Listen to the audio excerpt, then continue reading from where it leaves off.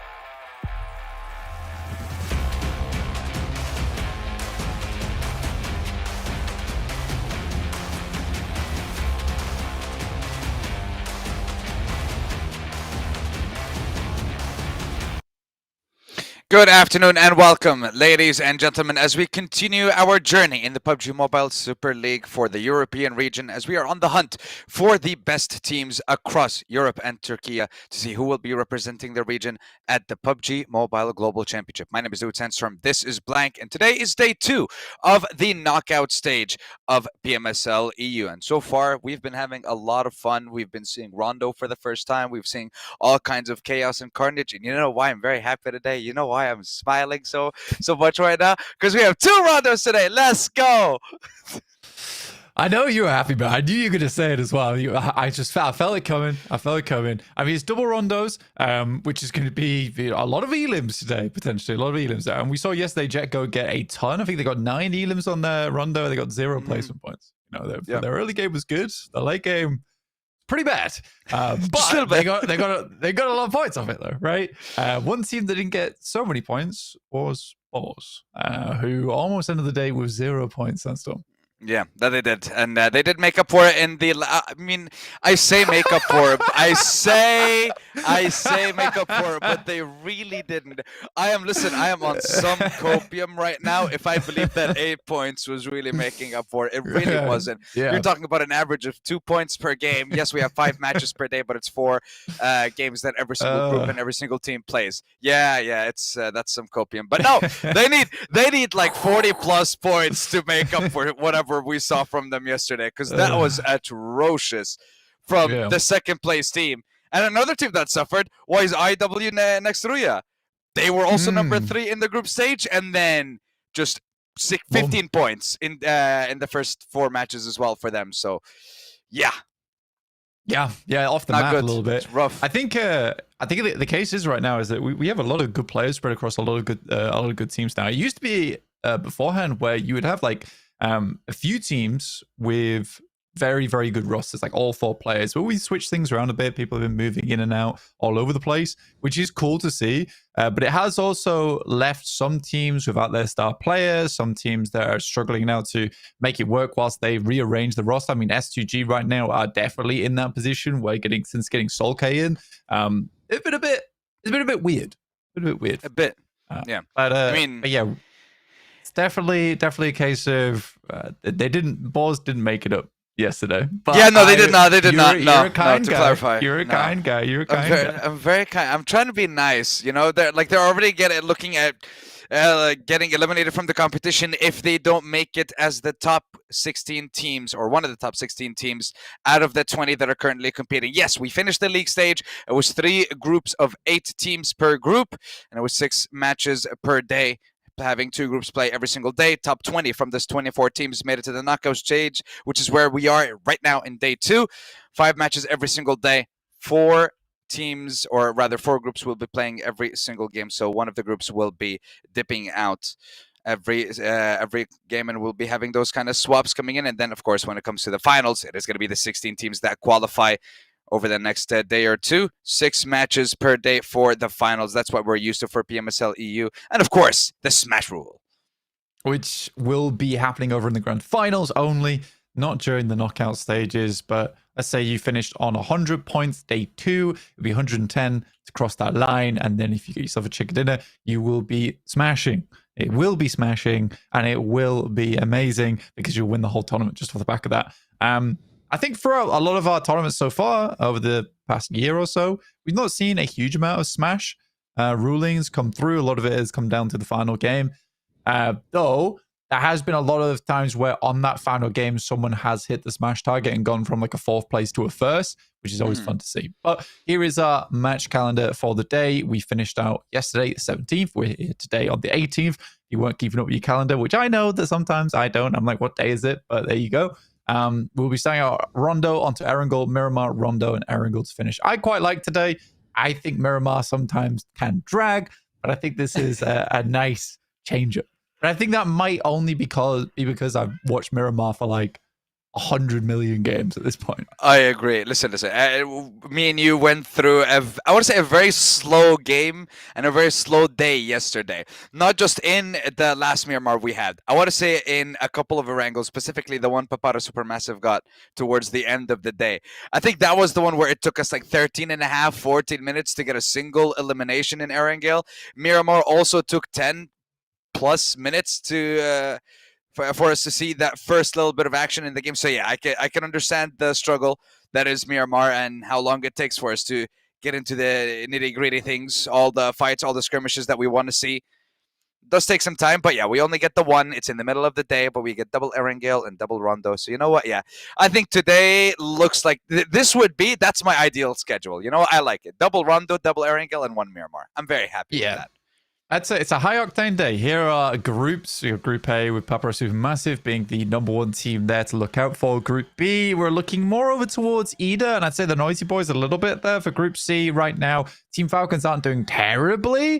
Anorthosis Famagusta, they're showing up now and again. BRA yesterday started out very, very strong, and Fenerbahçe were able to claw back some kind of a lead. And Group E, you do have Regnum Carya that everyone is expecting to do a little bit better right now, but I think we discussed yesterday struggling a little bit because it's very different from the international stage, and there are some moments where they get caught out because they're like, why are you playing here? It makes no sense. Yeah, there was a couple of times we spotted them out in yesterday's games, questioning what they were doing in certain positions. But Regnum Carya at the moment, the position they are in, to let you guys know, it is 23 points, currently sitting at 9th place, tied with Fenerbahçe. Fenerbahçe, who had an incredible run in the group stage, struggling a little bit in the survival stage. But at the moment, the goal for all the teams and the goal for all the players is to make sure that they are within that 16 threshold. And speaking of thresholds, I think we're looking at 70, 80 for this one. When it comes to qualification to the grand finals of the competition. Last time we were about like 4 points off. I'm hoping we're a little bit closer this time. I think we might be a little bit further off than potentially we calculated yesterday, just because I think with Rondo and also some teams just being very, very good, there might be a bit of a points vacuum at the top right now, because I am looking down towards the bottom of the tables. I think I'd love it if it was like 60, 70, but I'm thinking maybe it might even be lower than that at this rate, but we'll wait and see. It depends how today goes. I think we'll have a clearer picture of it going into day 3. But yeah, I think that trying to take into account Rondo is the big thing right now for me and you, where there's a lot of eliminations to be gathered in that, and that can ultimately really skew the points. Yeah, and we saw, I would say, different strategies that teams have adapted. We've seen one of the teams drop in a completely different location, send the trio together to play for the eliminations, and then they never got eliminated. They barely got any eliminations, but they got together and they ended up top 2. I believe that was XSlay that struggled at the beginning of the game that time, but they got second place. They weren't able to get that chicken dinner, and we also weren't able to get 2 flight paths yesterday. We've seen it once so far. It's not that high a chance, but I want to see the double paths. Yeah, well, I've been looking at the percentages of the chance. We have 3 rondos so far, so it's statistically likely we'll see at least 1 today, which I do hope for. But yeah, that is very interesting. It means that the entire map a lot of times can be completely covered, which means that rotations do get a little bit dangerous towards that early game and somewhat difficult to understand where players are coming from, because usually a lot of times the playing path is very, very important, especially in a lot of other games, of where potential players will be coming from. When you add a second playing path to the mix, suddenly you've got to keep track of where teams might be in the plane and then where they're dropping on the map. There's a lot to think about there. So I think for a lot of teams, that's where the recall system comes in, or it gives you that slight second chance when that does come through. Yeah, and when it comes to the plane paths, from what we've seen throughout PMSL EU, this split so far, there's been, when it comes to Erangel, there's a lot of southern plane paths towards the military island, but I think we've only had 1 military island finish so far. When it comes to Miramar, there's been a decent bit when it's like south, southeast, and there's a decent bit of water in there as well. We've seen a couple of those in Erangel too, so they haven't really been the easiest games for these players as well. It's been quite difficult, but entertaining for us, so we'll take it. Yeah, very entertaining. I think the southern plane paths are always the worst there on Erangel, where we had that game yesterday. I think it was the second or first. I think it was the first. Yeah, first Erangel of the day, where we had the playing path on the south side, and then it just shifted north up towards Center Island on Rozhok. So not only did we have a rough start to the game, you also had a rough decision to make of where you wanted to play next. So I do think that teams weren't too happy with that one. And it was a little bit of one of those games where you thought to yourself, it's slightly dumb luck, right? And I think for BRA, that was definitely the case where they were able to get 26 points off that first game. And then you can see here, they didn't really get all that many throughout the rest of the day. I think that's 11 total over the 3 other games. And I do think the BRA were on the right side of the circle. They had a lot of space to clear. S2G were completely thwarted by Shockwave's push. So I'm curious. So I'm definitely curious what BRA does today, Sandstorm, because for me, it's one of those things where if they don't perform today, then we're pretty much confirming that it was dumb luck on day one. I mean, they did start off strong, like you mentioned, on day one, and yeah, we'll definitely be on the lookout for them coming into day 2 of the competition. 37 points in the first try, and when they were in the group stages as well, didn't have the worst performances, didn't have the best. They were also kind of like middle of the pack, I want to say. They did pretty well. I think they got for 4th in that one, 93 points. Okay. Yeah. It was a good day 3 that they had. But then again, a lot of the big teams weren't playing on day 3, in my opinion. Yeah, so they had a little bit of advantage in that situation. And we've seen how different teams are able to perform depending on which teams are available, which teams are playing. For example, Falcons have an easier time when Shockwave isn't dropping nearby them in Miramar, just as an example. That would be one of the things that affects their rotations and affects their early gameplay. And we saw when Shockwave wasn't there yesterday, Falcons were able to rotate early on, and they were able to get themselves the chicken dinner at the end of the day. And right now, yep, the throne is indeed back with the Owls. And Papara SuperMassive, can they continue this domination that they have shown us? And of course, bring it all the way to the grand finals and make it into top 3, because that's when it's really going to matter. You're going to need that top 3 spot to make it into PMGC. If you get crowned champion as well, get yourself the lion's share of the $200,000 that we have on the line for this competition as well. You'd be very happy with your year. Yeah, I mean, their heads are on the 360, just like the Owl right now, just because a lot of their games they're playing, I mean, we saw yesterday, I think it was second Erangel, where there was some unbelievable firepower from their side. It was instant reaction times where one player was getting pushed. There was immediate responses from the rest of the team. And I think that's kind of what solidified it for me, because even just watching him over on the group stages as a viewer, you don't typically take in all of that all the time. But then watching it firsthand live here is a very different scenario for me, where I was like, well, they did amazing in the group stage, but now I'm really seeing why that was the case. So incredible gameplay. I was very, very, very surprised by it. And it felt weird to me that it's Papara SuperMassive who's the ones outclassing teams like S2G, like Regnum, Carya, like Team Falcons. Very, very surprising, but I'm glad to see it. It's about time we had new blood actually injected into PMSL EU. I mean, so far we've been surprised by quite a few teams that have made it here to this. I want to say this level of the competition. I'm very happy and surprised with XSlay, because they were on the struggle bus in the group stage. Specifically, the first day didn't have the best of times, and yesterday I think we've seen them 2-3 times already in the top 4, top 5 with a decent amount of eliminations as well. They've been consistently playing well. Very happy with them. Jetgo. Most of their points are eliminations. Okay, that's it. One of the games it was 9. Another one it was 10 eliminations, but they have 1 placement point because they managed to get 8th in one of those games as well. And then I think that last game they rounded it up to get to 27 or 25 rather in the end, just above Regnum Carya. And yeah, it is surprising seeing some of those names above the likes of Regnum Carya and Fenerbahçe. And you know what? The next team, ULF. I want to see what they're capable of in the second Wolves. day of the knockout stage. Yeah, the Wolves. But not the Wolves. I mean, yeah, they're... What would we call... dire Wolves now. It's just half Wolves now. It's just ULF. It's a difficult one for ULF because, Wolves Esports does exist.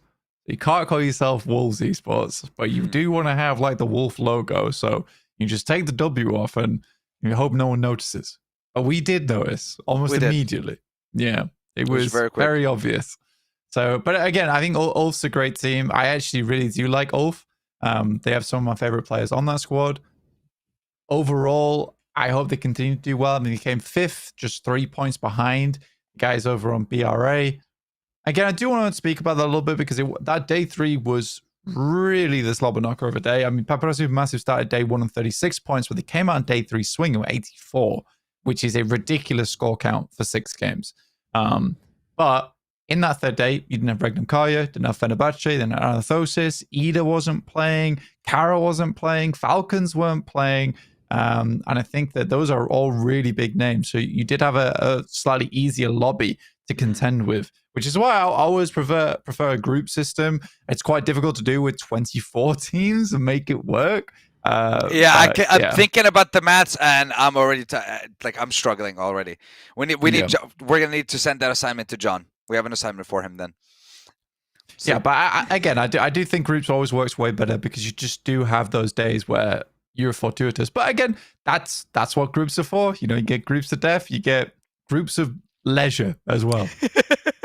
I like that. And I mean, from what we've seen from Papara SuperMassive, it doesn't seem like it's a fluke, for me at least. It doesn't seem like it's a fluke of a performance so far. Just because they've dominated that first stage of the competition, right now they have been, and they continued with an extremely high average.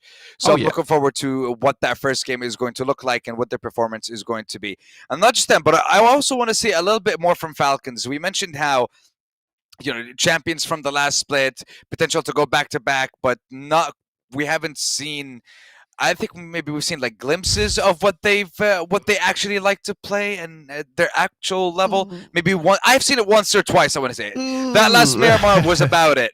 Outside of Narvalo not being able to regroup with his team, that was the only game. Okay, we're not gonna talk about the Miramar where they fell from the top. We're not going there. There's no need. We already like destroyed them there. But ladies and gentlemen, there's no need to do that as right now. We're going to start off our second day finally with the first match. And it, of course, is going to be on Rondo for the knockout stage. And the plane path is, let's have a look at where this is. It's a double. From. Yeah. Oh, it's a double plane path. Heck yeah. Okay, I'm happy. I'm very happy now. 2 Rondos and a double. This is like, if I look outside and see a double rainbow, like that's it. This is my day. This is the day of the year. It's an incredibly lukewarm double plane path. It is, though, isn't it? It's like... Well, you get to go slightly different area of the map to everyone else. I think up towards the top side of the map, we're probably going to see XSlay drop up there. I think they're playing in this game. I could be wrong. Oh, there they are. Yeah, XSlay will be dropping up on that top side, potentially, and then going out for some more elims. It's likely that that's just 3 players dropping there, and the final player from XSlay is going to drop late, I believe. Don't make me wrong. There we go. Yeah, XSlay, when they played yesterday, it was 3 towards Rinjiang, and it was 1 towards the north. But this time around, it's just Beşiktaş, the exact same color. My bad. I'm not colorblind, but that actually you're special. Wrong. You're special, Blank. It's okay. But look, S2G, they're trying the tech. They're trying the strategy. I see Solkay on his own in 2 Ling, and then you have the rest of the squad. I believe they're fighting Boars at the beginning of this game, and Boars already suffered a loss, and they were instantly able to bring back SnowX. He's just slowly dropping back. It's actually Carya who's fighting along with S2G. So we got 3 teams dropping in this occasion from the very beginning. Havlik trying to find out what's the move to make in this situation. Switch back to Exo and chill for a bit. Yeah, I mean, down towards this area of the map is always going to be extremely hotly contested. I didn't think it would be this hotly contested, but there you go. Falcons, Narvalo already finding 1 over towards Asgard Esports, which is nice. Carya has lost 2. Probably will be rezzed up soon enough. But the Falcons, if they can clear out all the players in here, will be a nice little bit of a tally added to them. They're currently 4th place right now. I mean, I know that I was memeing at the start of the game, but it's truly not that bad at 32 points. I think they did fairly well yesterday. That was bolstered by some circle look. The circle was pretty magnetic towards their position yesterday on Miramar, in a horrible spot for anyone else to play in, where there was actually little to no counterplay available to other teams, and they just had to brave the storm towards the end. But I think for the Falcons, they need to do more today. They can't rely on that kind of circle look every single time. Yeah, it's not going to work out every single time. And right now, we're looking to see if S2G can make it work because Rondo has not been their map. It hasn't been working out for them previously, but right now, they're starting off strong with the second elimination now onto one of the Boars one more time. But the second he was eliminated, he was instantly brought back. CEO, though, HamCG. Not checking the corners. Not checking anything really, but it's fine. I mean, I say it's fine, but it's not really fine. It's okay. It's not that bad. Yeah, I'm gonna go with it's not that bad because S2G is gonna go for the recall instantly. Yeah, I mean it's the HamCG drone play, right? It doesn't really work out that much on other maps, but here on Rondo, it's absolutely fine for HamCG to die in the first 4 minutes of the game, which has been happening quite frequently. Yeah, this is the fourth time HamCG has been eliminated from the very beginning. Let's see if S2G can get themselves the revenge. Calce steps up. S12K versus S12K versus S12K. That's a lot of... Is that S36K? Yeah, that's what it would be like. You know what? That's what we're gonna go with. Nade for the door. No. Hold on. It works. It's fine. They got it. It worked. And they get themselves the eliminations. Meanwhile, Falcons secure 2 onto the likes of Asgard Esports. And Oscar, of course, will have the opportunity to recall their team. Boars have lost maybe like 3 fights so far in this game. And they should be a full squad in another minute or 2. They lost another one just now. They are really going through it, Blank. Some words of wisdom for them. Some words of motivation. I don't know what they need to get out of this struggle bus right now. Words of wisdoms for Boar. Yes. Yeah, there really isn't a lot, to be honest with you. You're asking me to tell them to start playing the game, essentially, which is kind of unfair, in my opinion, because there really hasn't been too many times. Okay, I feel like that's a bit strong, but okay. Yeah, I mean, they haven't been able to play the game yet, so it's hard to give them advice. You know what I mean? Okay. Right? You're sat on 9 points right now, but that is roughly from 3 0-point games. It's hard. I think that the idea is, at the moment, is that they have to stop losing fights. You know, you can say that to anyone. It's not too often. Nice. That was kind of crazy. Loving Bra and how they're taking these fights right now. We'll talk about them later as Shockwave. The fight between them and S2G continues as 2Ling was exactly where I believe the IGL from S2G was reviving and recalling his team every single time a fight does not go their way. Look at that, HamCG. He's alive for now, Blank. There's some really flimsy fences there. Grenade just goes straight through them. Or it's a quantum grenade, I don't know. XSlay currently down to 1 player on this side with Yusuf. Trying to hold back 4 players. I don't think that's going to go too well. You're yet currently driving away, I imagine, to the closest res beacon. Yusuf just needs to delay as long as possible because he'll be able to get back up again. Meantime, BRA is really on the warpath, which is great to see here on Rondo. 3 elims already. Highest in the lobby is S2G with 4. Still, we have every single squad alive and well. Yusuf finally gets pushed from XSlay. He will go down, and look at that. Everyone's back, alive and well, and the fighting continues. I am curious to see, because we have gotten a decent amount of revives and recalls. I'm waiting to see, once the recall stations shut down, how many eliminations we have. Because this looks kind of crazy with the amount of recalls that have... Let's have a quick look. 5, that's 10, 14, 15, 18, 19 eliminations so far, and we've only lost a total of 6 players from the lobby, but they can come back, and they are. And we're already on 18 eliminations, 8 minutes into this game. This is the Rondo effect, boys and girls. We see fighting from the get-go, and this is exactly why I like this map. Yeah, it's not strategic, it's not pretty, but it gets you points. Definitely gets you points. It's the main thing that you're looking out for here. Not really confirming onto too many people yet. And you're right, Boars are currently losing their 4th fight of the match. Isn't ideal. Papara SuperMassive, on the other hand, they're just playing their own game. Right, zero elims. They're looking for the win.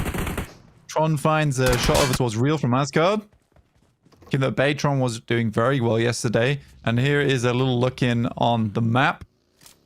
Beşiktaş, who dropped long up towards the top side of the map towards Ryan. They are having a very, very nice spot to work with. But the river cutting through the center here between the two high grounds does leave a little to be desired for a lot of our southern teams. And it's a good thing that the TheNoisyBoys gets in early over on that northeast side. Yeah, that they do. Considering that they are one of the teams that is going to be in desperate need of points at the moment. 17 points in 17th place. They're going to need to do a decent bit more if they want to get themselves in a nice, safe, and secure location in the overall leaderboard. Still have those 16 teams. Not one has been eliminated thus far. But there have been quite a lot of eliminations in this game. Believe me. Don't worry, we'll get the math done once the recall stations have shut down. But look at that! Oh my god, no! Asgard lost 2 members and Magics. They're dropping back in. Back on the ball again. I mean, it's really easy for them right now just to keep this one grooving, keep it rolling all the time. And we're still at 61 players. I don't think there's really many teams that have any confirmed over the Boars right now who are wandering through the zone lost in the source. I'm curious to see how this pans out because we are heading over towards the rocky outcrops over towards the north side of the map. And again, it's going to be a lot of teams crunched in down towards the south side. And that's simply what's going to happen here on Rondo. Why it is quite fun is because by the time you get to stage 3 and stage 4, there is still a lot of very healthy squads. A lot of healthy squad for now. Okay, how many will be able to make it into the zone? Ooh, hold on. Wagner! No! That's a lot of damage for Wagner to take, but is still able to swing on Takoa and secure the elimination before he feels any kind of pressure. And look at that. Anorthosis Famagusta with 6 eliminations to their name. Yeah, doing extremely well. I mean, Wagner has always been a really good player and quite a good fragger. Never one of the best in the lobby, but always quite reliable. And I think that that's important to have, especially on a map like this where you want to be getting those picks here and there and often. You don't necessarily want the most aggressive player in the world, but you have to take a reliable player to pick up those elims where you can. Shockwave's taking a little bit of a wild route over on the eastern side. Gonna wrap around over towards Carya.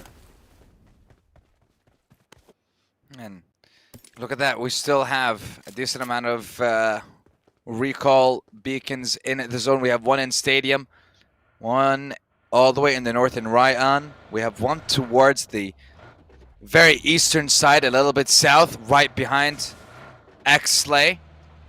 As the zone moves forward, then that means there's only 1 recall beacon, unless the players and their colors and name tags are hiding 1 or 2 more, because usually they do tend to do that. It is quite difficult. But I only see 1. And I think it should only be 1, but it's going to be very well defended. There's 1 in Stadium right now. There's 1 in Ryan. Doubt anyone's going up there. And I think there is 1 right now down towards the south side of the map, which is being camped by Asgard Esports. But you're right. I think we're getting towards that stage of the game where a lot of them are now missing from the area. Falcons did send out wide over towards Test Track to pick Koa back up again, but it is a long walk back over towards the circle. Right now, we have Ida up against XSlay. Sorry, Asgard Esports.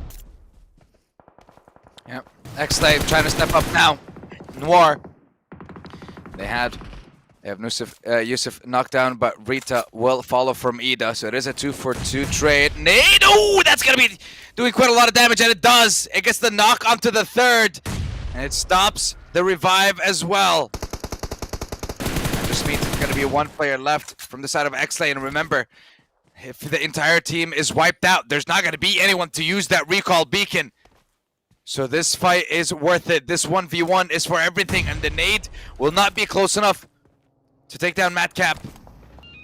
And it looks like they're going to be thinking about going for the revive as well and slow things to a halt. Meanwhile, Papara SuperMassive currently chilling with 1 elimination.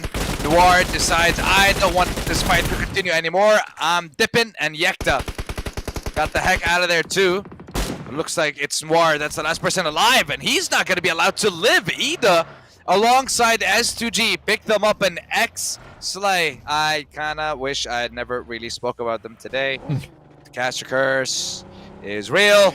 The floor is yours. I don't know. Is it Noir or is it Nior? Because it's N-I-O-R, right? Noir is spelled N-O-I-R. That's true. I was following your lead, but I'm starting to doubt now. I mean, I think that's the mistake that you made. You followed my lead. I did. Yeah. Well, I trusted you. Is that not good? I mean, well, yeah, but now you feel bad for trusting me, don't you? No. Okay. I will always trust you. I'm just gonna verify.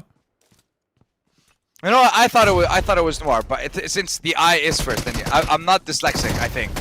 But yes, then it is Nior? Nior. Okay, we'll go Nior. Yeah, And we'll also go with the fact that Asgard are just completely tearing Fenerbahçe apart at the moment. Razy has a task in front of him, and it is going to be Akron. He whips out the S12K, not able to win that fight. But instantly, look at that. Carya is here for the third party, and it's a full squad against 2. It's against Akron. It's against Sepkan. What can the shotgun do in this close range, in this close proximity? Can you win the fight one more time? Marso steps in. Sepkan takes 1 down. Tries to secure the eliminations, not able to. Carya just overwhelms them from every corner. All of a sudden, it is going to be just 1 person left. Look at that. They already set their sights on the next one. They are hungry for those eliminations. I mean, they should be as well. I mean, Carya only on 2 eliminations this match. They are struggling to put up the numbers right now. But it is a massive possibility to get all the players back up again. 1 is bleeding out fairly quickly, though. Off in the distance, it is Beşiktaş, and we did get a shift on the circle. It was pretty grim. They moved over towards that north side and cut Beşiktaş off that high ground that BRA was attempting to pick up for themselves, which is now very, very awkward on the descent.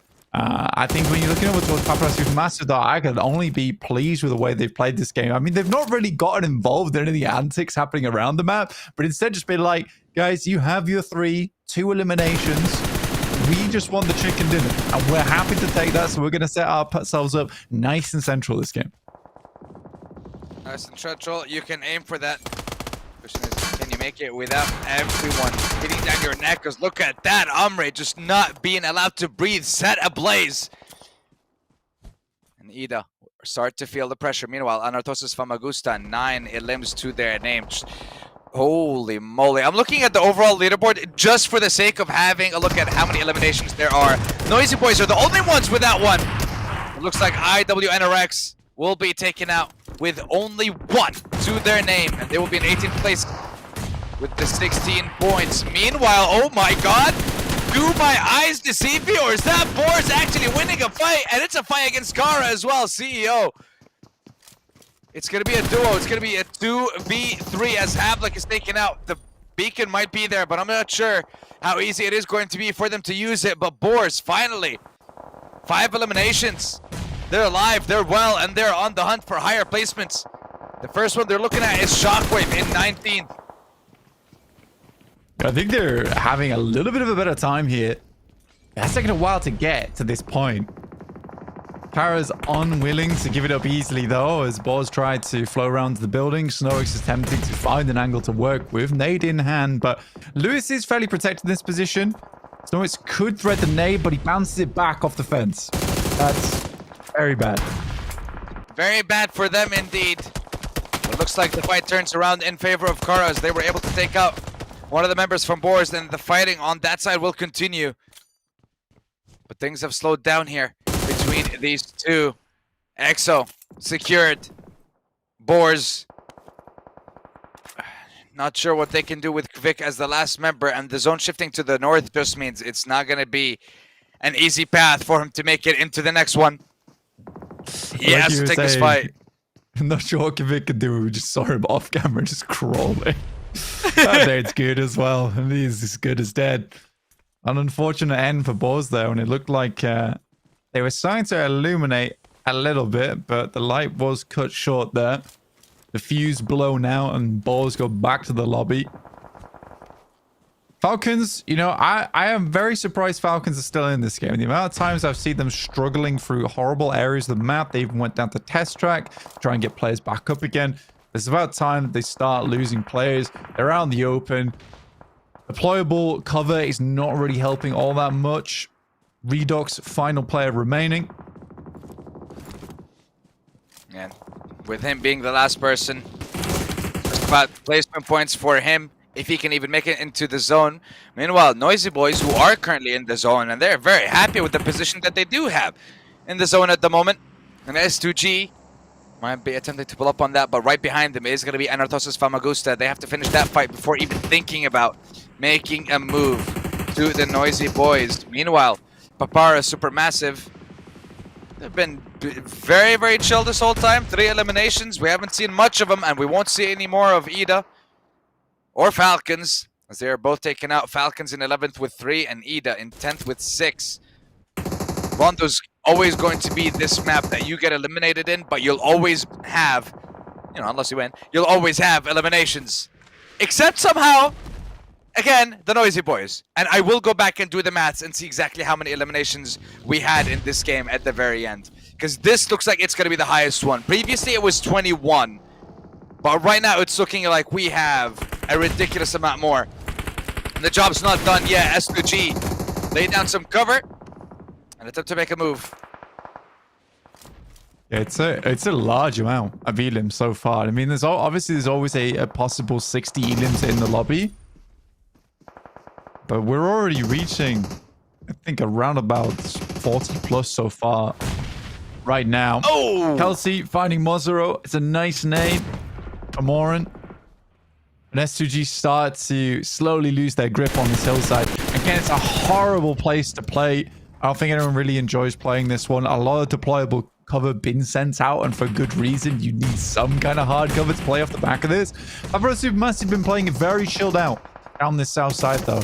And again, they're probably very looted compared to some of these teams. Yeah, so they should be able to benefit quite a lot. But we'll get back to them in a second. As hold on, the nades raining onto Beşiktaş. Falconist trying to see if he can keep his team alive. They are on blinking health bars. The revives will need to be finished quickly. 9 teams remain in this first game with 23 players. And so far, Anorthosis Famagusta is on the hunt for a record breaker. At the moment, 12 eliminations. There's still a decent amount of teams left. They just have to keep up this aggression, and they could do wonders. Beşiktaş down below. I mean, they've been playing from this position for quite a while, but they are really cut out on the side of the circle, and we're going to get another shift over towards that north side now.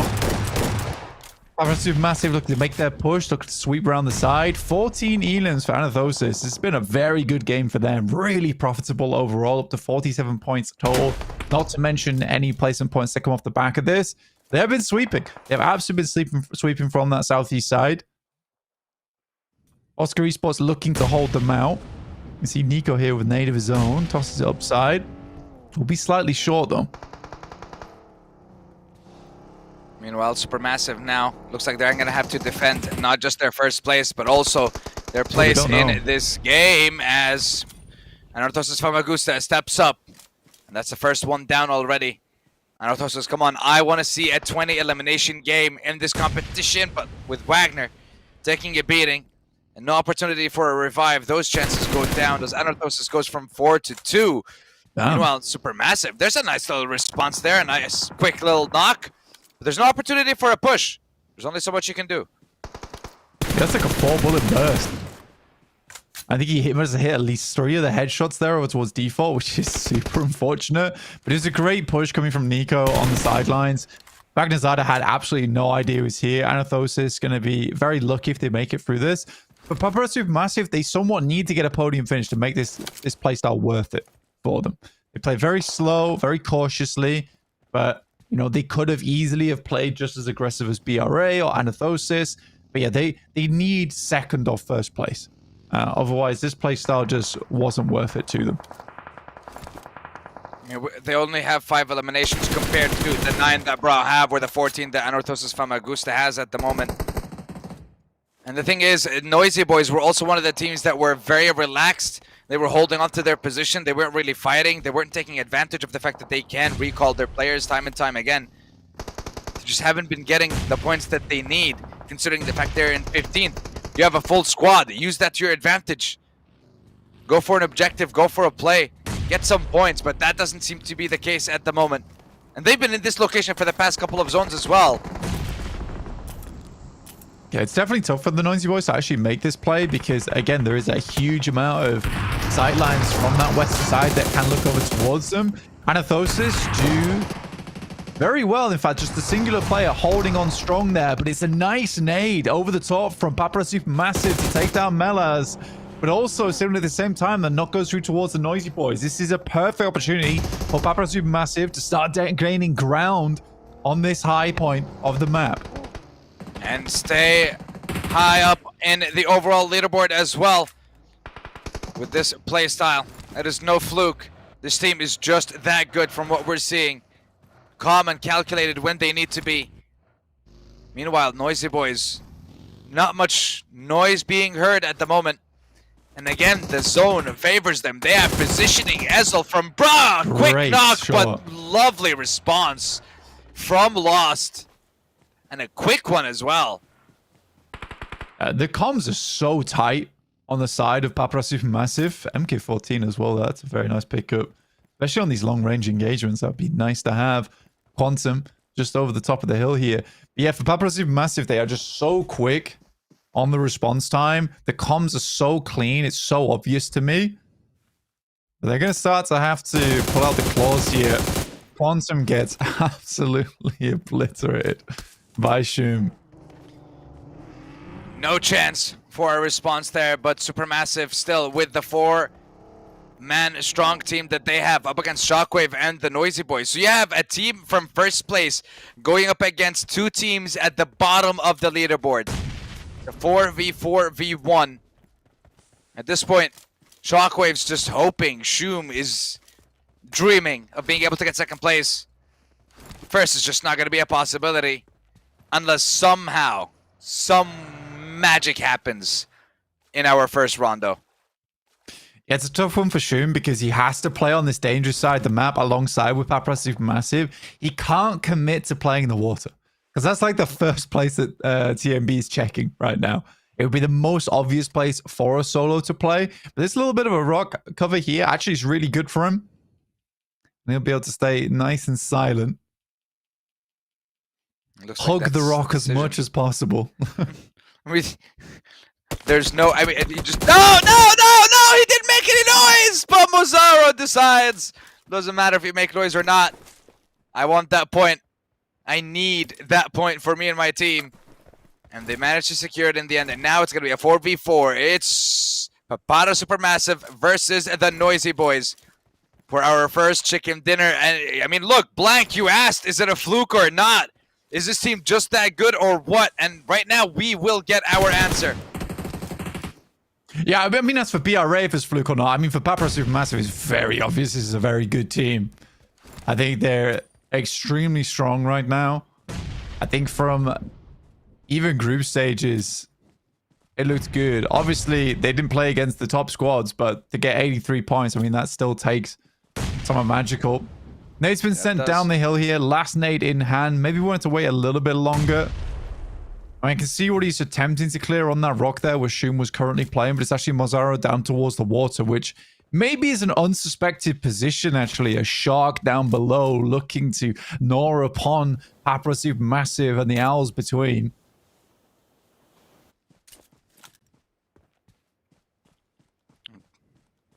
Right now, the splits. The imaginary line between the players that no one's crossing. Just poking, prodding around, searching, hoping to find an opening, hoping to find some play. But the two players on the very edge for the TheNoisyBoys are going to have to start moving closer and closer. One player will get exposed at some point. The zone will force them into this fight. Only one can win. Is it going to be Papara SuperMassive or is it going to be the TheNoisyBoys? Papara SuperMassive right now, there's first aid kits on some of the players, but you can see a lot of them are still on 70% HP. Stims are all used up. There's barely any death crates here remaining for them to actually pick up. You're definitely having a tough time here for Papara SuperMassive. They have to rely heavily on the initial engagement, right? The first shots, the first pick, that's going to be so important for them. I think Nico currently is the best player for that in terms of a pick player for the team. He's been very, very efficient for them. But yeah, I think that this all comes down to who gets the first knock. I think Papara SuperMassive gets the first knock, then it'll start to crumble there onwards for TMB. I think if the TheNoisyBoys are able to get the first knock, they should be able to clean this game out. Well, let's see if they're capable of doing that. And let's see who's going to find that first knock and get the advantage in this end game. Because right now, stage 9, that's it. Whether you like it or not, this game ends here. This game ends now. We're only going to have one winner. Who's it going to be? This high ground advantage from Papara SuperMassive is kind of big, though. TMB are the ones you have to face first, and also Papara SuperMassive gets a silhouette along the cliffside, which is a little bit dangerous in terms of vision, but it means less of their bodies are visible. Lost takes a little bit of damage, but they saved some nades for this moment. Just one in the hands of Lost. One nade in the hand of Hyso as well. Oh, beautiful. That's the knock that you're looking for. That's the play you need to make. The nade in response. Not able to get a knock. But Kamikaze was able to get the job done with an opening onto Rohan. And all of a sudden, a flurry of bullets flies between all of the players. And Mazzaro, last man standing at 1v3.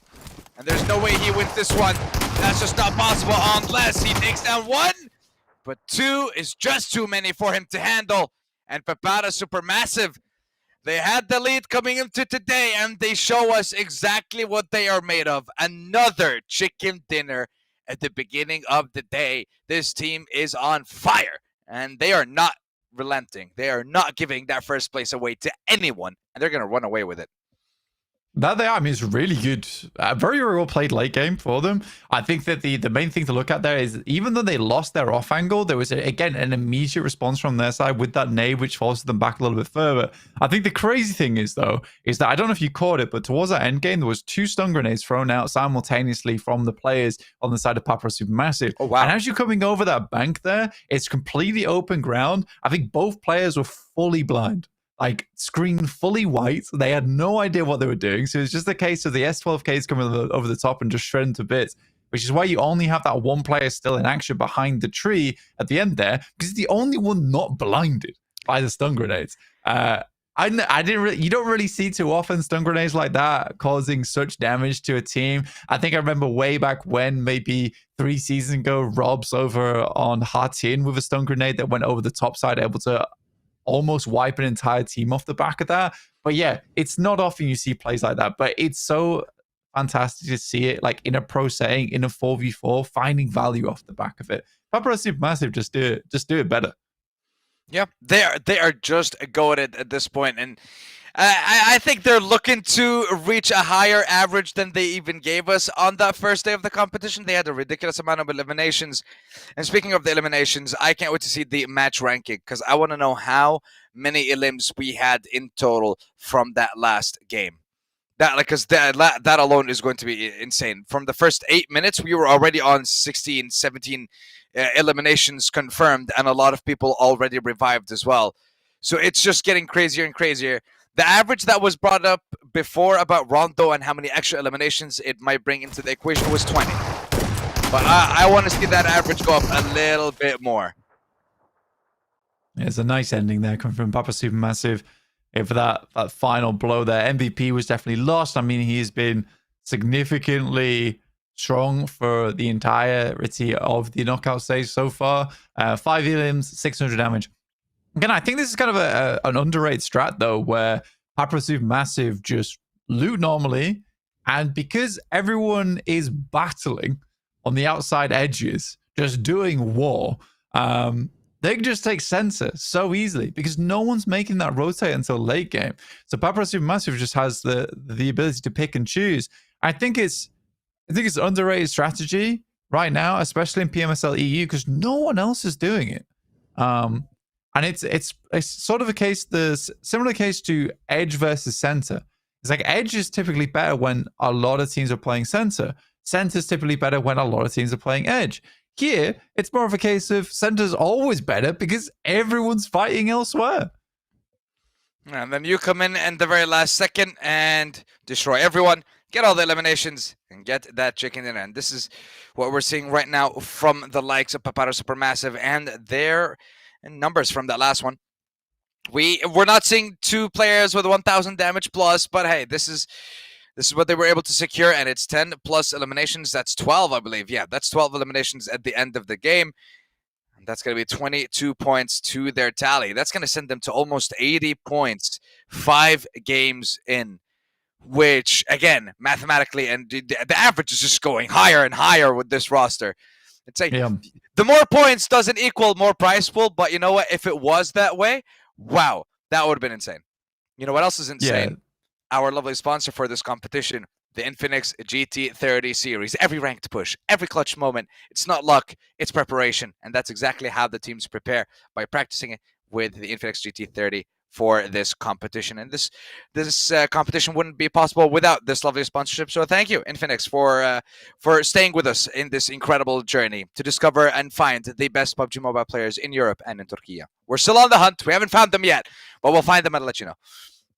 Yeah, I mean, 120 FPS, very nice. You know, high res. Unfortunately, the boys from TMB were getting 120 FPS of just a white screen, which is a bit rough. But, you know, the players wouldn't be able to do it without this phone. GT30 series, make sure you check it out. But overall, so far, very, very fun. Very, very fun. We're already filling the next lobby right now as we speak. But today should be a good day after that last Rondo. Again, you're right. I'm very curious to see exactly how many elims total we had during that game. We get the replays coming through first. S2G having their initial bouts of combat earlier on. They weren't able to get too much further into the game after this. Yeah, they weren't really. And another one of the teams that I wanted to bring up, I guess, was, I mean, I was going to talk about Shockwave. They had one of their players reach towards the end, but it was just like the one player surviving for as long as possible, which helps them out considering that TheNoisyBoys, one of their competitors towards the end, was also there. So that alleviates some of the pressure on this roster, but no, I need to see more from them, and I need to see more from the TheNoisyBoys, which have been exceptionally quiet considering the position that they had. I think they should have been one of the teams that ended up with a ridiculous amount of eliminations, but it's going to be Anorthosis with the most at the end, having 14. But it's 22 points that go to Papara SuperMassive. Bruh with 13. They had 9 eliminations in that one. They ended up getting themselves in 4th place as well. Not a bad start for this team. I think that they're also trying to answer I guess your question rather. It wasn't Papara, you're right. You were talking about Boars Esports. And right now, not bad. 13 to start the day. No, it's not bad. I think they took a nice spot on the map as well. They took high ground very, very early on. I think it could be a very different game for BRA if it was a case that the circle moved off to the west a little bit, because then it would have had a high ground presence. Papara SuperMassive, they just had some very slick maneuvers.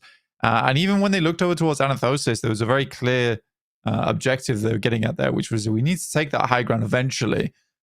So Nico crawling off the side, being able to get that shot early on over towards Anorthosis, over towards Wagnerzada, actually a very, very impactful pickup for them. Then the TheNoisyBoys come in, they get a little bit of damage done, and they sent over the top, and actually that seals the deal for them, because as soon as the TheNoisyBoys have to clear off that high ground, Papara SuperMassive being able to take it forced them down the low ground after that. I think the TMB was a little bit scared, maybe a little bit too scared, and just gave up that high ground freely. That's the moment they won the game. It's like, it's very small things for SuperMassive, but very, very important. Yeah, very important indeed. And it's important for them to keep up with every single team here and make sure they don't get close enough. Anorthosis and Bra with the 50 points. I do want to see that second page, and this is exactly what I want to talk about. Boars, 13 points still. They need to do quite a bit, but it's not that far, right? It's not that far yet. Shockwave, 7 points ahead of them, along with 4FS.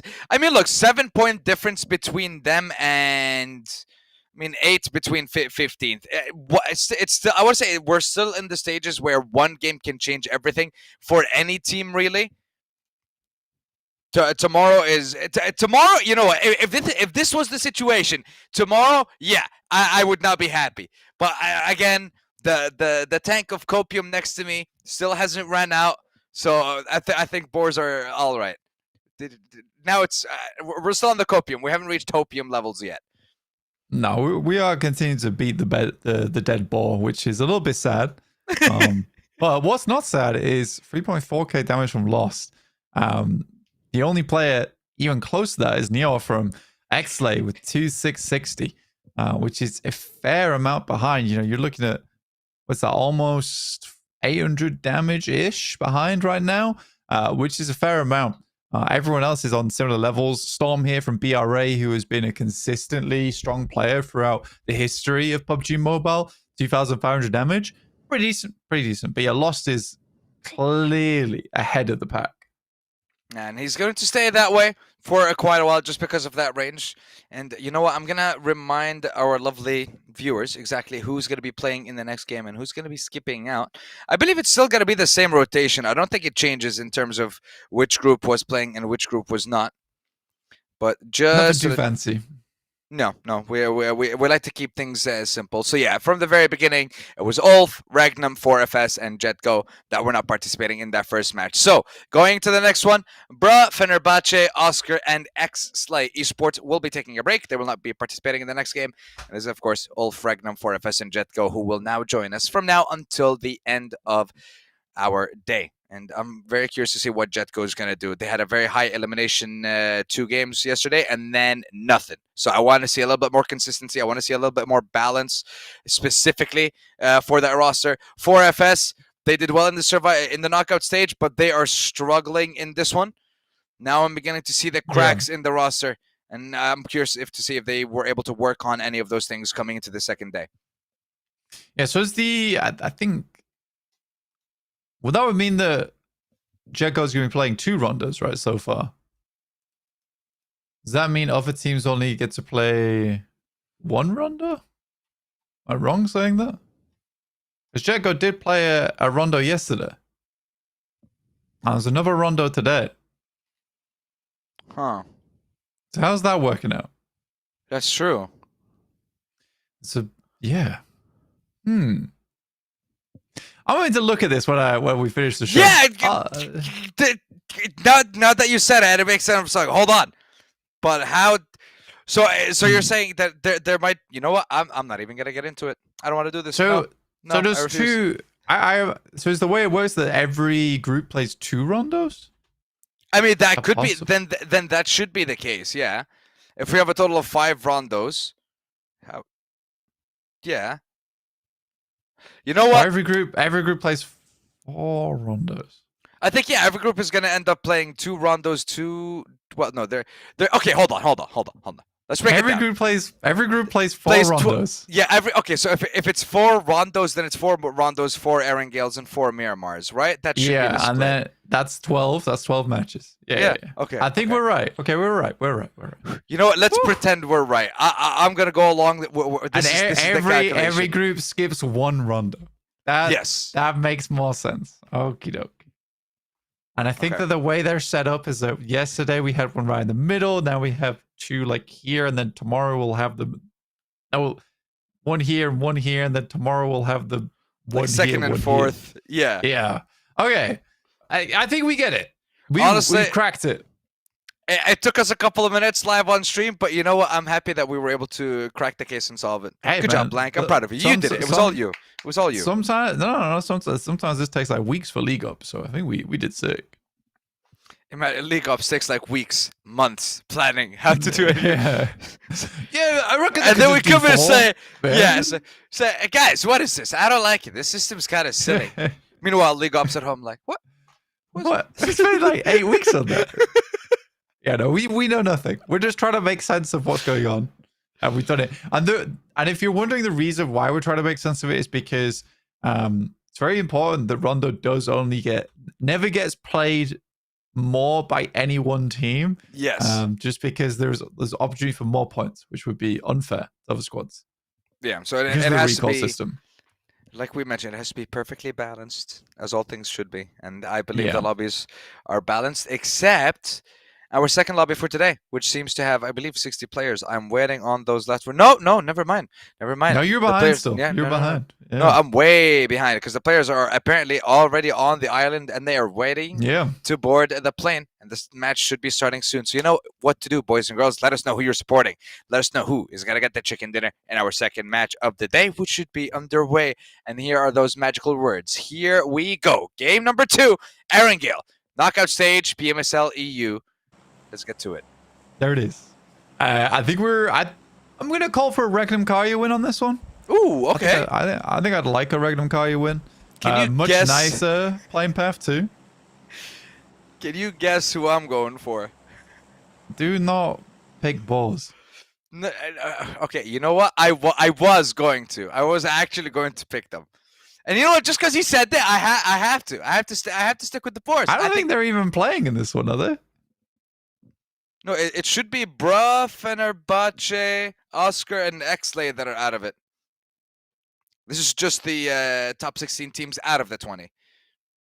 Oh no, they are in. Yeah, they are in. This is the top 16. You're correct. But you shouldn't pick them. Actually, yeah, I should pick another team considering the caster curse, right? Yeah, you should try and help them out. Okay, so who do I pick then to get them to win? To get them to lose. To get them to lose, yes, that's right. I need them to lose, yes. Probably Papara SuperMassive, so we see someone different. Actually, Because knowing actually, you Papara know what? SuperMassive, they're going to Yeah. get second. Yeah, I'll pick Papara SuperMassive because, not gonna lie, it's kind of crazy that they have this massive lead, and I would like it to be a little bit competitive. They're ruining the fun. Stop it, Papara. You're destroying everyone, and it's going too quickly. Yeah, I mean they've won a third of the games they've played so far, which is pretty miraculous. It's very nice to see. We get our Northern Circle on the game towards Severny. It was actually a really pleasant playing path into Pleasant Circle, which doesn't happen too often.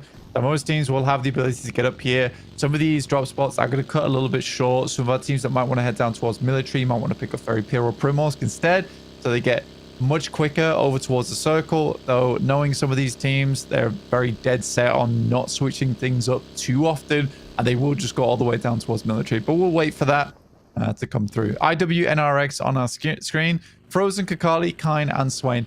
All very prominent players from PMSL EU over the years, yet they just have not found their footing here in the knockout stages. And that they have not, but there is still time for them to do exactly that. The opportunity is available. You just have to take it. Let's see if they do. No. This is something that we've constantly seen between 4FS and Boars. Gentleman's agreement in Yasnaya. Not going to be fighting each other, just going to be focusing on looting up for now. Yeah, they both know that if they fought, it would go wrong. Yes, They'd lose very like much two so. players each.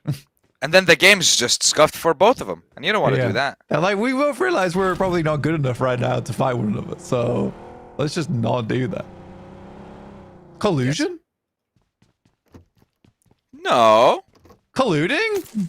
No. I don't think. I think it's gentleman agreement. That's what it is. Handshaking in my PUBG Mobile? Colluding? Now, there's would been never- so much more egregious. There's been so much more egregious displays of collusion in the past. You know what? I Yeah, can't that they mention have. teams. Yeah, I that can't that mention they teams, though. have. I'm just going to take a swift left turn right into this rotation that Real is taking from Asgard Esports. I have to say, very bold to be rotating with a horse. It's pretty silent, you know. On the rotating on the road, though, I think I'd agree with you there. It's like, whole point of the horse is that it can go cross country. You don't need to stick to the roads. It doesn't have wheels. Exactly, but he decides, nah. Nah, I'm gonna abide by the law. Fair play to him. You know, here's my question to you then. When you drive on the road in PUBG Mobile, do you drive on the right side or the left side? To any side. Okay. Doesn't matter to me, as long as I get to where I need to go. Fair. Oftentimes, I'm actually driving over bumps in the fields. Just driving straight through anything. Yeah. It's not always the most comfy of rides, but I get you where you need to go. I mean, I agree. That's the kind of rotation I would take, as long as we get there as quickly as possible, just so we can have the best position. But it is going to be a bumpy ride. Like, I promise you this. You need to fasten your seatbelts. We might be in the road seatbelts. for like 2 seconds when I'm crossing it. That's about it. Yeah, that's all you get. And you definitely need to fasten your seatbelt. I love that we got that switch POV to someone just in the water for some apparent reason. They're having a nice dip, okay? Alright, so we're on board with ULF. Currently holding the roadside versus Papara SuperMassive. That is ridiculous, by the way. That is some really long shots, and those are team shots. That's not just one player hitting those. If I was ULF, I too would have just immediately been like, yep, nope, that's... we're not fighting this. These guys are good. We don't have to do this, no. I mean, the zone isn't forcing us right now. It might, though, because they have been forced in these areas time and time again the past couple of days. Seen quite a Do you few ever of have those those moments Which ones? in game where like you're taking shots at someone and they like swivel 180 and then they start blasting you for like 2 headshots and you're just like, he's cracked, I can't fight him, but you just have to do it. Yeah, 100%. It's happened enough times to remind me just how terrible I am at gaming. Yes. It always sucks that because like you have like a sense of self-confidence which immediately gets broken down. Yeah, and you're like, oh my Like that. god, Like I'm that right bad. there. Aaron peeks out the door. A good shot from Solus, but is it enough? Yeah, is it enough? We'll find out now, because Ooh. it has been a 1-for-1 trade, and Nico steps up, and he does not care. He is swinging with that S12K. They may have lost Kamikaze. What? They will not lose the entire lineup, or will they? There's a third party in Boars, and that's close range. And then there's a fourth party from a distance in Falcons. God. Yeah, but look at that. Papara SuperMassive, they know they have another Why? elimination to secure in the tower. They really like this tower, apparently. Why did Boars rocked up? Well, like this is a fight that's ongoing between 2 teams. They are locked in. They seem to be having a bad time. We could third party this, or we could just turn tail and run. Like, what are you doing? This is free elims. It's free elims, it's free real estate. But apparently, they don't see it that way. Yeah, I mean, they take petrol station, which I guess isn't too bad over towards West Side Yaz. But yeah, felt like a... I think that really does show how worried Boars are. I think they know they need to get points on board, and they're so scared to even go for third parties, which is not a good mindset to be in. Yeah, can't be having that. We also can't be having Jetgo with 0 eliminations now. Come on, gentlemen.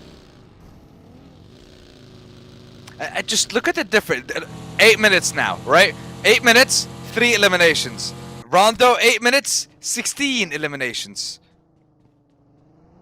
Yeah, it's very different. I mean, people aren't prepared to put their lives on the line, knowing that their lives mean nothing with the recall system. Yeah, Papara SuperMassive losing 1 player, though, in Kamikaze is pretty bad. Though, right now, Kamikaze was definitely the star player from the group stages, but I would say this is more on Lost. And arguably a lot more on Nico. I think although Lost is getting a lot done for the team in terms of damage, in terms of preparation, it is Nico. Nico is setting a lot of these up. He's sort of the hidden sword on the team, which is cool. Very, very cool. Well, let's see if this sword can swing and get a couple of eliminations. Meanwhile, Jetgo, we just see a little bit of suffering on their side. A couple of eliminations not going their way.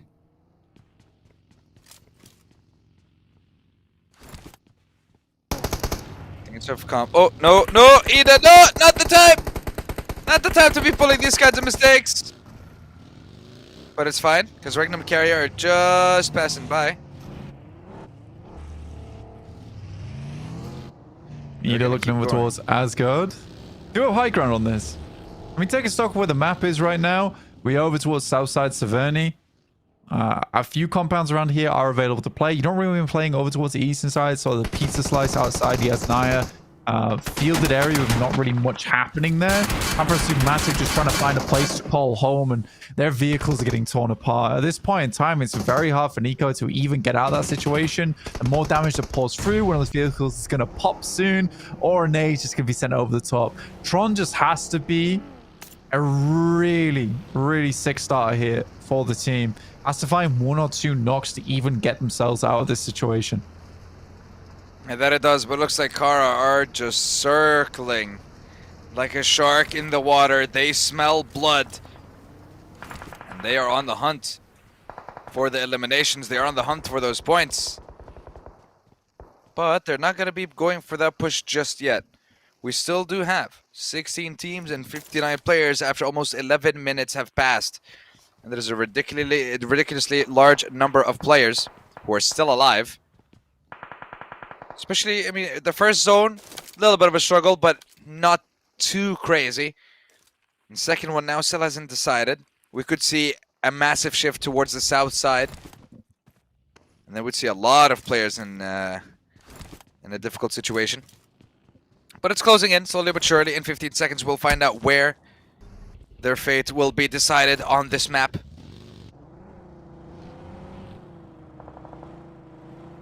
I think if we're looking at this, I think you're right. Absolutely, it's a bit of a difficult one to predict where it's going to go and where you want to be in the circle, what places you want to take. Good job from Papara SuperMassive though. Tron as well as Lost have been holding this down, and Boars are still afraid to take this fight, despite there being 2 teams going up against one another. We do go south. It's not terrible. Teams can play on that higher ground going down towards Rozhok. There is a possibility for any teams that are on 2 players. I mean, if I was Papara SuperMassive, I'd love to be able to get out of this one and head down towards Rozhok and just play out the rest of the game there, as there's a lot of buildings to work with. But I don't think Carya are going to let that happen at all. And neither are Boars, for that matter. A lot of teams getting more and more into this capability now with those hovercraft that you just pummel it with bullets. Get it to explode as early as possible. Otherwise, it's a real nuisance to deal with. Yeah, it really does take quite a decent bit of time to shoot it and take it down. You need the whole roster to do it if you're going to do it quickly. It's not going to be a solution that they can use right now. But a SuperMassive. Oh, no, Trombi, no. Well, there's not much you can do there. And it is going to be Lewis on his own. Last member standing for SuperMassive. And looks like he won't survive for that long. They will finally be taken out and stuck at 81 points. The fact that first is 80, second is 50, and then instantly we dropped to 35. But yes, don't forget, that is 5th place. There's still a couple of teams. But again, crazy. 31-point lead, 5 games in. Yeah, it's very impressive. Definitely very impressive. I think for SuperMassive right there, they get absolutely crunched in. I think Tron was doing his best with the position he had. Fortunately, Lost wasn't really able to help from that position. Any players on that building were just stuck.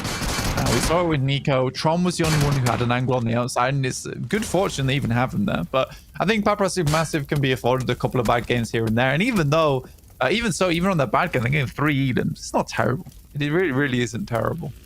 But yeah, Falcons right now down towards that south side, playing alongside the bunkers. Good position to have. I have no idea what Boars are doing. I don't know why they're still playing in this area. I guess they're just waiting to see what happens next. Maybe they are. Looks like they're stepping up to the TheNoisyBoys and Anorthosis Famagusta. Bye. Oh, good damage. It's quite a lot of damage coming out, but this fight between the TheNoisyBoys and Anorthosis Famagusta might attract a little bit more attention if it does not get wrapped up quickly by Anorthosis. There's just one member left you have to take care of, but Mozaro's not going to make it easy. He's going to swing out, he's going to take one down. Meanwhile, Anorthosis get eliminated by Boars, and Mozaro survives. Yeah, there's actually really nice back-to-back plays there.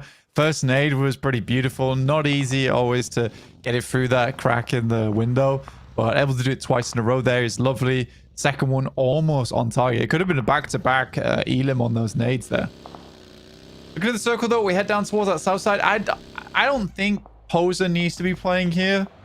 But they can certainly go for this for Carya. It's similar to what I was talking about earlier with Papara SuperMassive. This position is nice for like a two-man squad. But if you're Carya, you can kind of play the bridge, you play Rozok, you comfortably hold on to your members. You can always retreat back down there anyway. And it means that a lot of these teams on the north side have to fight first. But if you're Carya making this play, you are looking for a podium finish off the back of that.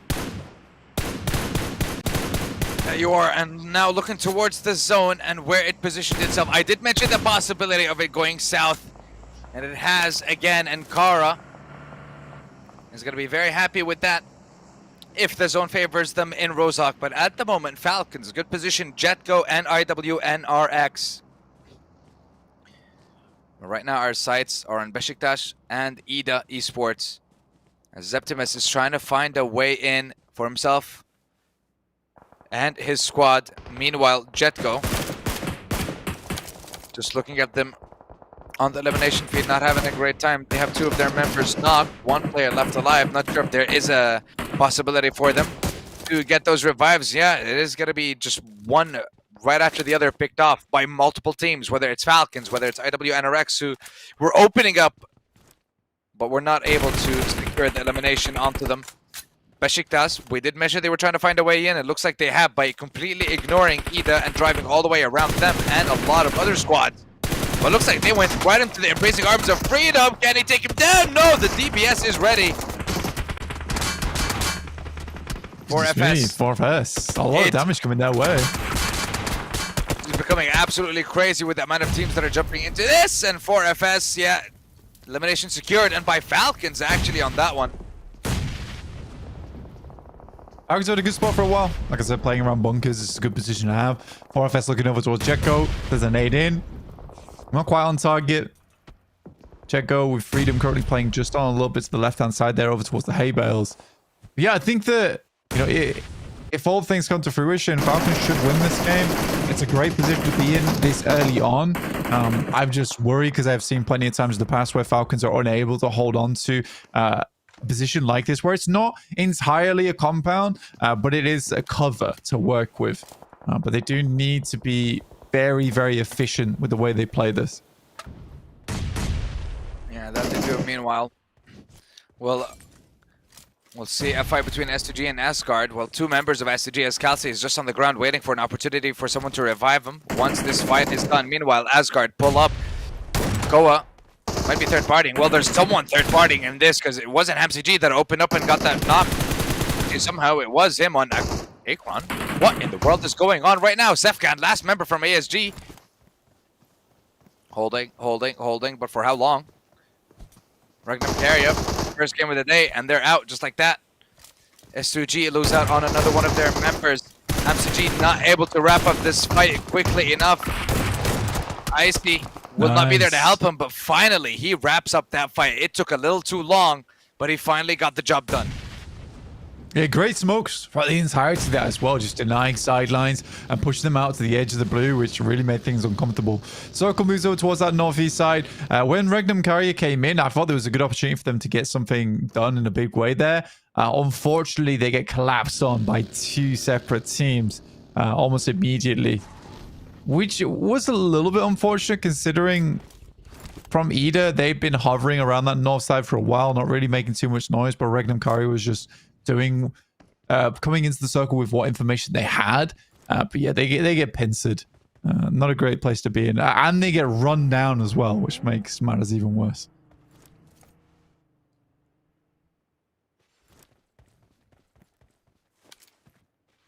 Eight teams now in the stage blank, which I feel like is kind of low, no? 8 teams at this point? Yeah, it's just a horrible area of the map, right? Like, Yeah, we don't... not much here to work with. It's on a slope. The slope's fairly open unless you're on the west or the east side, where it slightly curves, which is going to give you a little bit of sightline cover. But yeah, it's fairly typical for this area of the map. Again, though, I like what Carya did. They played down towards the southeast side, and they've just been holding this ridge side for a long, long time now. But again, they need to come off this game with like a podium finish. They do. Meanwhile, Ida spot out IW Anorex, who had S2G in their sights.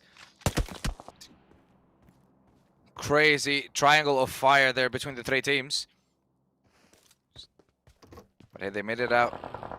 And they continue. Meanwhile, Carya trying to cut off the rotation of Shockwave. Dakimi. Just not having a great time right now, Dakimi. One more bullet to the out. There it is. Actually, Icy was the one that stole that away! Icy steals both eliminations of Shockwave away. Oh, he was going to blow up his teammate for a second there. Swen's coming in from IWNRX from the side. Just scouting out what's going on down here. Should have a good idea that there is a team down there, and it is Poser to find Hamzy. Guy just cannot catch a break right now. Lovely shot, though, by the way, from the ridge side. Actually sort of confused how he even caught him on that. Really good spot. There should be a Falcons game. Good rotate from them towards this position. They've held it down nicely. And I think the big thing is a lot of people might say, oh, they had circle look on this one. They've actually been very proactive in this game.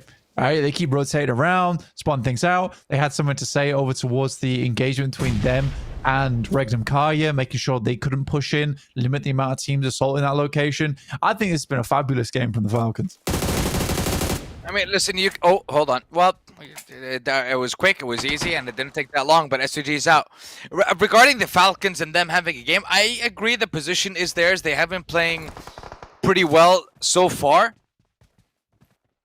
And when it comes to, oh, the zone favored them, oh no, the zone gave them the game. Listen, I've seen so many games where teams were basically spoon-fed zone time and time again, but they were not able to use it. They just sat there, no eliminations, no points. They get to the late game. They never rotate out of that position. They never use it in any way, shape, or form. And they end up getting second or third, getting placement points with 0 elims. Did you really benefit that much from that game? Could you have gotten a lot more points? Yeah, if you used the position. Falcons have been. Not every team would be able to do the same. Yeah. So you agree? It's good. Mm-hmm. Yeah, I think, yeah, like I said, they've been very proactive this match. Pushing up on the north side and then making sure they're scouting around the position. It's nice. It's very, very nice. Looking over towards the west, though, IWNRX do finally need to leave that position that they've been holding for a long time. It's provided safety, but now they need to meet the rest of the players towards the center of this one, which is a pretty ugly position of the map to play in. I think you can tell it's ugly with the way Ida's been playing this out. Like, not even really wanting to play in the circle right now. They'd much rather play right on the edge of it as the blue starts to nudge them further towards the Falcons. Slowly but surely. But I like this from Darkin as well. Just making sure he sweeps the entire area. Make sure he knows there's no stragglers. Their flanks are safe. And they can keep on going. Meanwhile, IWNRX currently 19th place blank with 17 points. And an opportunity to jump up in this leaderboard considering 16th, 17th, and 18th. All out. 4FS have 1 player, so there's not much that can be done by that solo. So, 1 opportunity for IW to get out of the danger zone. But they have to get some points, because right now it's just a 1 elimination, and whatever placement points they manage to secure themselves in this one. Nothing too crazy then. Let's see how they play this one out. I mean, in this position, it's nice. In terms of nade cover for Falcons, having the 3-story, beautiful. Being able to switch between floors on that. The teams will see this as a focal point. 100%. Realistically, what Falcons needs is when Carya starts to push in, they need IWNRX need to get involved as well as. 4FS is still up. IWNRX were able to pick up a loot crate on their journeys over here. So level 3s will be there for one player. Not sure if they're able to get... Ooh, the Lynx AMR. Okay, that is actually a nice weapon. If you can hit the shots. Well, it's time for him to show that he can. This would be exactly what they need to get the points that they want, huh? This would be perfect. Come on. One tag. That's it. Oh! That's so frustrating. Oh! No, but it's kind that got it. Yeah, so good shots from Kind there on the AUG. Now Koa needs to move back, and that was their forward outpost for the side of the Falcons. Unfortunately for IWNRX, I think they're lacking on vehicles, so an immediate push on that position is a little bit more difficult. On the other hand, though, Carya sees that weakness and will move forward.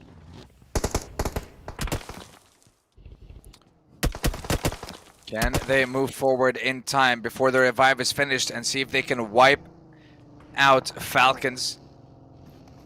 Nade from Rauf. This could be something massive, and that it is. Knock onto Marso. Slows things down for Carya. Opens things up for Falcons, and look at that. IWNRX with the third party, but they're getting third party themselves by Ida. And all of a sudden, again, triangle between 3 teams shows up. They start focusing each other, somehow helping each other as well. And I love this, the way they're running together, playing as a team. Now they're swinging onto Carya, see if they can secure CEO. Meanwhile, Ida and IWNRX are just tearing each other apart. Nade's gonna be coming in, frozen. This is absolute carnage between Ida and IWNRX. The timing that they jumped in was ridiculous. Another nade, and Emra goes down. So does Frozen. Kirkali's on his own against Darkin. Frozen should be... No, that heal came in literally the last possible second. But he was baiting, and Kirkali answers. Ida and IWNRX, the fight is done for now. The revive should be coming onto Swain in a few moments. Meanwhile, 4FS Lost is just being chilling, waiting for the placement points to come to him. Amre should not survive. He should not be able to walk back to Madcap. He should not be given that opportunity. Falcons currently moving on the top side. Everyone had to move very fast here. Get over the top. Good nade from Koa. Swain goes down. It's in the back line. 4FS only just now show their face in that one player in Lost. Not the Lost we are used to seeing in those end games, but certainly a big target there. Koa getting taken out leaves Falcons in a bit of a precarious scenario now. We're only 2 players with a game that looked like it was in their hands. Now it starts to flow between the fingers like sand. 9 elims is absolutely fantastic for them. Can they get the chicken dinner and the rest of the squads, though? You did say it was a Falcons win. Well, I mean, you predicted Regnum Carya coming into this one. They got 11th. Not much. Well, let's see if the positioning that Falcons were able to play with this entire time will benefit them a game. Redox. Good lord, he is so close. He's going to step up, and perfect timing with the DBS. Finds the opening on IW. But keep in mind, Ida is still in play. Nate's coming in as well. Lovely placements from Redox and from Narvalo. They're looking to secure this one. Another couple of nades just come swinging right by each other, and Swain goes down. Redox finds this is the time to push. Do not give them an opportunity to go for the revive. Finish the fight, and that's what Redox does. 12 eliminations, and now it's a 2v1. Falcons versus Ida for the chicken dinner. Can't count Madcap out, though. This guy is a killer on the side of Ida. Madcap has helped a lot of teams push through some really difficult moments. He also has hard cover to work with. Falcons likely going to have to move out into that open ground for just a second. Redux going to send wide, so we're going in a 1-1 split here. Looking to get the scout on board. 4 nades in the hands of Madcap. It's just off target. Well, now they know exactly where he is, though.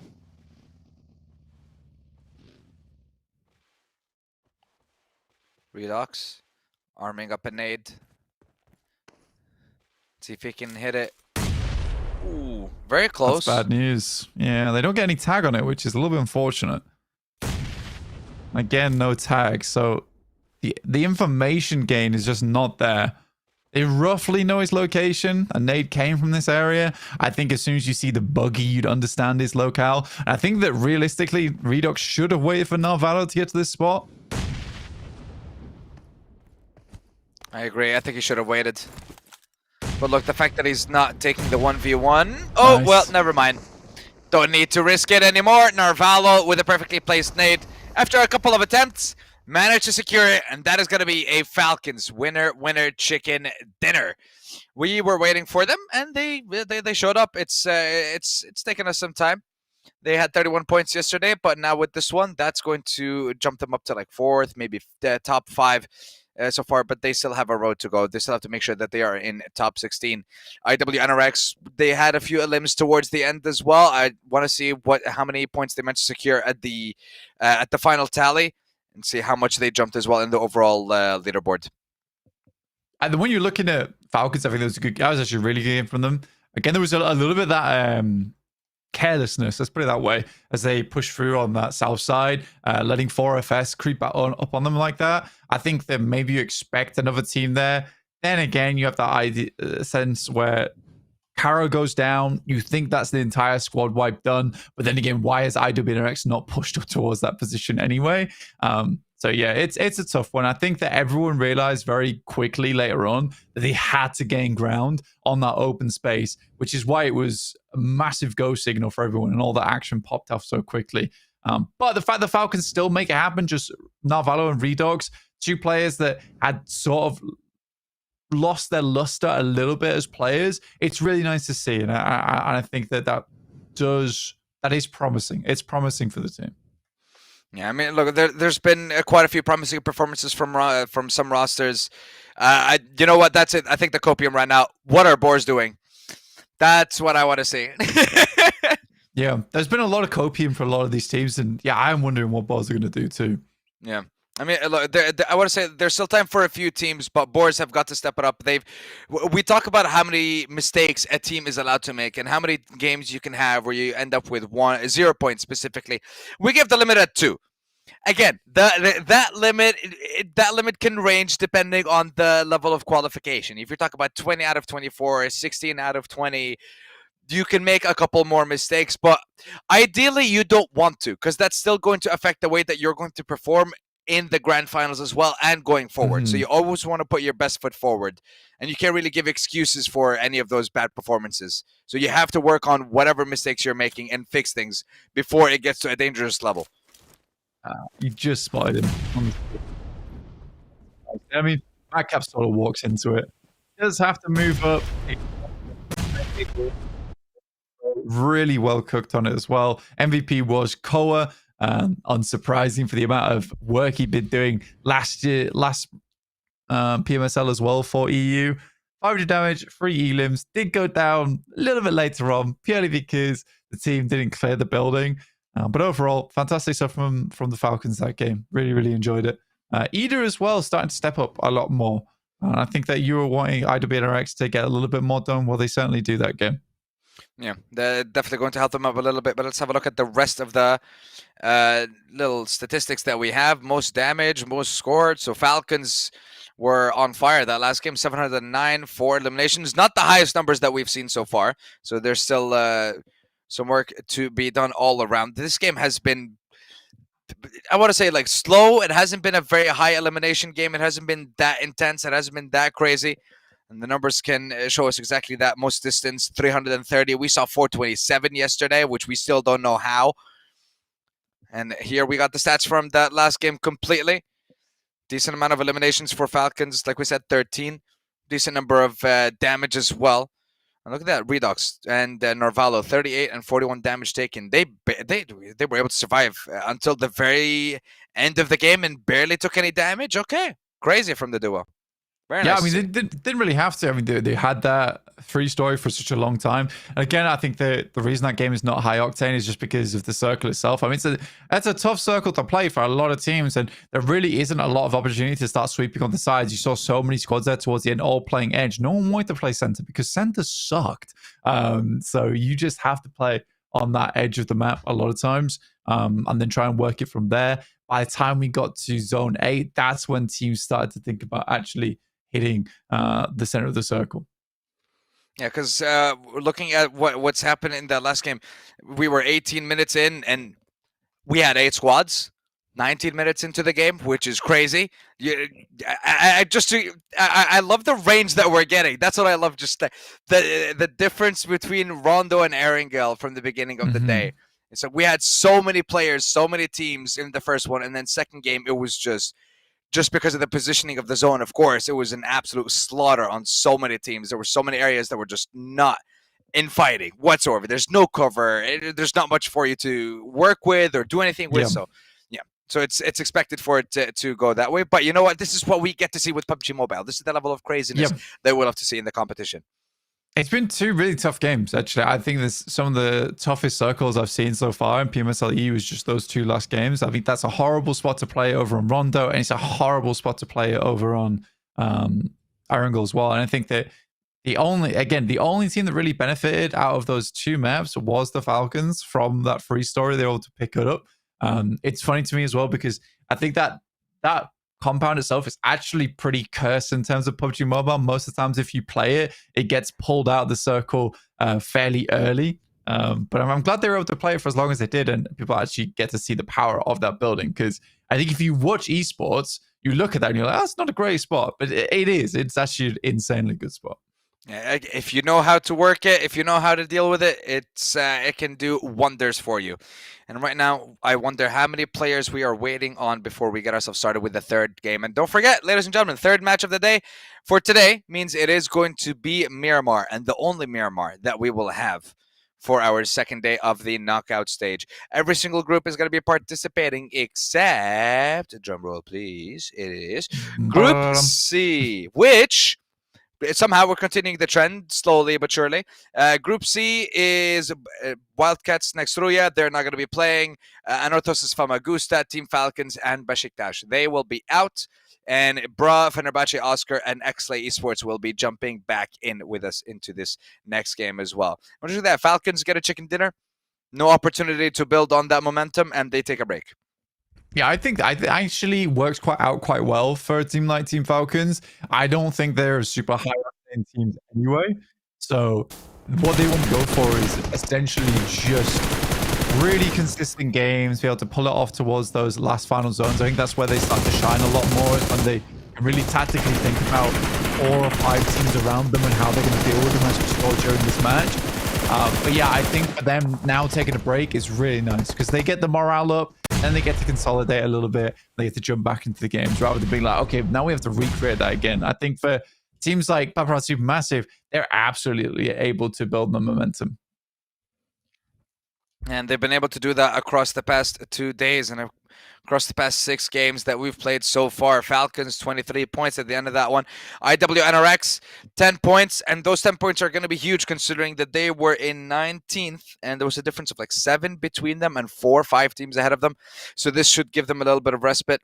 4FS as well. The fact that their solo player lost was able to make it all the way to top 3. 9 points for him and the squad. Fantastic. S2G.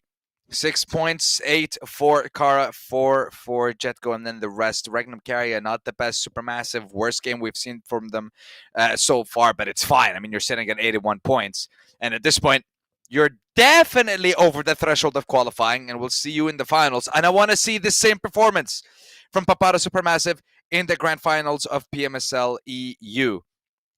TheNoisyBoys, Boars, and Asgard struggling in this game, but let's have a look at the overall leaderboard and see exactly who's in danger and who is not. Falcons jump to second now with 57, but of course, Papara still first.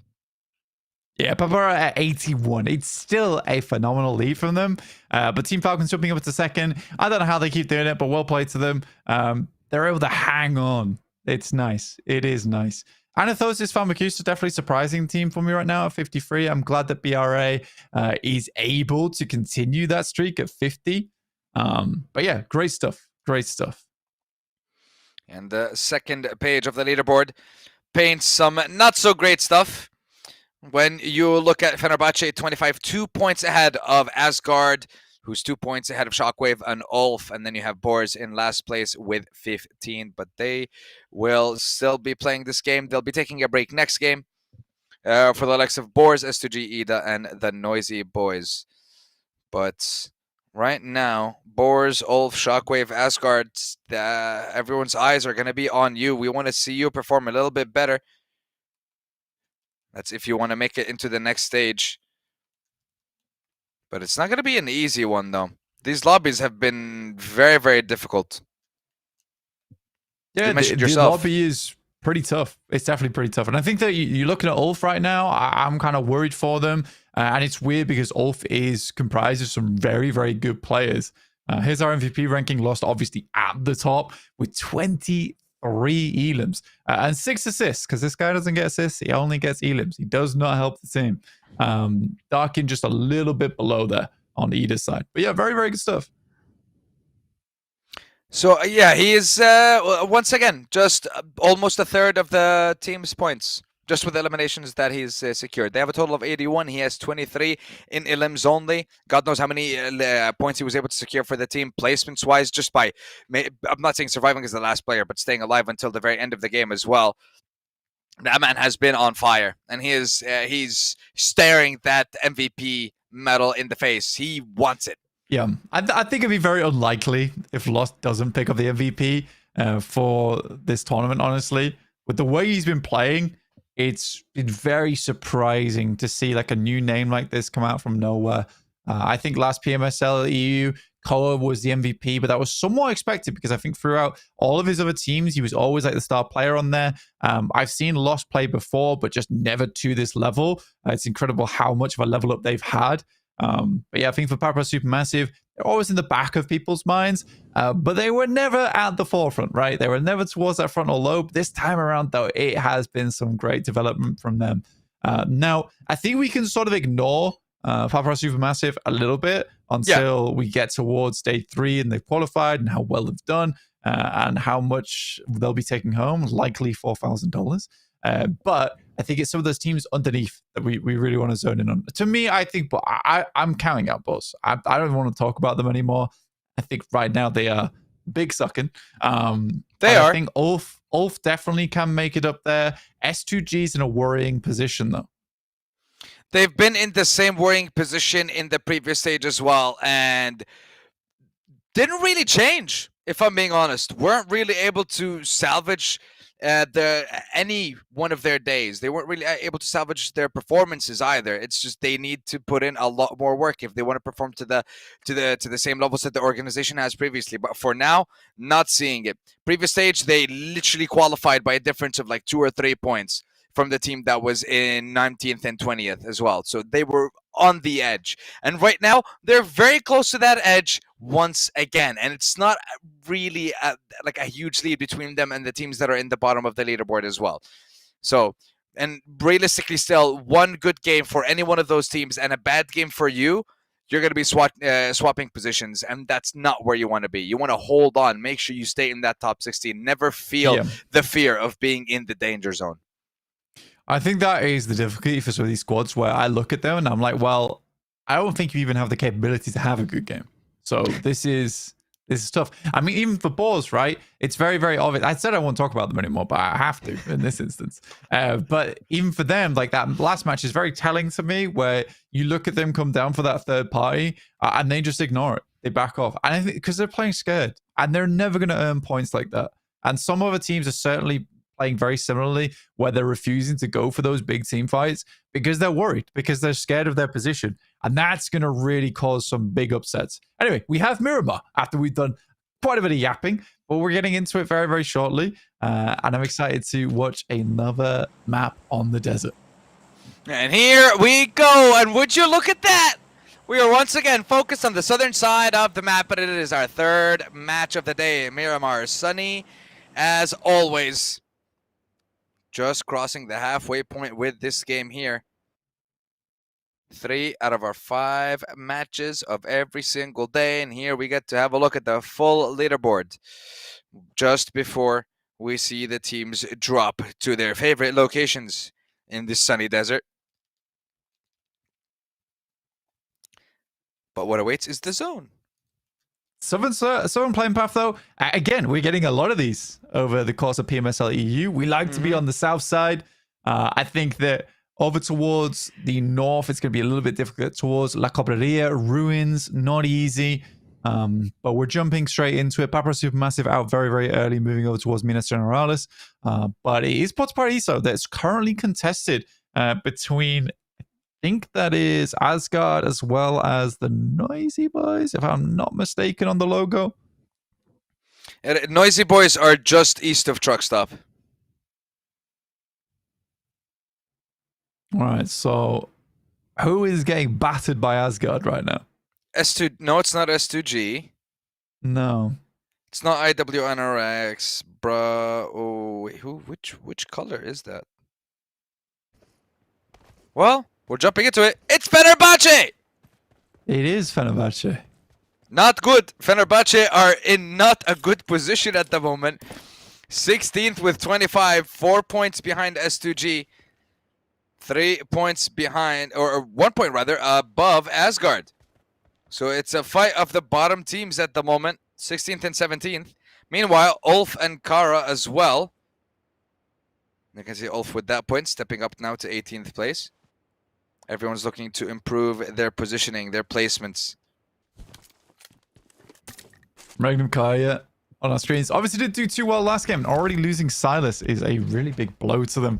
Then again, he can sit back and just IGL, I suppose. Always the relaxing portion of a game. When you're IGL, you can go down the first couple of moments of the game. You just start micromanaging all the players. But playing on a street very early like this here on Miramar, that's very detrimental to the rest of your match. Luckily, because it was a southern playing path and now a southern circle, no one's had to move too much, and Cruz de Valle, El Azahar isn't really taken up. The big benefit of this is that, like I said, everyone can get into position nice and easily. The difficulty is that it is jam-packed. That it is. It is going to be full. But who is going to be the one that's favored at the end? Who's going to get the points? Who's going to get the elims? Who do you think is going to be favored at the end? I think it's a 50-50. Between who? Both of them. Both of who? We have 16 teams. Okay, it's a 50-50 between all of the teams. Somehow. Right. It's a series. It's a series of coin flips. Okay. Walk me through that. I'd rather walk you through this fight between ASG and Fenerbahçe. You can't just say stuff and then have no backing. Yes, I can. That's Watch crazy. me. Asgard and Fenerbahçe are going to show us something insane. I'm hoping to dig me out of this hole that I have dug myself. Oh dear. Well, let's get back into the game. You know what? We should. We should. We really, really should. Yeah, Fenerbahçe and Asgard, difficult position. When Papara Esports getting out from there, I mean, you're not likely to disengage easily from that spot. So either you're going to have to go down south or head up over towards that north side. But they're so embroiled between one another that, yeah, I think likely Asgard's going to try and finish off Fenerbahçe down in that position. I don't think they're going to be too much further into this game. I don't know when Regnum Carya lost Silas, though, because it didn't feel like there's too many teams around them. I think it was the pickup by ULF, maybe. Yeah, they were close enough to them around La Bandita. They might have just caught one of their players who was heading for a vehicle rotation, or just picking up a vehicle rather, and they were spotted out on the way. Could be something as simple as that. Could be not. Who knows? But I think I'm going to go back and try and check just to be safe. But I think it was a pickup by ULF. Yeah. I mean, likely. Hopefully got the single elimination are the ones close by. So probably them. Still weird. Again, I think there was... I suppose it's because it's Southern Plane Path, Southern Circle. Most teams are looking for vehicles in a similar area. And you get a little bit mixed up on those crossings.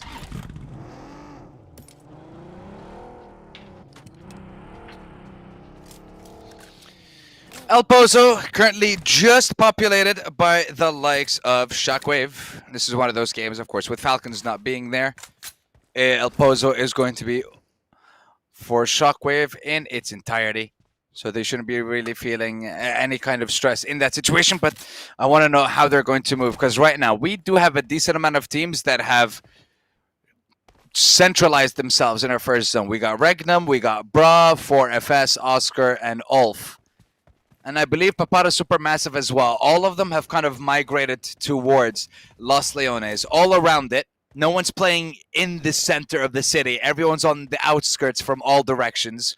Boars are seeming like they want to jump into that as well. Everyone's feeling like this is going to be a Los Leones game. Maybe they're onto something. Asgard. Yeah, yeah. City finish is horrible. It takes forever. It's incredibly difficult for the teams, and it's hard to commentate. Not gonna lie, and it's also hard to analyze. There's only so much you can break down from a city finish because it's just chaotic. I'll have to disagree, but what? Okay, go for it. Yeah. I mean, there's definitely analysis to be done in a city finish in terms of positioning where you want to go. And I mean, Los Leones is probably one of the more fun ones, in my opinion. Just because there is some very, like, noble positions in that area. You have the high ground scaffolding as well, which is nice to play around. But mostly, I think right now, it's not fun because I don't know why so many teams are clustering around Los Leones. You don't really want to go there too early. It is an awkward position to get yourself out of. But then again, I guess there's not too many other areas on the map players want to pick up. You're just going as central as possible. But why on stage 1? Stage 2 is always the biggest zone shift out of any of our maps. This could go absolutely anywhere. So, like moths to a flame, these teams from Los Leones. Yeah, you know, I agree with you. I'm surprised that they're all going so deep into... It's just the first zone, boys. Yeah. It's just the first zone. I don't know why everyone's so quick about their first rotation, but you know what? We'll see how it turns out. We'll see what happens if the zone decides to shift in favor of Los Leones and all those teams, or if it's going to force all of them to move over. We'll find that out in a couple more seconds, and... the shift looks like north of Chumacera, so yeah, wow! So, okay, everyone who was in Los Leones, move! Get in your vehicles and drive! Yeah, you get it. It was just a weird one to me. Very, very weird one. I think at that moment, like, you're just looking for more loot, you're looking for more utility. I think especially when you know there's so many teams in this location, you just want to pick up as many smokes as possible to make these crossings later on more forgivable, especially in this area where there is a lot of open ground around Picado. Moving between buildings is actually a big part of the game in this area. You need smoke trains at time. So why did we all just send to Los Leones? But yeah, it was a bit of a hive mind situation there for our squads. Yeah, everyone's like, Los Leones, go! Zone 2, nope! Get out! Hold on a second. S2G and Ida. Right now, Darkin and Madcap in a area situation. Calce not giving them a lot of breathing room with that mini 14. They do have the smoke to give themselves some cover. And at the moment, they are also in the center of the zone. So a couple more teams might start hearing this, might start spotting them out, and apply a little bit more pressure. Because right now, SG have kind of calmed down on that front. And hello, Shockwave. Rotating from the north side. North of Monte Nuevo, just coming across Power Grid, and now might be going for the mountainous area just south of San Martin and going above S2G. I think for Shockwave, not a bad spot actually. You can play that plateau quite nicely. I think looking over the top side of S2G, the main difficulty there is actually getting off that top side and getting down the hillside towards some of the buildings. And it's not likely it's going to end up in Northwest on that plateau. The best case scenario for Shockwave is this delays their game a little bit longer whilst other teams are fighting. Mm-hmm. Speaking of teams getting delayed, Fenerbahçe is still in Puerto Patricio, and Asgard just started moving a couple of seconds ago from the area. They got in their vehicles and they're now headed towards the zone. So Fenerbahçe are going to be very, very late to the party in a game that they need to perform in. 25 points, 24 in Asgard right behind you. Top 16, yeah, you're in the safe spot for now, but what, with a difference of 1 point and then 3 from 3 other teams? No. You have to step it up. You were one of the top teams in the previous stage. You cannot be performing like this. You cannot be playing like this. You looked so different in the prior week. And so did you, Regnum Carya. What's going on with you? I think Regnum Carya's just had some tough games, honestly. They've just had some weird moments all over the place. Right now, they've actually got quite a nice spot, in my opinion. I do like this position of the map for them. I like it a lot more when you have 4 players being able to look out over towards that eastern side, but I think they're just going to dip over towards Picardo as fast as possible, considering they dropped around there at the beginning. They are going to have to contend with another team as they move into it, and I saw a lot of other teams also making that crossing. Shockwave, like I said, getting off from that hillside was always going to be difficult. They try and make it happen, but S2G far quicker on the ball.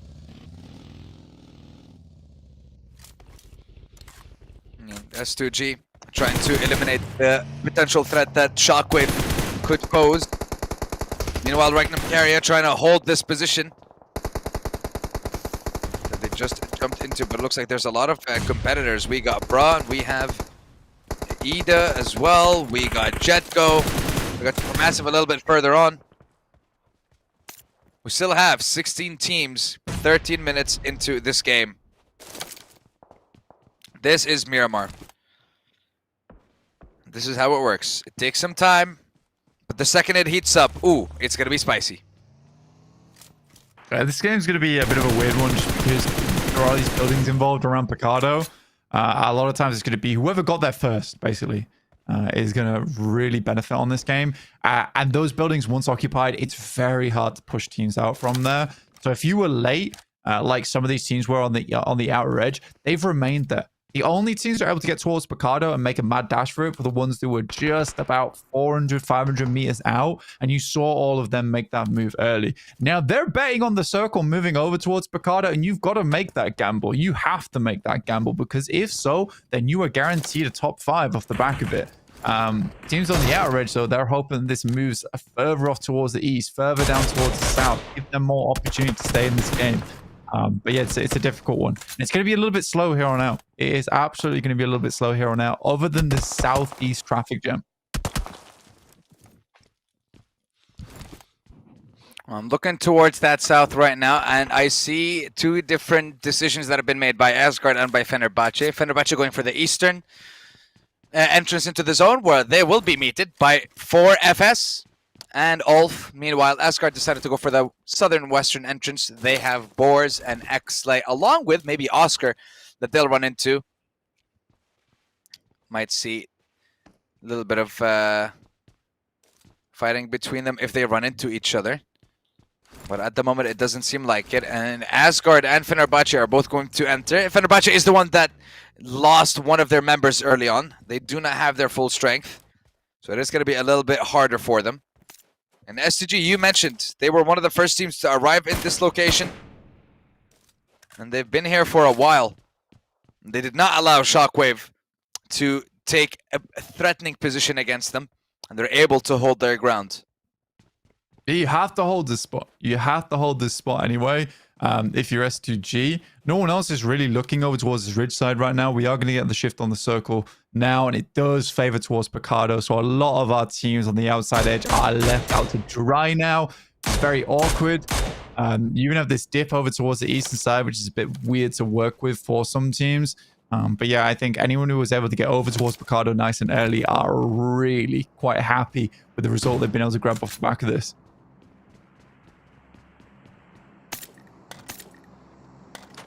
I still can't believe halfway through this game, And all the teams are still alive. That's crazy. I want to see how long it can actually go on for in this map. Yeah, it's just a ton of space. There's absolutely a ton of space to work with.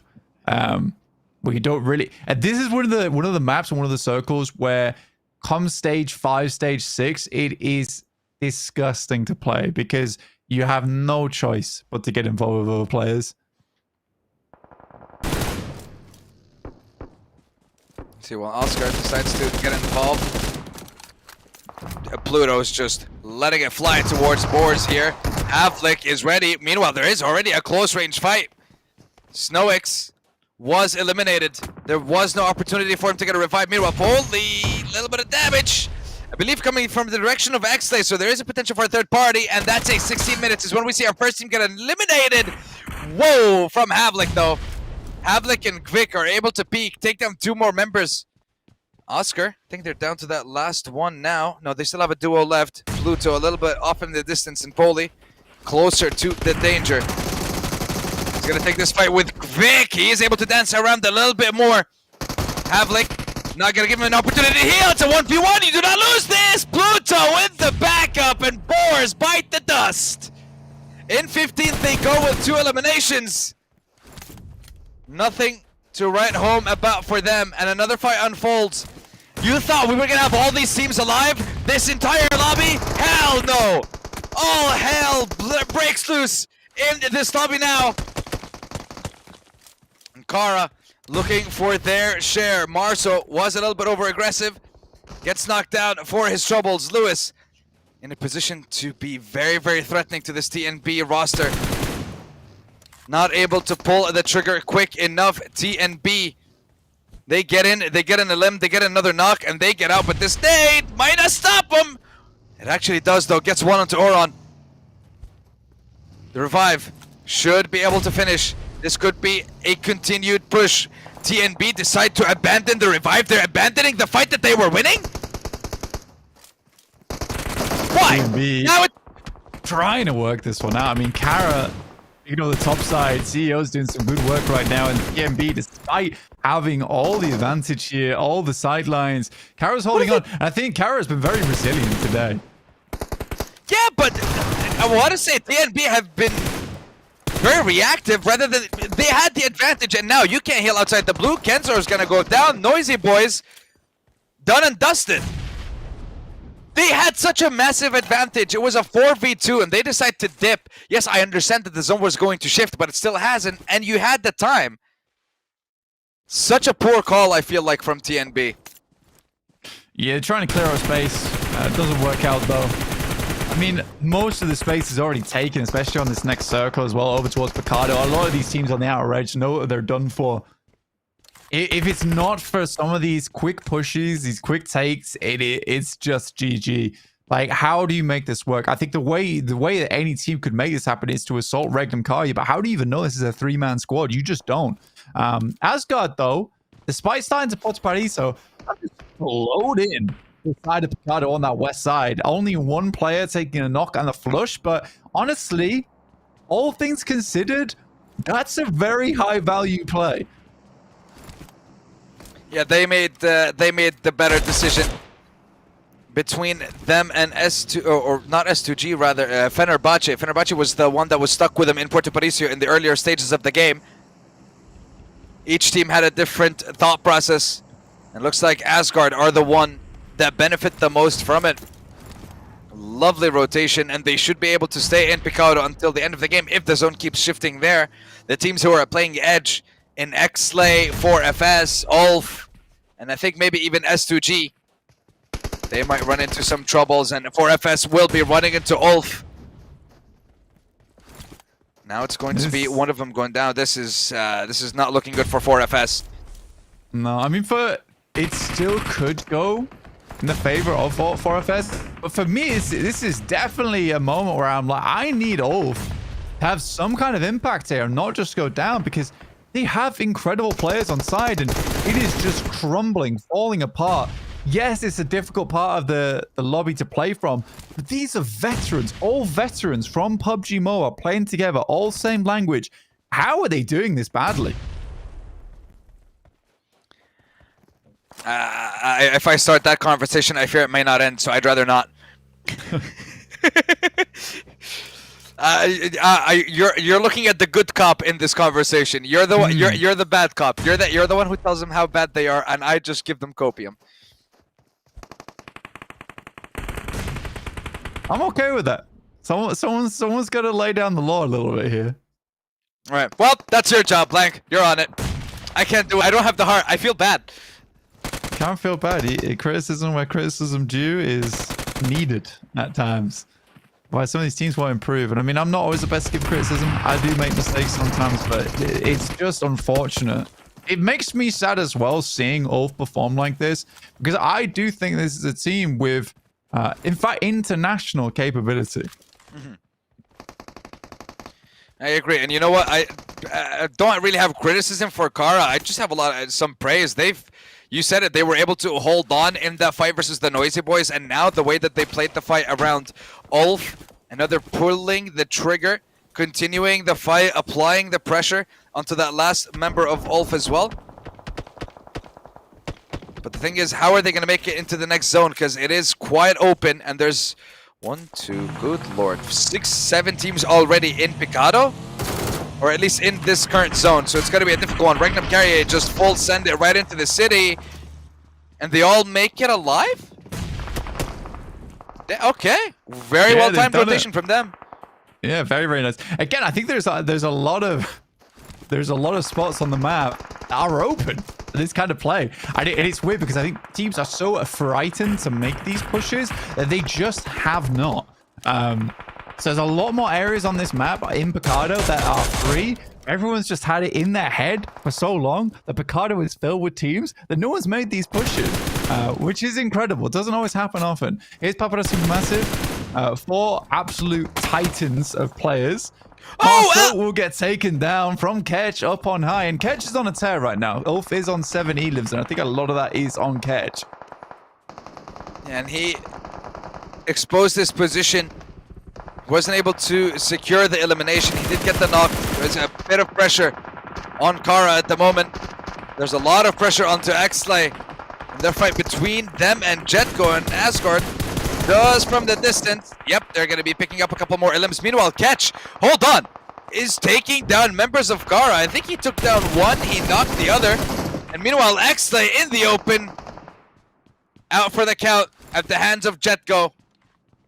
Teams are getting eliminated, and they're dropping like flies now. The closer we get to the city, the more teams are eliminated. And ULF finally catch in 9th place for the team. And now they're in 14th. The teams are advancing. Solke peaks.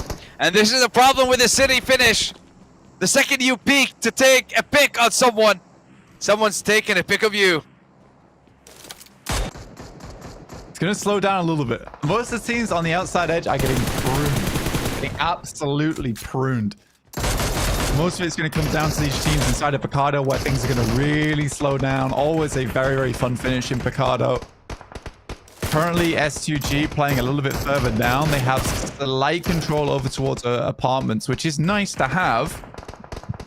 But yeah, all these teams on the outer edge getting picked up as we go. And everyone is working together right now. We'll deal with each other later inside of Picado, but we can't let anyone else in.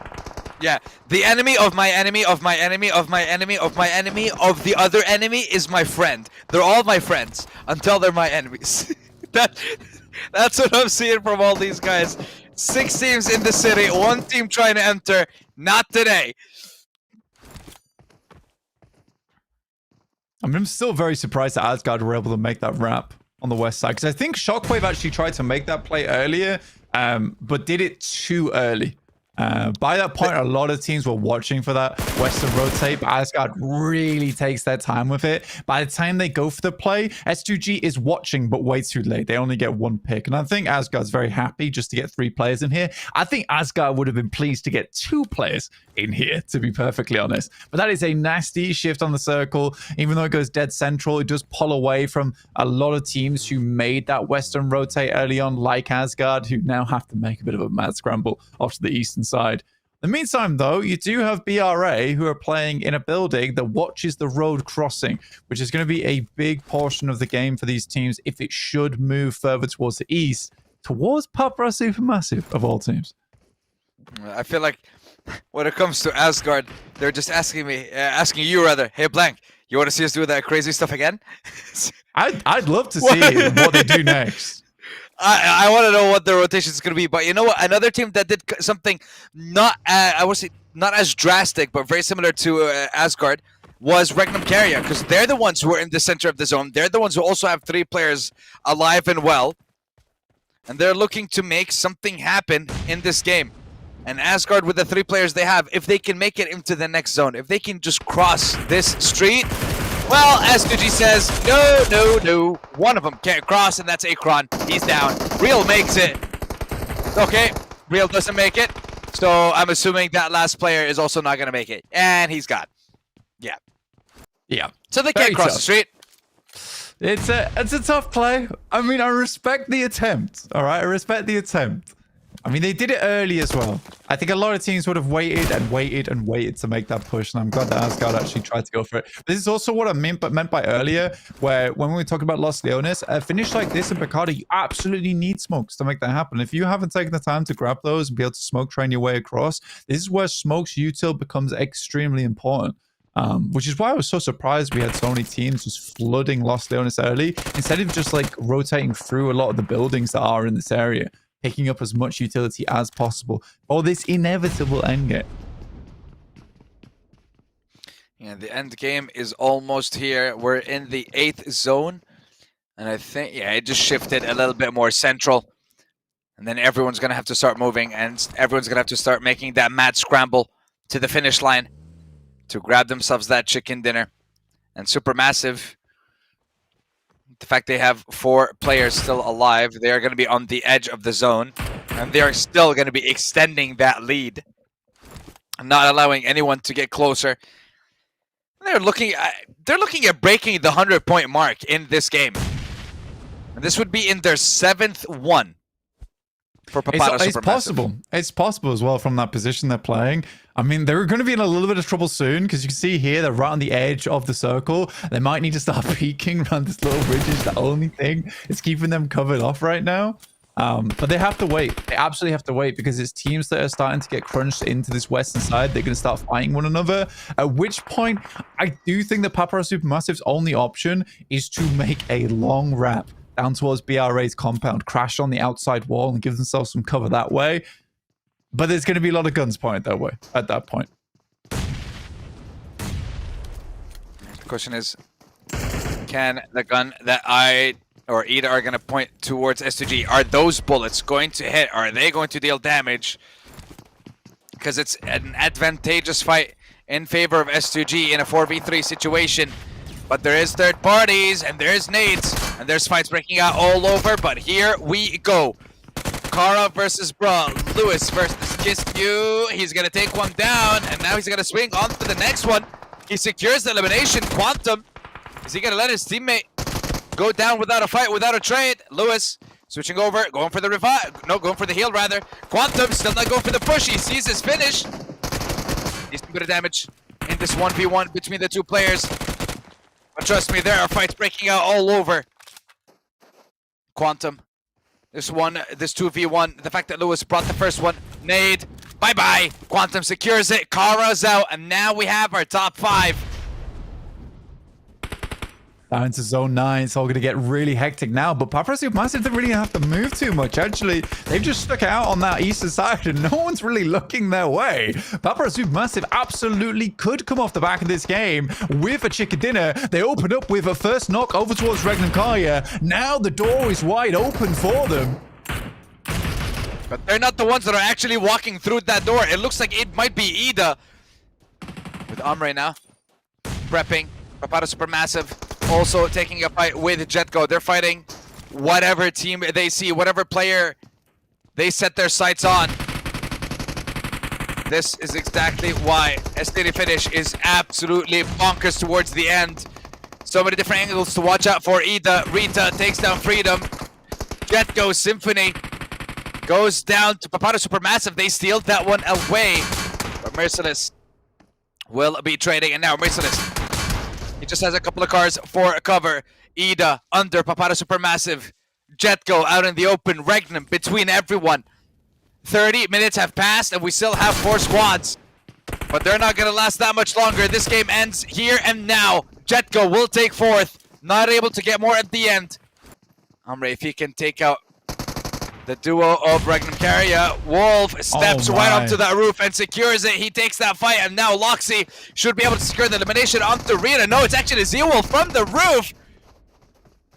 As Papara SuperMassive also pushing those final moments. Absolute carnage. Everyone's looking in every direction. Rita swings. He sees Loxy. He peeks back. But he can't be back that much longer. Rita with a knockout to Z-Wolf. Elimination stolen. Papara SuperMassive. 1 goes down, but 2 stay alive. And they get themselves another chicken dinner. And they definitely cross 100. Papara SuperMassive. What is going on? Yeah, it's a huge What game. A performance. Huge game from Papara SuperMassive, honestly, playing from that eastern side. Being able to hold up for that long. And again, the important thing is they still had utility to work with at the end of that game. They still had utility to work with, which was very, very important for them. I think that overall, for a team like that, it's going to be very, very hard to deal with them in the finals. I think if they continue playing like this, it's almost certain that they'll be heading through to PMGC. I'd have no doubt in my mind if they continue at this level. It's just incredible play. I don't know who is doing the coaching for this squad or what's happened behind the scenes, but they look insane. Yeah. And the thing is, when it comes to, like you mentioned, qualifying for PMGC, you're not talking about them having the potential to make it from top 3 of PMSL, even if, let's say, their performance isn't the same level somehow when it comes to the grand finals of this competition. You know, playing on a stage in front of a crowd, that's always going to have some sort of impact on your level of play.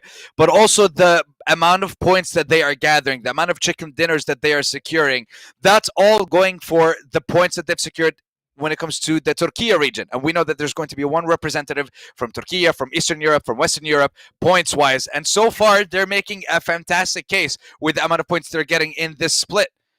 So far, Papara SuperMassive, very, very happy with them.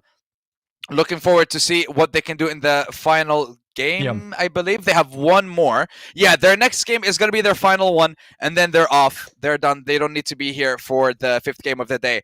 But my lord, they are going to break that average they set in the first day. It's insane. Yeah, it's actually awesome watching them play at the moment because it's so tactical. And again, a lot of the things they're doing just feel like they're at an international level. But in the meantime, we're going to head to a quick break and we'll be back shortly with our 4th and 5th match. See you soon.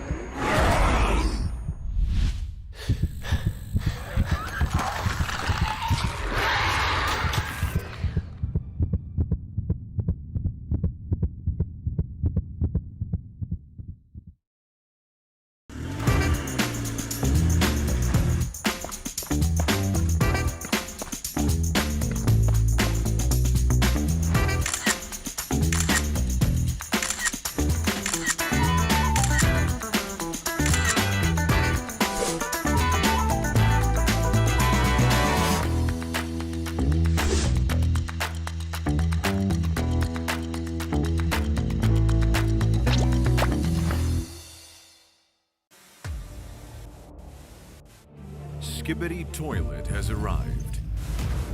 New Skibidi Toilet object. Powerful enemies. Thrilling battles. Protect the base. Use WoW's powerful creation tools and build defense towers to your heart's content. Engage in intense battles. Various defense towers. Earn points in battle. Unlock more defense towers. Tons of strategies. Epic battles. Play now.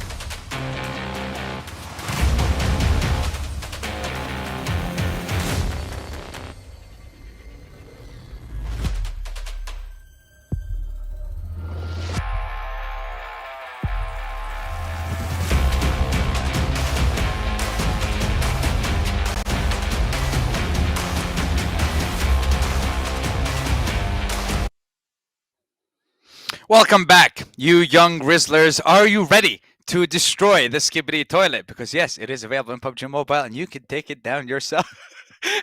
And we are back with our lovely PUBG Mobile Super League action for the region of Europe, and Blank, not too happy with that intro. Yeah, I mean, I think Skibidi Toilet's a little bit... It's a little bit out of my range.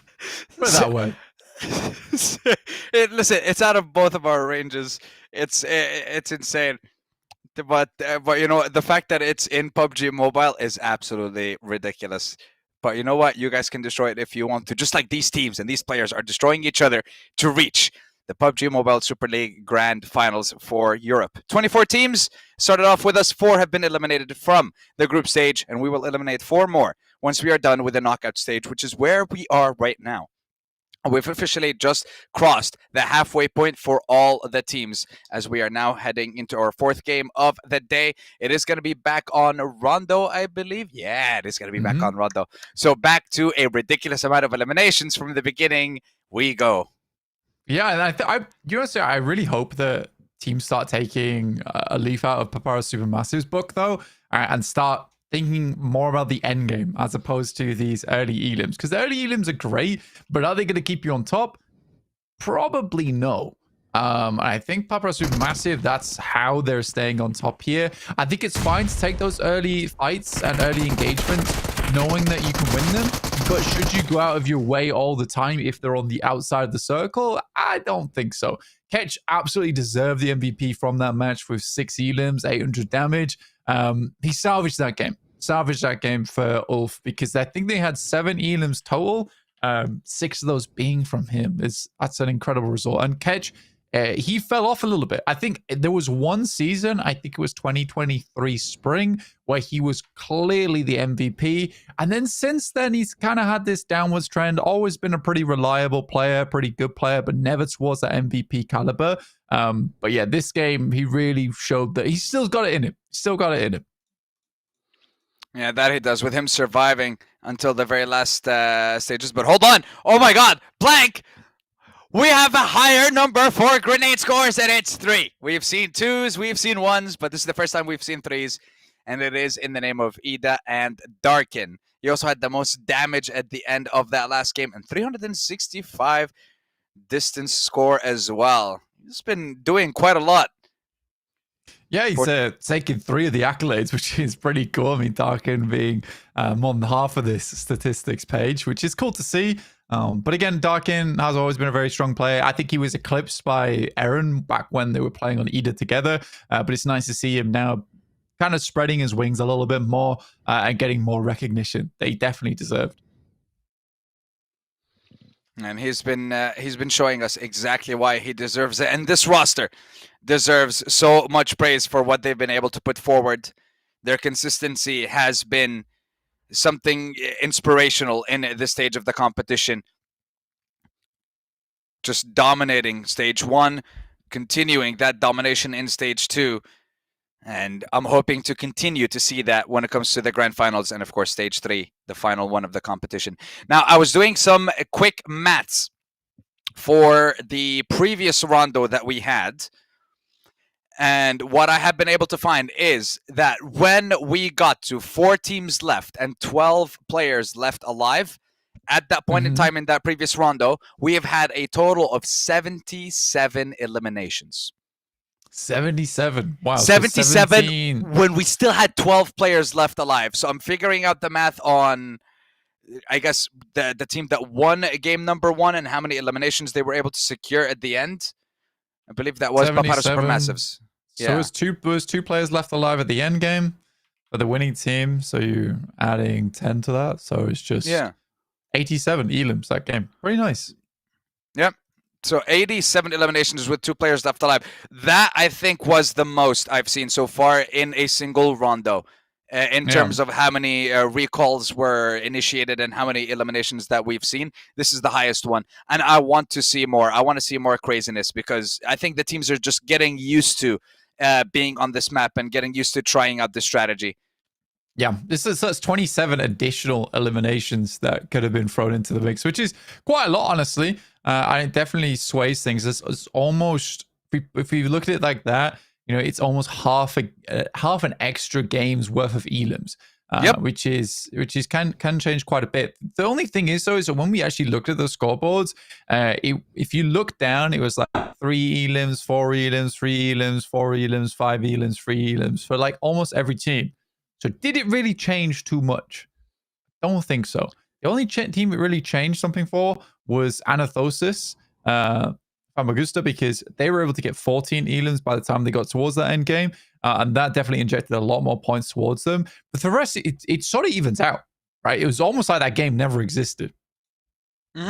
Like when I'm looking at all the other teams, there was maybe 2 or 3 that had a decent amount.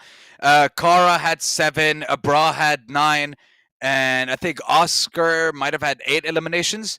But that's about the craziest that we got. And then the rest is, like you said, 2s, 3s, 4s, 5s, because we have so many fights in the early stages of the game with people dropping each other or just sending one player to the recall station while the rest just go bonkers and obliterate each other. Yeah, so it sort of evens out a little bit, which is weird. So again, that's why I'm kind of looking towards Papara SuperMassive, and I'm thinking maybe we start taking that approach and play the games more normally. But it's a case of, well, if you do take an engagement, there's always that chance that you can just dip out from that engagement and go for the recall. And it does make those early game engagements a little bit more difficult to consider. But there you have the century has been achieved with 41 placement points and, more importantly, 59 elims. It's a lot of elims there, far more than their placement points to get towards total. So they are winning fights left, right, and center. And that's 3 out of the 7 games played total during this knockout stage that they have won.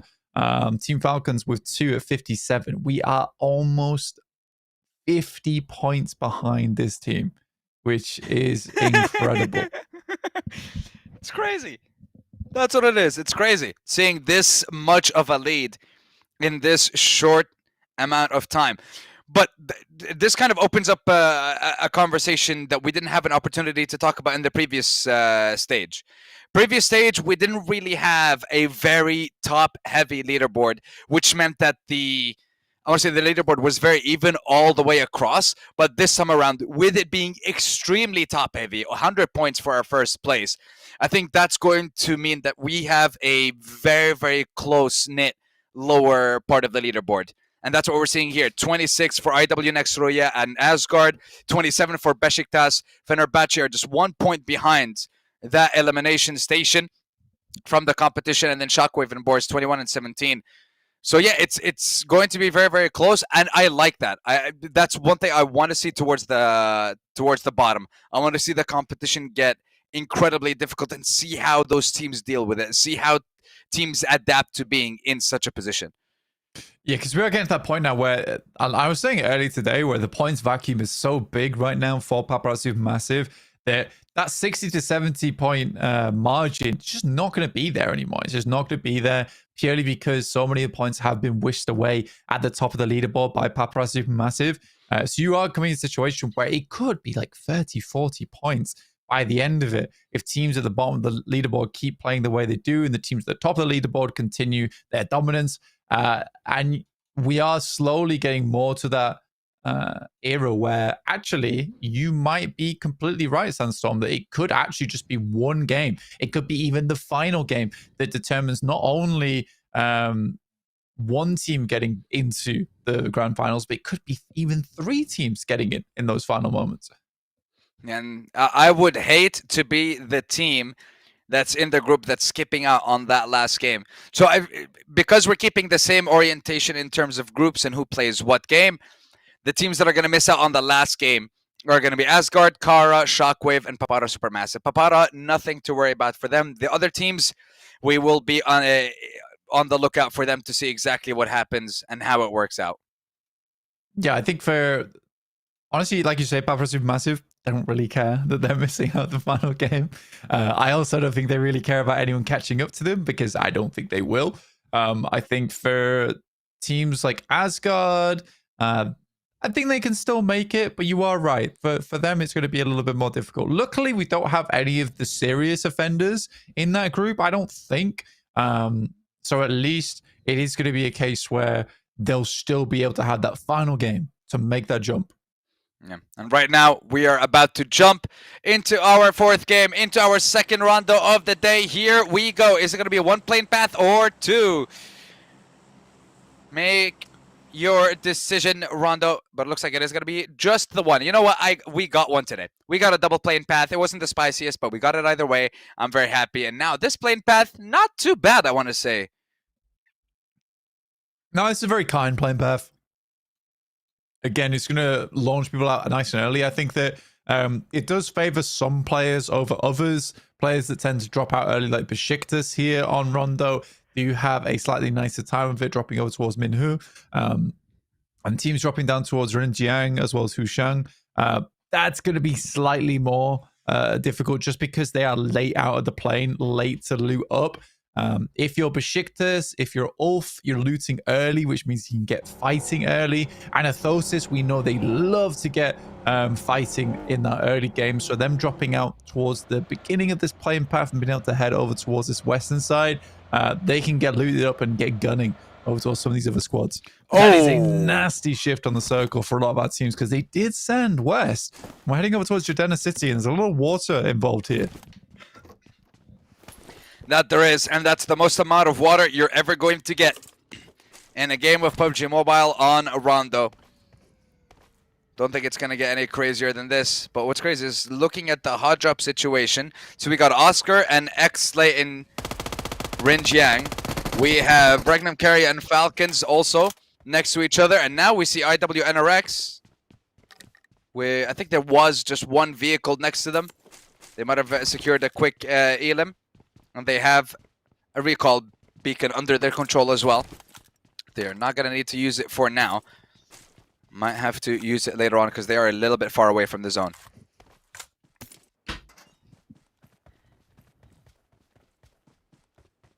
Let's take a quick peek in over towards test track. Do have two teams there. Regnum Carya currently control the majority of it right now. No one's really fighting them. And this is a lot less engagements than we saw last time. And again, I do think people are looking back and being like, maybe we should just play this map normally, especially with such a tough circle as well. You don't want to really be delaying this rotation all that much in the early game. So you're just pushing out over towards the side. So those recall beacons are going to be more things that you fall back on as opposed to things you use aggressively.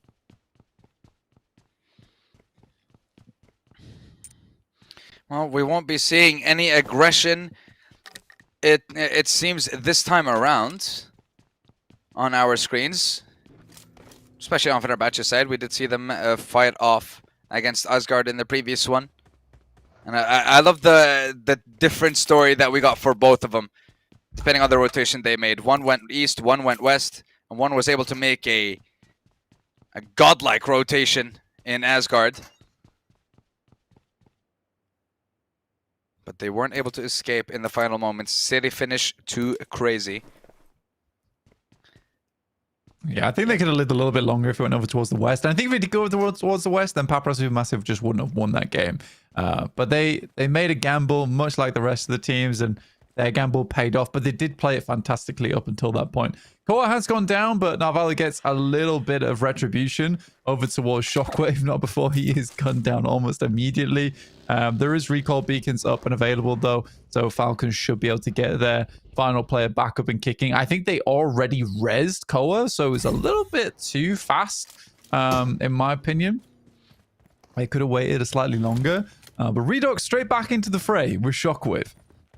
Yeah, and you know what? I like the way that Shockwave are taking this. They're sending these two players, knowing that they have a player to recall them if need be. Nade, decent bit of damage, not enough to take any one of them down. He swings, and he takes one for the trade. The Kimi goes down. Shockwave will suffer 2 more losses, and Falcons will get themselves 3 eliminations. They lose out on one of their players, but again, they should be able to recall them, no issues. And Shockwave will be able to recall the rest of their team back in Jordana City, and they should be in a very central location as well.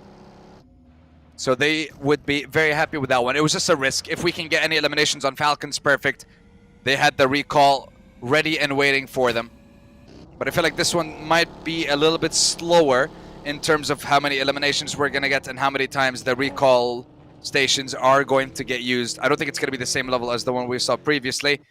But hey, we like the craziness and all its forms in PUBG Mobile. Yeah, it's just a difficult rotate. It's a difficult rotate for a lot of teams. Marcel takes down Zed Wolf. Really hasn't had the greatest of showings today. And again, neither has Regnum Carya as a whole. They should be able to get him back up again. Not a lot of players on the eastern side, actually, of this circle. Really only Shockwave currently controlling over towards Jordana City alongside with Carya. Yeah, plenty of engagements happening at the same time. And there will be more as we come down on this western bank side of the river. Tooling is in play too, so there is a bit of high ground to work around with. I think BRA sent over towards that position. My God, BRA loves that high ground, don't they? I think every single match I've seen them in, they're always pushing for some high ground. All right, now, no one from Carya is going to be able to push after, well, especially Lewis. After running into the brick wall, that was Quantum from Bruh. But hey, it's fine. Carya have CEO. He's going to pick up, I believe, one more of the players. He's just making sure he's nice and healthy. Oh, he And can't shoot. drive right now. Yeah, you definitely don't drink and drive an energy drink at this point. Definitely not on PUBG Mobile. You gotta be able to be ready to switch to your gun and shoot if anyone's fighting you. Right now, fighting is on IW and Asgard. IW already lost 2, but it's good of them to be able to take down a couple of members from Asgard, and Asgard's instantly ready for the... Yeah, Seth can. Means he grabs that one up. Love that gun, by the way. Submachine gun's so nice on this map. Sounds really good too.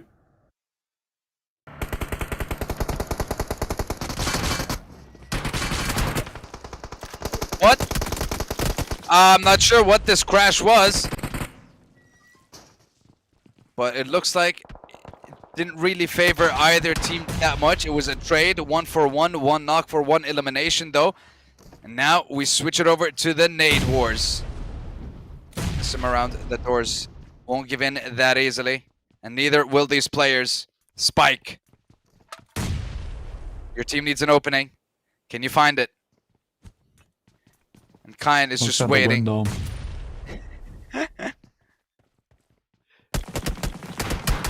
on though. Spike.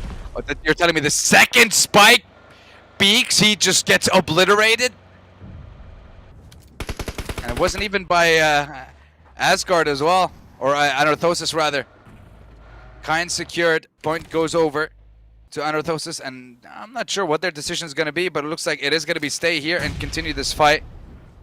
Should they be able to get a revive onto Spike at this point, but Beşiktaş is here for the third party. Frozen hoping that he wasn't spotted. And looks like we're just going to be camping corners and getting a few picks here and there. Over the top side there, trying to get someone done. Beşiktaş though, rookie goes down. Very much an amateur move from him. Septimus though, still getting stuff done. I mean, trying to clear out the top side of the building right now with the nades, which makes sense, but now you at least know they're all on the lower side.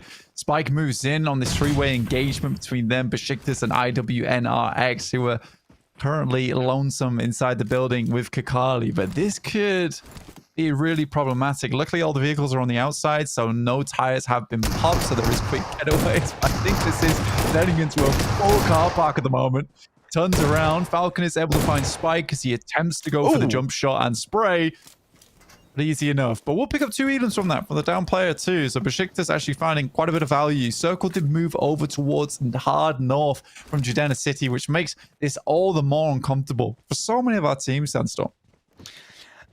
I think it's better than a southern rotation, because if the zone was, for example, going to end up finishing around Judena City or just north of it, it would have been extremely difficult for teams to rotate, because the bridges would have been camped like crazy. Just like right now, IWNRX are just camping this building, waiting, finishing this fight against Beşiktaş. Nice knock onto Rookie. Can he finish the fight against that last player from Beşiktaş? Because Kirkali right now, he is doing so much work.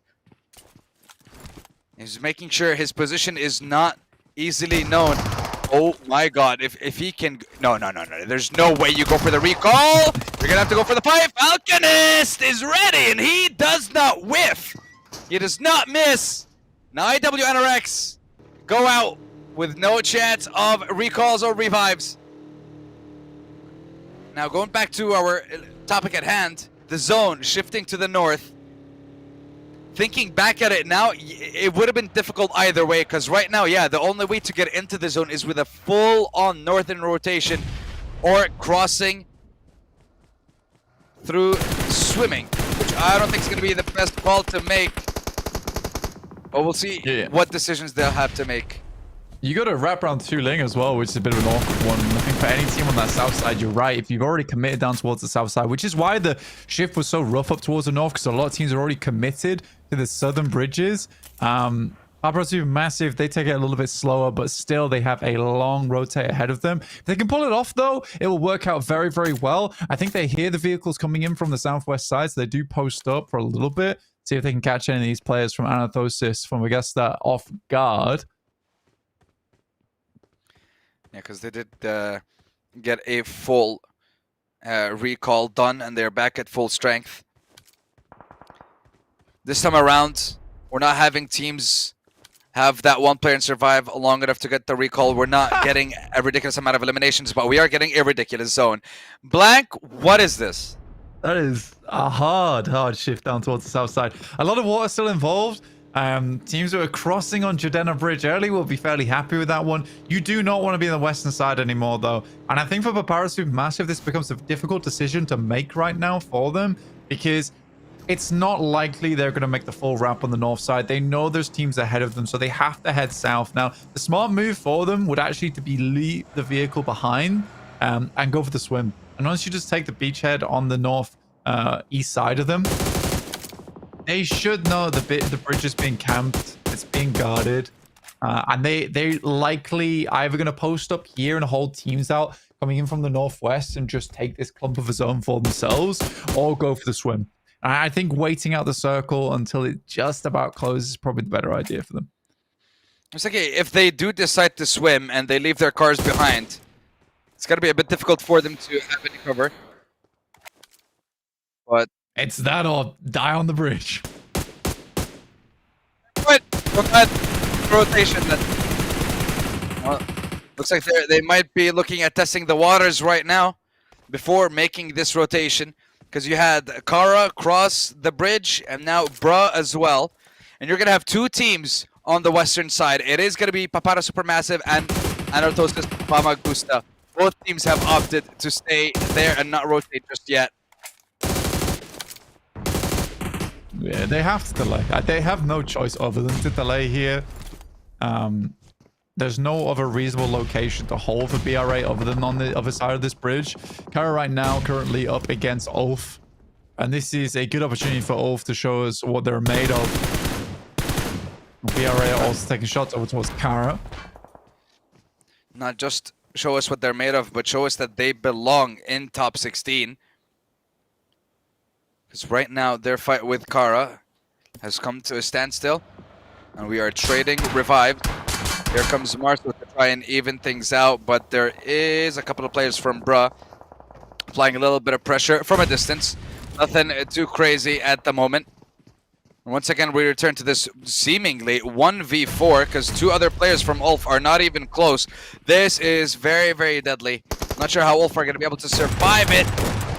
One of them is going to get torched, and it is going to be Catch, our MVP from the last game. And Carya are pushing together as a squad. Trying to see if they can secure that last one. Soulless, though, will be able to trade those knocks. But no one's there to give him the revive. And no one's there to help him out. Unfortunate for ULF. Yeah, down to 2 now. Not a good position to be in. Luckily for them, someone was ready and available with the beacon. ULF gets back up to 4 players. And there is a lovely compound. I wonder if ULF can pick this up for themselves down towards the south side.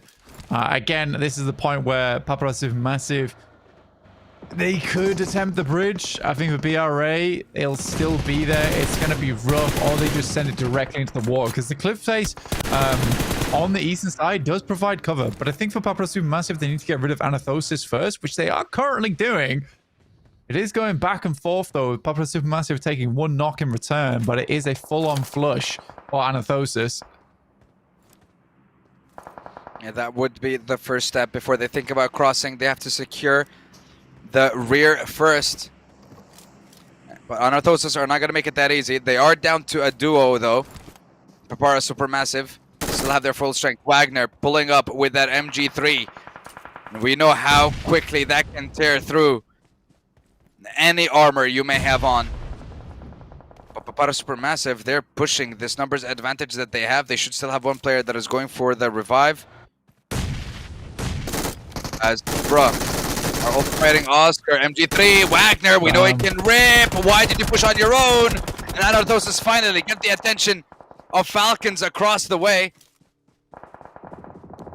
And Falcons now, they apply the pressure onto those teams. Kamikaze, where are you going? Where are you running? He's running towards the south, and he knows Anorthosis have to come that way as well. Default all of a sudden. What do you do? Last member standing. Yeah, Papara SuperMassive are done. And I think the thing is for them is that I'd be fully blaming Anorthosis for this, because the reason Papara SuperMassive didn't go for the Northern Rotate in the first place is because Anorthosis had priority on it. It's like, I don't know why Anorthosis didn't make the Northern Rotate anyway into a position where Beşiktaş is currently playing. And Papara SuperMassive, probably a very frustrating situation for them where they wanted to cross via the water. But it's a case of Anorthosis also getting themselves coming back down towards that south side, because they left them alone so they could head north, so they could play this west side, which wasn't ideal.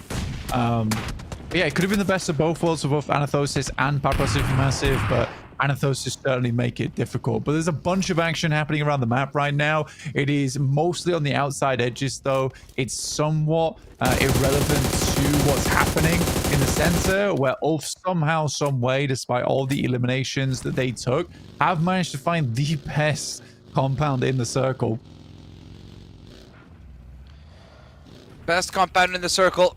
Can they get that chicken dinner with it, though?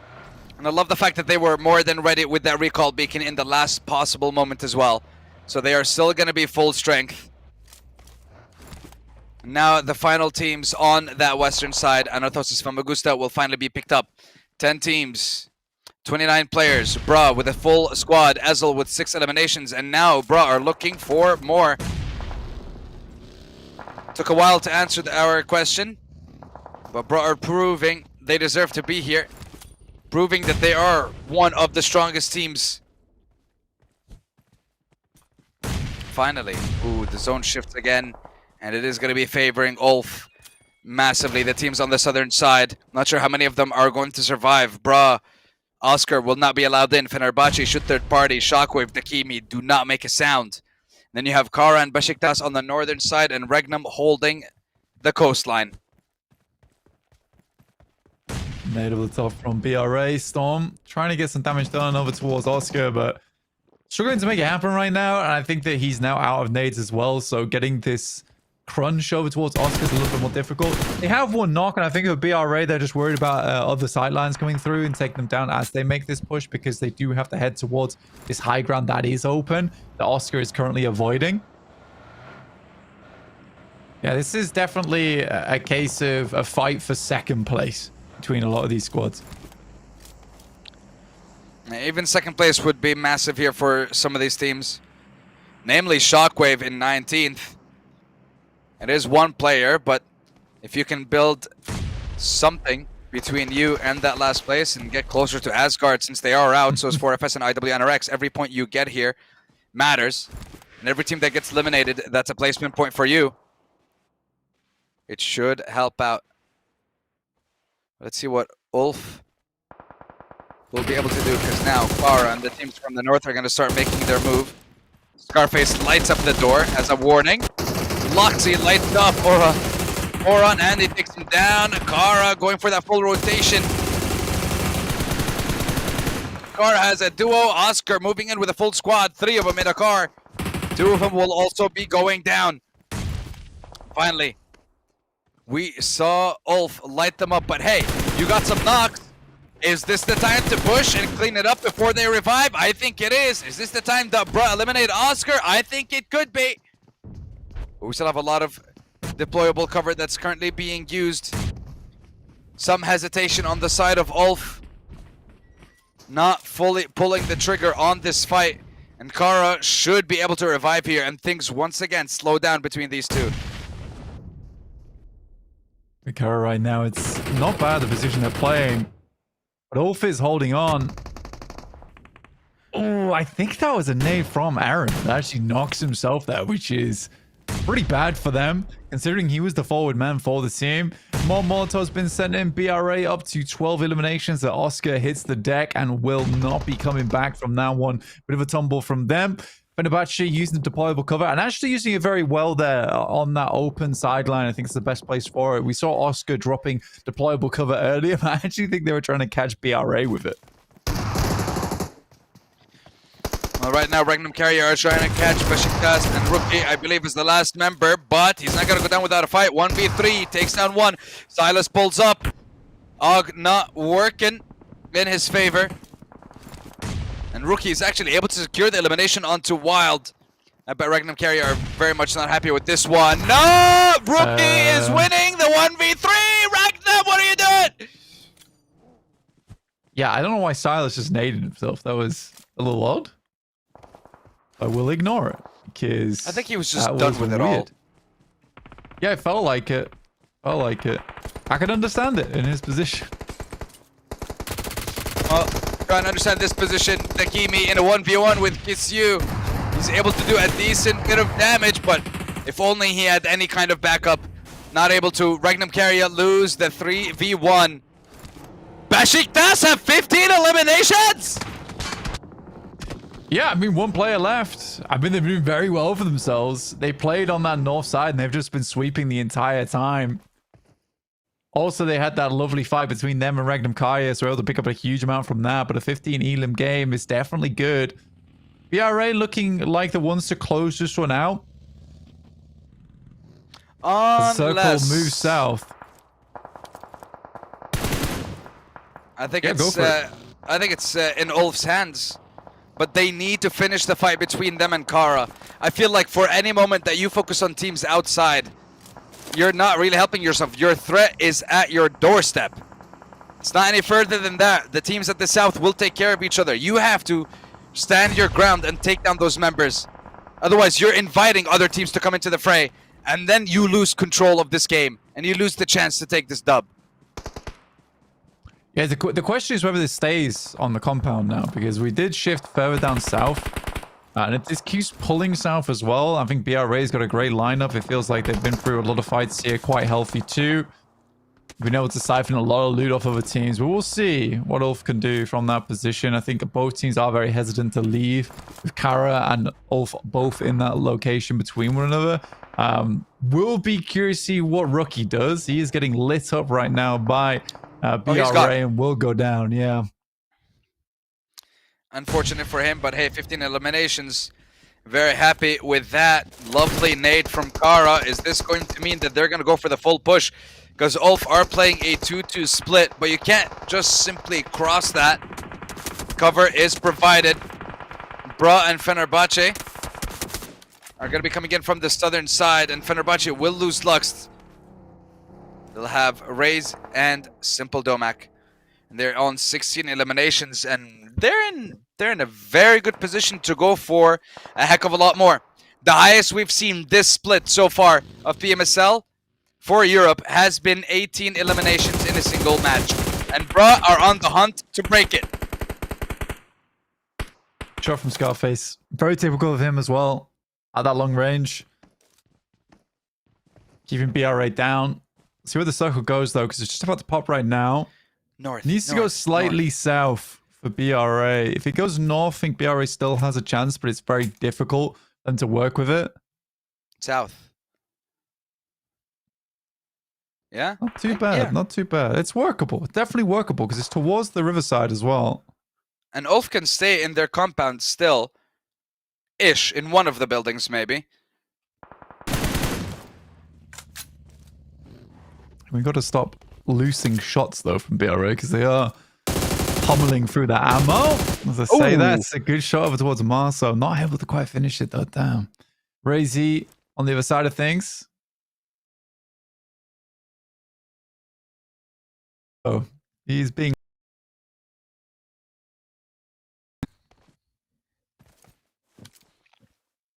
And not given any chance.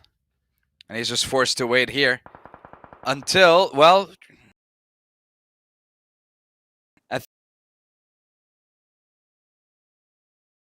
once he... Meanwhile... corner in that... It's from Seoul.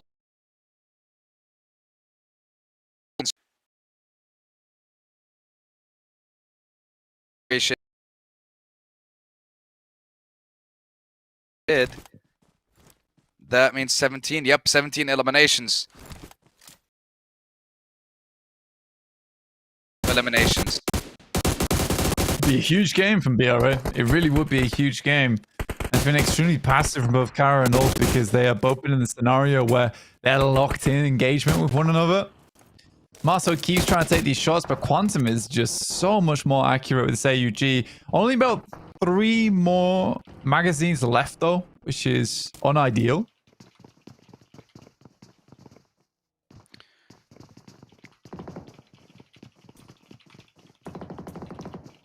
Here we go. Zone's closing in slowly. Oh, they block off the door. That's very bad for them. That's actually a bad deployable cover for Carya. Now they can't push this high ground. Uh-oh.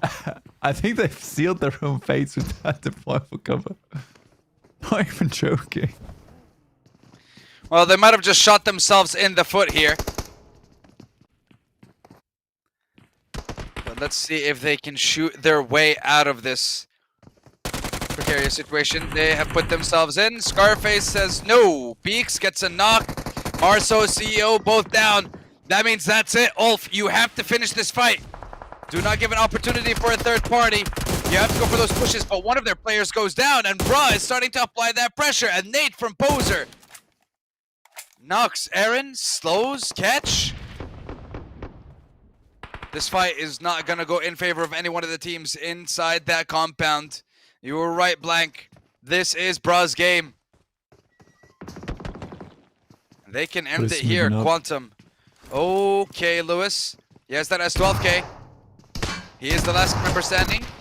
Oh, no, never mind. CEO's there. Now it's just the two of them. 8 eliminations for Carya. Huge. Bra should be pushing, and that's exactly what they're doing. Quantum in the open. Feeling a little bit of the pressure, though. But as long as they play this slow, which is exactly what they do. Massive nade. And another one onto CEO, and down he goes. And Bra sealed the deal with 19 eliminations at the end of that game. They do set a new record for this split of PMSL EU. And of course, where else is it going to be if not on Rondo? It is the map with the most eliminations. It wasn't as crazy as the last one, but my lord. So does that answer the question of it was a fluke for Bruh? I mean, I'm not saying off this game only, but I'm saying off of their performance for the day so far. They have been consistent. They have been doing well. Yeah, I think today's been pretty good for BRA. Again, that game is like one of those where you're playing on the south side anyway, but the shots they were making, the way they controlled space was very, very well done. But yeah, I think that for BRA, really, really well played. It feels like Rondo is their map. Honestly, they play it fantastically well, and I think it does require you to be really on the swivel because there is so much open ground, so you need to take space where possible. Again, I feel bad for Papara SuperMassive. I think Anorthosis Famagusta absolutely ruined their day by not sending north. It's like one of those things where Papara SuperMassive ushered them to go through the door, to go north side, and then Anorthosis is like, we're going to block the door actually for a while. So we locked the door, and it's fine. We got second, so in your face. MVP goes to BRA. It is going to be Ezol, 853 damage with 9 eliminations and the 2 assists secured. Sensational scoreline for him and for the team. Incredible for them to put on this kind of show in this game, and that should definitely skyrocket them to second place over Falcons. And I think the only team that can chase Papara SuperMassive now. But the rest of the lobby, score-wise, Savian, most distance with 337. Ezol is just taking eliminations and, or rather, score and grenades. And then Quantum with 950 damage. Just a little bit higher than Ezol. But I definitely want to see the damage by all players. Yeah, I think for BRA, that was a gigantic match for them. There was so much damage going out. 950, 850, 600, 500. It's an incredible game overall. Just breaching over 3K there for the entire squad, which is very, very nice. So basically all of lost damage in one game. Just about. Wow. That's crazy. I love it when you put it into perspective like that. But you know what, ladies and gentlemen, I'll put something into perspective for you. We have one game left today. It is going to be on Erangel, and then we wrap up the second day of the knockout stage. So far, Papara has been just demolishing the competition, surpassing everyone with the most eliminations in that previous game. And we've seen craziness this time on Rondo with a different flavor, I want to say. This is the first time that I've seen... first time I'm commentating and I'm seeing Rondo in esports is this split, of course, and seeing the zone shift over to Jadena City and seeing how those certain decisions were made. For example, Bruh staying on the western side. We thought that it was not going to work out for them. If they were the last team and the zone did not favor them, it was going to look incredibly difficult, but somehow they made it work. Yeah, I think that's always a cool thing about Rondo is there's some really, really difficult rotations you have to make because there's so much high ground and a lot of unplayable space. But it's not a case like on Miramar we had yesterday where it's an entire wall of unplayable space. It's like little bits on the map where it's columns coming out the ground that you're going to have to rotate past or rotate through. And it makes for some unusual decisions that you need to make. I think Rondo is a really, really cool map overall. But you can clearly see the thought process of some teams and maybe lack thereof from some of us. Again, I really do think Anorthosis should have just sent North and screwed both of the teams there. I agree. There have been some silly decisions made in that last game, and there have been some incredible ones. And now we get to see the result of those, and it is 20 eliminations in total. So they weren't on 18; they got more. Okay, 20 eliminations then. 30 points in total for the lineup of Bruh. 18 for Beşiktaş with 15 eliminations. Big elimination game right here. And let's do, if we can get some quick math on this one to see how many eliminations in total. But with XSlay and 4FS having 0 elims, and then the bottom is a couple of ones. I don't think it's going to be as crazy as that last one. But 20 for first and 15 for Beşiktaş. When they were taken out in 5th place as well, 4th, for that placement point, yeah. Incredible for them, and I'm very, very happy to see that for them. I think they're sitting at 45 points now for the side of Beşiktaş, so that definitely takes them out of the danger zone. But some teams are still going to be there. Yeah, it's a fantastic match for a lot of squads here. I mean, Beşiktaş can be very happy with that, with 18 points total with the 15 elims, but 30 points on a game for BRA is huge. Absolutely huge. And that rockets them up to 2nd place at 84 points. Papara SuperMassive get some. They get some. They got 4. Wow, that's weak. Anyways, weak for basically their worst game. That's right. Their worst game was what we saw in that last one. I think, but I mean, at this point, with the 3 chicken dinners that they had, it's perfectly fine. And I think they won't be available as well on the last game of the day because they have played 8 matches already. Their remaining 4 will be tomorrow. And it looks like it is going to be them, Carya Esports, Asgard Esports, and Shockwave, who will miss out on the next game. And the rest will be joining us in here. Shockwave and Asgard, the fact that both of them are not playing in this next one and they are still in the danger zone after 8 matches is crazy. And that means that this is an opportunity, guess what, Blank? For Boars. That's right! It's a chance for Boars and 4FS. I'm back on the copium, baby! No. Don't do it. Don't do it. Make it stop. I think with Shockwave, there's been some games as well where I'm looking at, I'm like, these are some pretty poor plays. And we kind of missed out on Miramar, but they made a very, very bad rotate. The one that Asgard were actually able to make work. But they did it so catastrophically and so quickly. I was so confused by it. So they all went down in that moment. I think for Shockwave, despite them actually having a pretty good plan there over on Rondo, did not work out for them. And now Asgard are in the same boat as our 4FS. I think, honestly, right now, if we were to send home 4FS, Asgard, Shockwave, and Boars Gaming, that wouldn't feel like the end of the world to me because I don't think these teams are really putting up the massive performance. There is still yet 6 more matches, though, for them to change my mind.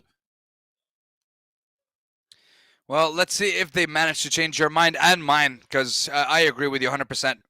Definitely not what I thought I'd see from them, and so far I haven't seen much that convinced me that they belong in the grand finals for PMSL EU. But right now what we see in front of us are our Grenadiers with CEO and Lewis from Carya on top. 4 for CEO, 3 for Lewis, and then we got 3 for Darken from Ida. Then one more. We have Milas. I believe that's Anorthosis Famagusta with 4 Ilims using nades as well. And right now, this our lobby is getting itself ready. Our players are slowly but surely filtering in one by one, all the way up to 55. We have a couple more minutes before we start our last one. But ladies and gentlemen, I remind you one more time, let us know who you're supporting. Show your favorite players, your favorite organizations that you are here, that you are watching, and you want them to win. Before we jump into this last one. Absolutely. I think right now I'm very excited to watch Erangel. A little bit more normality to finish out the day. But I do think that there's still a big chance for some of these teams to catch up. I'd actually quite like to see another good Falcons game. I am somewhat not sold on Regnum Carya doing well today. I don't know what's going on between the ranks, but it doesn't look great at the moment. But there's certainly still a chance for them. I don't think they've done terribly. They're still out of the danger zone right now, which admittedly is not too hard to do, considering a lot of the points have been sucked up to the top of the lobby. But yeah, I think we're waiting just on one team, 1 1/4, one guy from another squad, 59 out of 64. Just finishing their last bathroom breaks for the day, and then they should be jumping into the lobby. Listen, those last 2 games, I want to say it lasted a while. That Miramar going on for 31 minutes, that took some time. It did, yeah. But yeah, it was the longest game we've had this split so far.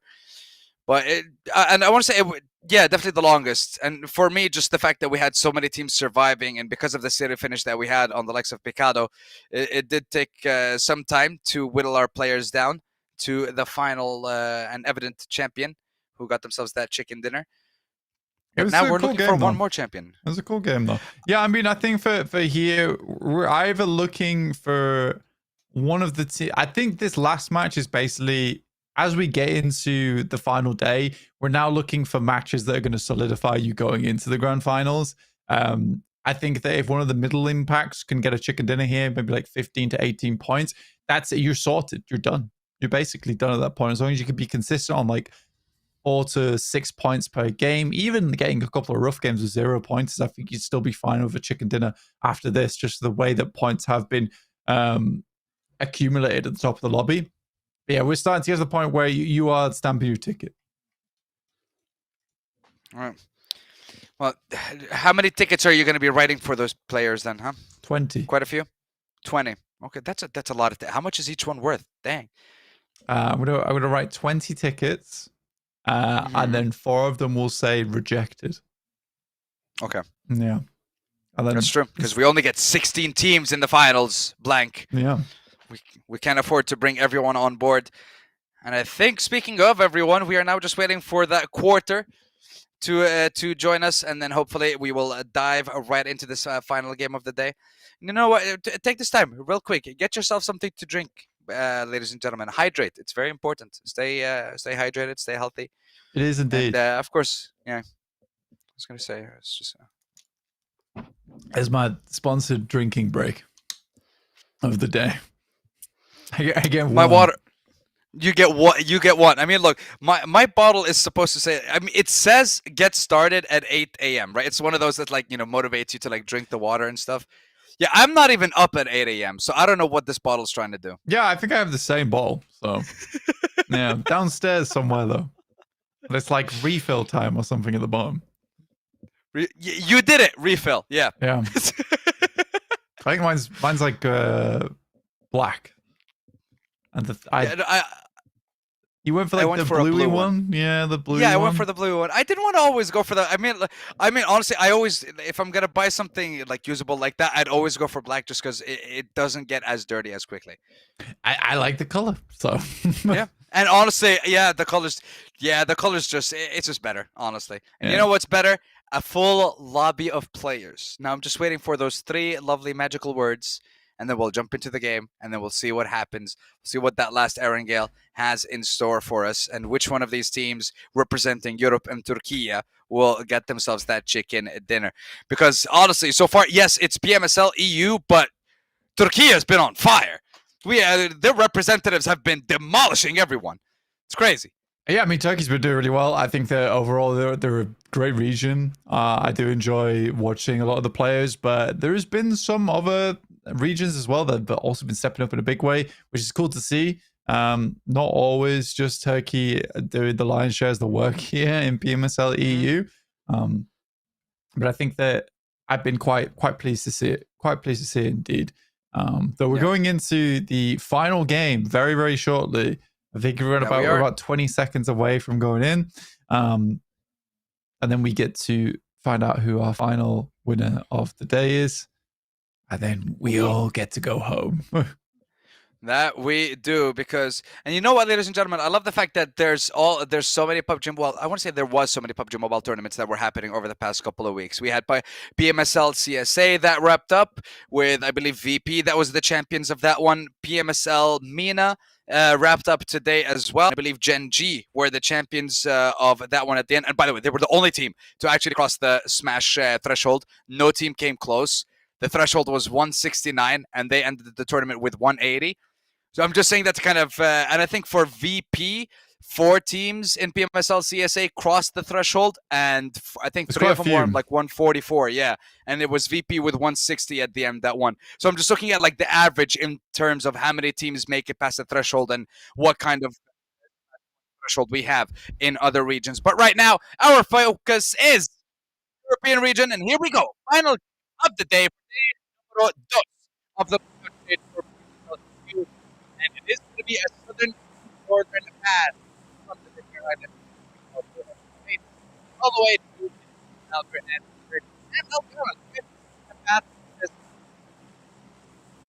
in this competition. So I'm excited. I'm happy. I'm ready to go. Yeah, a little bit of a tough one getting over towards the western side of the map. I think the eastern side's always a bit weird to play around with, especially with basically the big hill that slopes down towards Lipovka, Milta Power, even towards Kameshki. You don't typically want to play over there without having the scouts out. So if you go towards Lipovka, typically you're playing 2 players further over towards Mansion so they can scout if anyone's getting too close. You can't really do that here. So no one's really wanting to go too far over towards Lipovka early on because there's such a potential of having too many teams around you. Quite a few squads decided that they would head down towards Sosnovka, though, military base. You have the TheNoisyBoys down there alongside with Ida and Jetgo in Novorupnoye. So actually clears up quite a bit of space over on the northern side of the map. Northern side of the map is going to have... Go. Come down. Whoa. Hold on.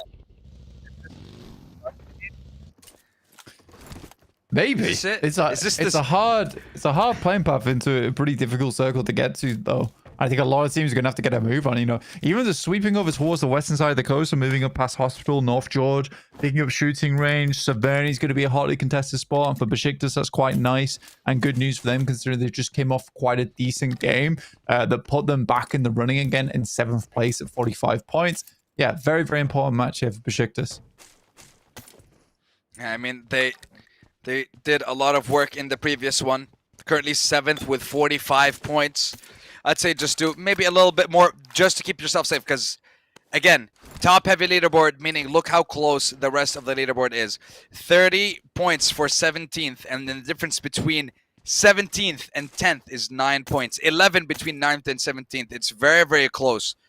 Again, one good game for the bottom teams and one bad game for the top teams, and then this leaderboard is going to change like mad just because of how close it is. And then you have Boars sitting at 17. Yeah. Boars who it are had to not be said. Having a good time. It had to be said. Yeah, I think they're against the point now where I think we can start counting them out. 4FS, they are right on the cusp at 30 points, but as are the TheNoisyBoys in 16th place. You can see that it's 30, 30, 31, 33, 35, up to 13th. That really is, even up towards 12th. It's really not a massive gap to be closing for some of these squads to make their way in towards that top 16. I think more worrying than ever is for S2G, for IWNRX, and very telling for IWNRX after losing Z-Wolf that maybe that was the reason why they were doing fairly well, is because that player was the one who was doing a lot of the lifting for that squad. But for S2G, they don't really have too much of an excuse.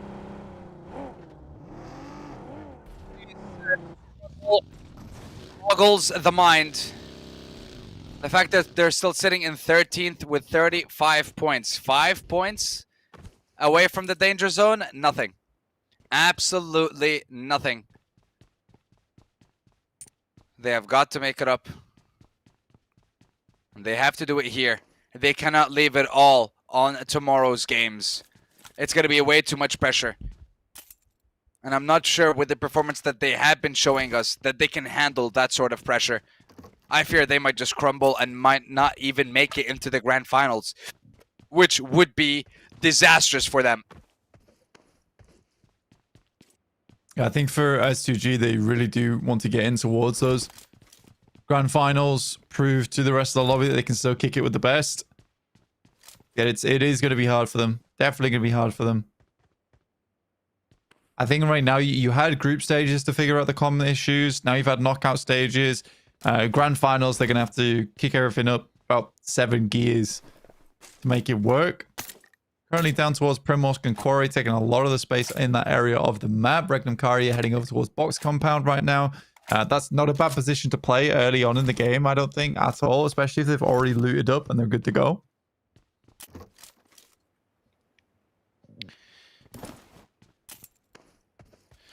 Good to go indeed. Now we switch over to one of the teams that's not really good to go just yet. IWNRX. Sitting on the edge. 1 point ahead of 4FS. Previously known as Kodiak. Qualified from PMSL or PMCO Eastern Europe. Against one of the household names, I'm going to say, in Turkey and in Turkish PUBG Mobile. We've had this organization compete over the past several tournaments for the past several years. And again, another one of the names that I'm sad to see at the bottom of the leaderboard. Would you look at that? Finding Havlik No. from Boars. Yeah, it's No. bad. No! That's 2 down already. I think for Boars, it's another poor game. Finish out the day as they're rotating very Salting split the from one wood. another. Absolutely ridiculous from Boars. 17 only is mad in 8 matches. I mean, as a duo, if you can get to 20, fantastic. But what then? Tomorrow, you're going to need a chicken dinner plus to make it. This is when we start making those. Well, I mean, we don't have to make those calculations. It's just too hard. And too many other teams that are already on the ball, racking up points, knowing exactly what they need to do. Yeah, there's a lot of weird variables going on right now with the way the points are shaking up. And I think for the Boars, technically it is possible. It's just, it's improbable with the way that they've played. Like for any other team you place, if you place Ulf right now in 20th place with 17 points, I absolutely think they could make it. Going back to us, we're 7 minutes into the match right now. I think this is, I mean, yeah, we didn't lose that many players, did we? We lost 1 or 2. No, we lost 4 players, it seems. yeah, We're waiting. I think right now it would be categorically unsportsmanlike to cancel the match. And we can't we'll think wait for further usually info. I'm not sure. I think most of the time you can rehost after like 2 or 3 minutes. Mm-hmm. But yeah, I think yeah. Usually that information needs to come through in the first 2 minutes from a team. I don't know how the refereeing works here, but at most esports tournaments, the refereeing is a lobby remake. Yeah, we're having a lobby remake. I don't think the players are going to be too happy about that personally. It did take a little bit longer, but I'm looking at the minimap and I think, yeah, the players are starting to... I think they're starting to exit. Some of them are still rotating, but you know what? It looks like we're going to need a couple of minutes Yeah. to get ourselves... But it was going to be a Zarky zone. No. I know, potentially. Oh no, I'm waiting for this. I mean, I can still see the zone. I'm still waiting for it to shift. I want to see It's how. not Zaki. Yeah, it's not. I mean, Yeah, imagine, I'm curious. It's not. It shifted to the north of Hospital, north of just to give you guys an idea, South Georgia Pool, North Georgia Pool is in there. And yeah, it's that yeah, and I'm looking at the location of the zone. That would have been an extremely spicy game. I love the area that we were gonna be playing essentially between Severny and Zarki. We were gonna have shooting range present as well. Boars eliminated themselves. Still waiting for the final confirmation, but yeah, it should still be a lobby rehost. And don't worry, we'll give you guys all information once we get it. And as soon as we do, we will keep you in the loop. Yeah, the players. In the meantime, yeah, the players are just they're all eliminating getting out. themselves. Yeah, they're all eliminating themselves. Just leave the game. Yeah, leave the game so we can get started on the next one as soon as possible. Yeah, it's definitely a weird one. Unfortunately, yeah, not sure where to go from here because honestly, we're gonna now just wait for the next match to come through. I think we've done all our prep as well for the next game, and we've talked your ears off about everything. But we're gonna wait and see what happens next. But yeah, overall, it looked like it was gonna be a good one. I wonder what happened. I do wonder what happened. Yeah, I'm honestly not too sure. Might have been some technical difficulties. Look, the most important thing at the end of the day is, unfortunately, like we're getting ahead of it, and we're gonna sort it out as soon as possible. Ladies and gentlemen, we apologize for any inconvenience, but we are gonna be taking a very short break, and when we come back, which we will, because we are rehosting it, we will be back with our fifth and final game of the day. So don't go anywhere. Be back in a few.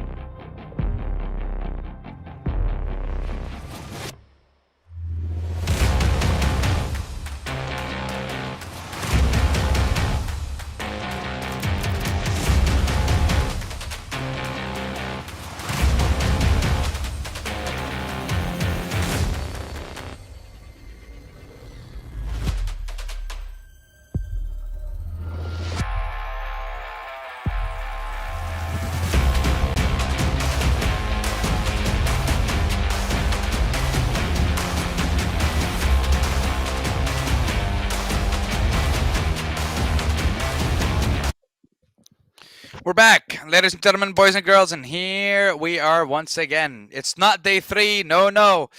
Clean your eyes. It's still the end of day 2 for PMSL EU. I'm still Sandstorm. That's still blank. That's still blank. John was there about last week, but funny thing is, that man right there, yes, blank. He will be there, and so will John for the grand finals of this competition, and I can't wait to see that too. That is correct. I'm just looking at the PMGC. Ooh, hit me. Qualifications right now. Got Vampire Esports coming in from the grand finals. I'm always excited to see them. We'll see exactly who's playing on that team, but we'll wait and see for that. The Xavier joining E-Arena, Virtus Pro Mid-in, Alpha Gaming. The Mad Bulls. Now, that was a bit of a wild card for me coming through from CSA. Wolves are joining. I think Wolves actually might do better than Alpha 7 this year, honestly. Okay. Sandstorm.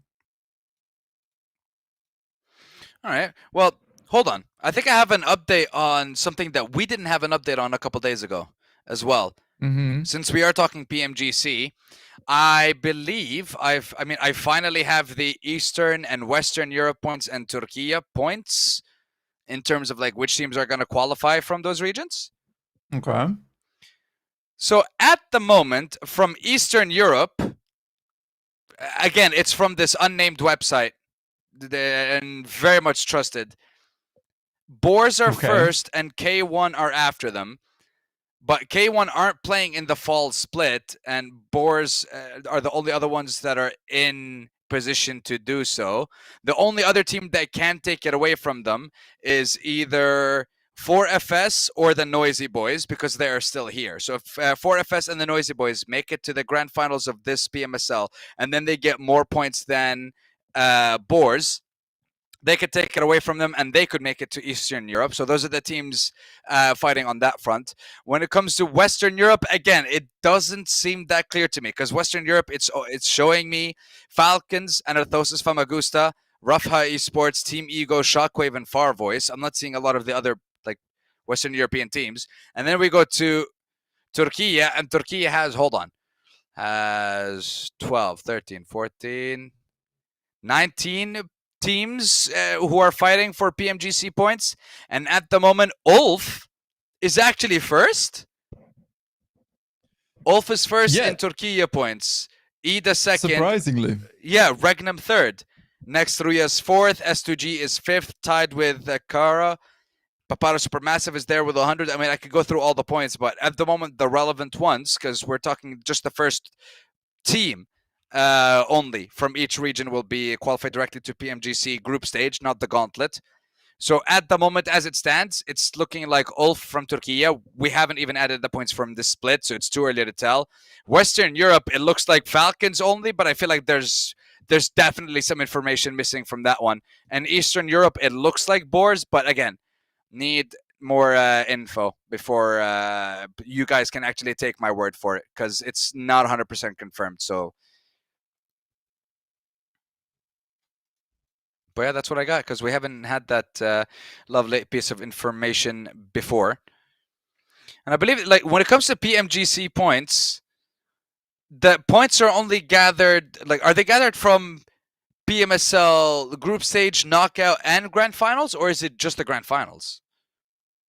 It's from everything. Yeah, it's usually from everything from league stage through to grand finals. You tally in all the points together from there. So if you weren't able to get into grand finals, obviously you're not going to have a lot of points total. We're going to chill on this overall ranking screen for a little bit whilst we wait for the game to get started. I think we're just dealing with something at the back end right now.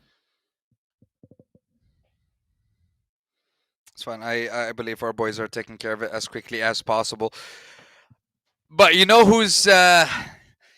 You know who I can hear making a sigh of relief right now? That's right. Boars. After going down immediately. I reckon that they said that they wanted to rehost the game because they went down first. It's unacceptable. They lost 2 players and were like, you know what? Nah, new lobby. Run it back. But there is a new lobby. The players are filtering in once again. We are up to 49 at the moment. And hopefully should reach that 64 in jiffy. Yeah, it shouldn't be too long. I think we had to wait until the last game had fully completed. But while we were doing that, we were just testing. We were just testing something on the back end. We need to currently test our servers because I think there's an issue there. So we're just waiting here a sec whilst we get into it. Yeah, whoever's going around our servers right now, stop it. Leave them running. We're at the end of the day. Don't do this to us. Now, I'm hungry. I want food. And I'll get some after this game. It's definitely not the most ideal time to have the issues. But I think it's never an ideal time to have issues, really, is it? But everyone's fixing it as fast as they can. And that's all you can really ask for. I think it's always difficult getting a rehost like that late into a game because at this point we don't really have much else to talk about, sadly. We went through PMSL. We went through a couple of the things about PMGC as well, teams and how who's looking at qualifying, who's already qualified from other regions, whether it's by points or whether it's by PMSL ranking at the end. I believe this is the last PMSL running, right? Like we have PMSL CSA wrapped up, PMSL MENA finished. I'm not sure about PMSL Americas actually. PMSL Americas, this is kind of wrapped up at the moment. I think we're waiting for Saudi Arabia points as well as Iraq points, Egypt points. But I think a lot of those are included in PMSL EU. Because we're also waiting for Turkey too. There is obviously EMIC that we need to look at. Alongside with BGMI, though BGMI with Orangutan should have grabbed that. That's from the India showdown. So I think that this international cup is BMIC, which is between Korea and India.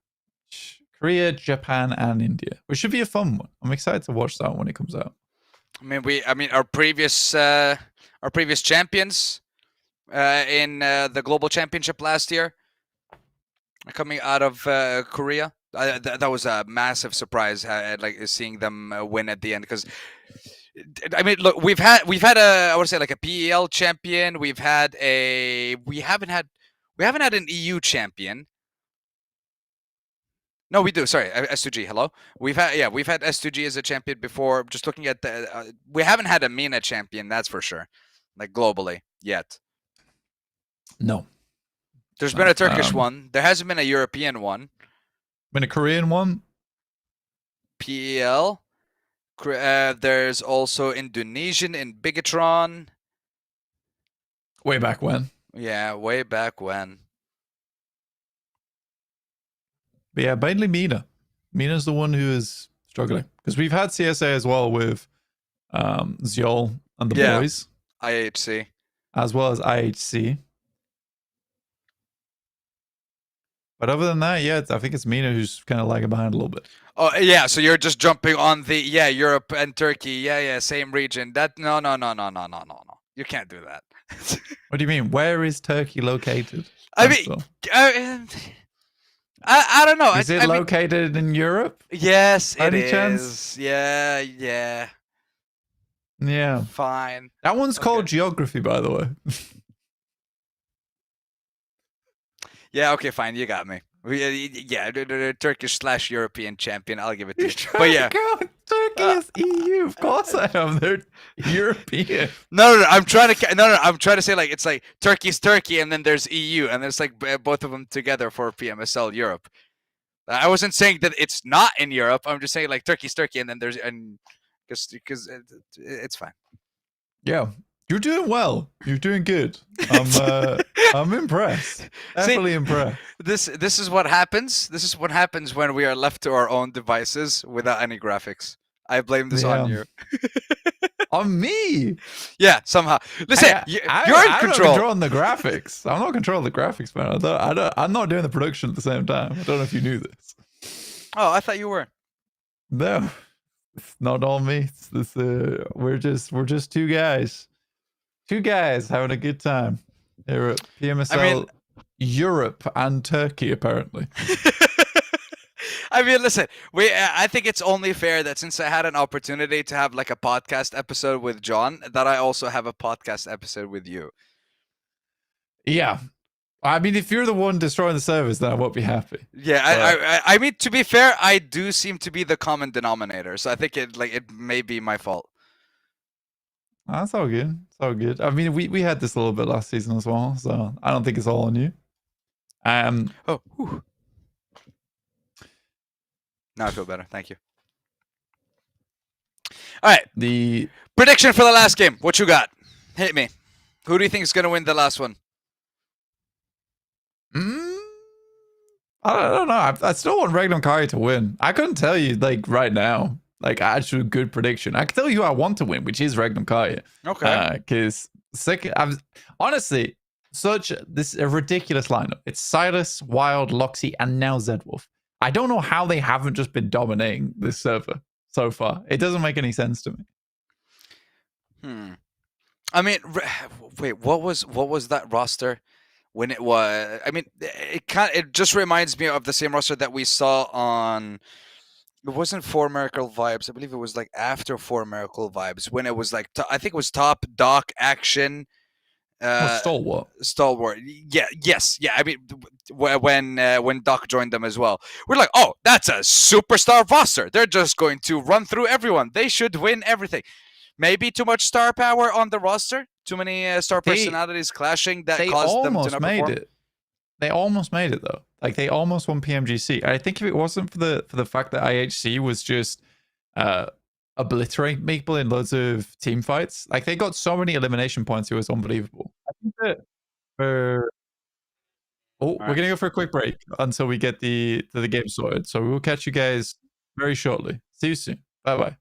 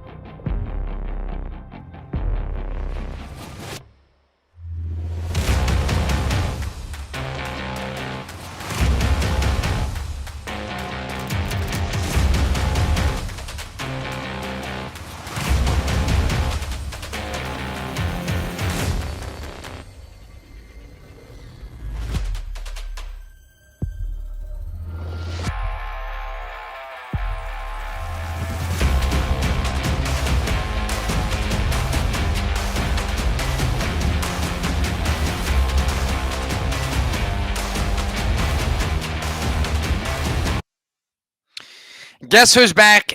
Back again. That's right. PUBG Mobile is back. Tell your friends, because we are back here one more time to wrap up the second day of the knockout stage for PMSL EU. I'm still Sandstorm. That's still blank. And that is still my right, and that's my left. Yes, I need to know my directions before we jump into that next game. But blank, the team has had a chance to, I want to say, restart the lobby. And I know that sometimes that can kind of, I want to say, like, play with the feelings of the players, specifically players who have had, you know, looking at this, it's like, oh, we might have had like a good position, a decent position, and now it's all gone. So how do they kind of like reset their mentality and bring themselves back into, I guess, 0.0 one more time since we're starting the game up again?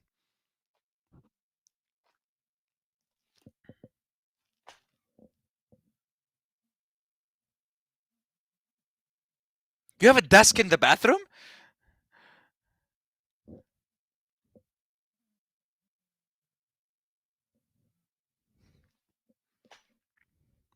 See, mine's wired. Does not need to recharge because mine's just that cool. But you know what, ladies and gentlemen, it's fine. Oh, I'm loving the live battery swap that we get to see. Yeah, I just wish that he's just said like reloading when he was doing that. That would have been cool. Quick little switch, and we should be back. All right, nice. I kind of wish that you just said like reloading as you were changing the battery in the headset.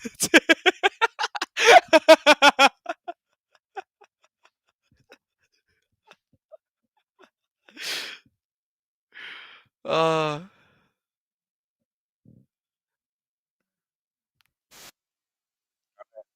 well, we heard the magic words. Yes, we heard the magic words. So here we go. Finally, I believe. Fingers crossed, because we have to do this. And here we go. Playing path one more time. Running right to Erangel. This time, we're digging up. We're heading over from right now to the military base. I want to say it's close enough to the prior circle and the prior zone that, and you know, in the previous game that we didn't really have, and it didn't really count and never really existed. But here we are, fresh start for all these players. 16 teams, 64 players dropping off, jumping into the battlegrounds one last time for the day.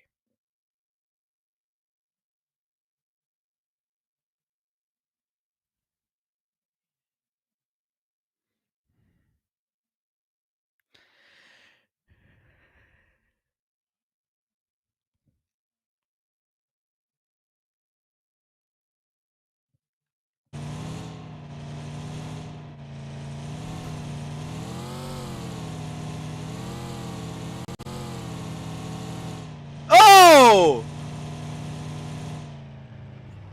It's... But it's no Zarky, blank.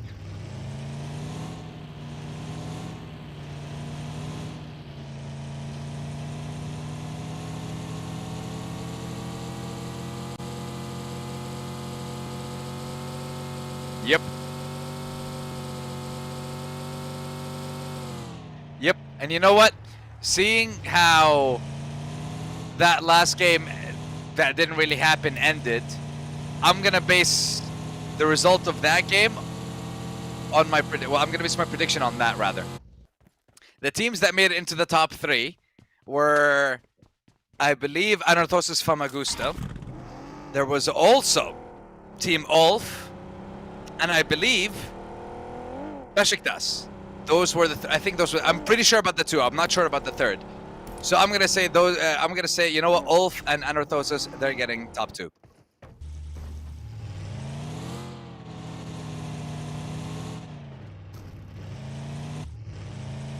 Oh, 100%.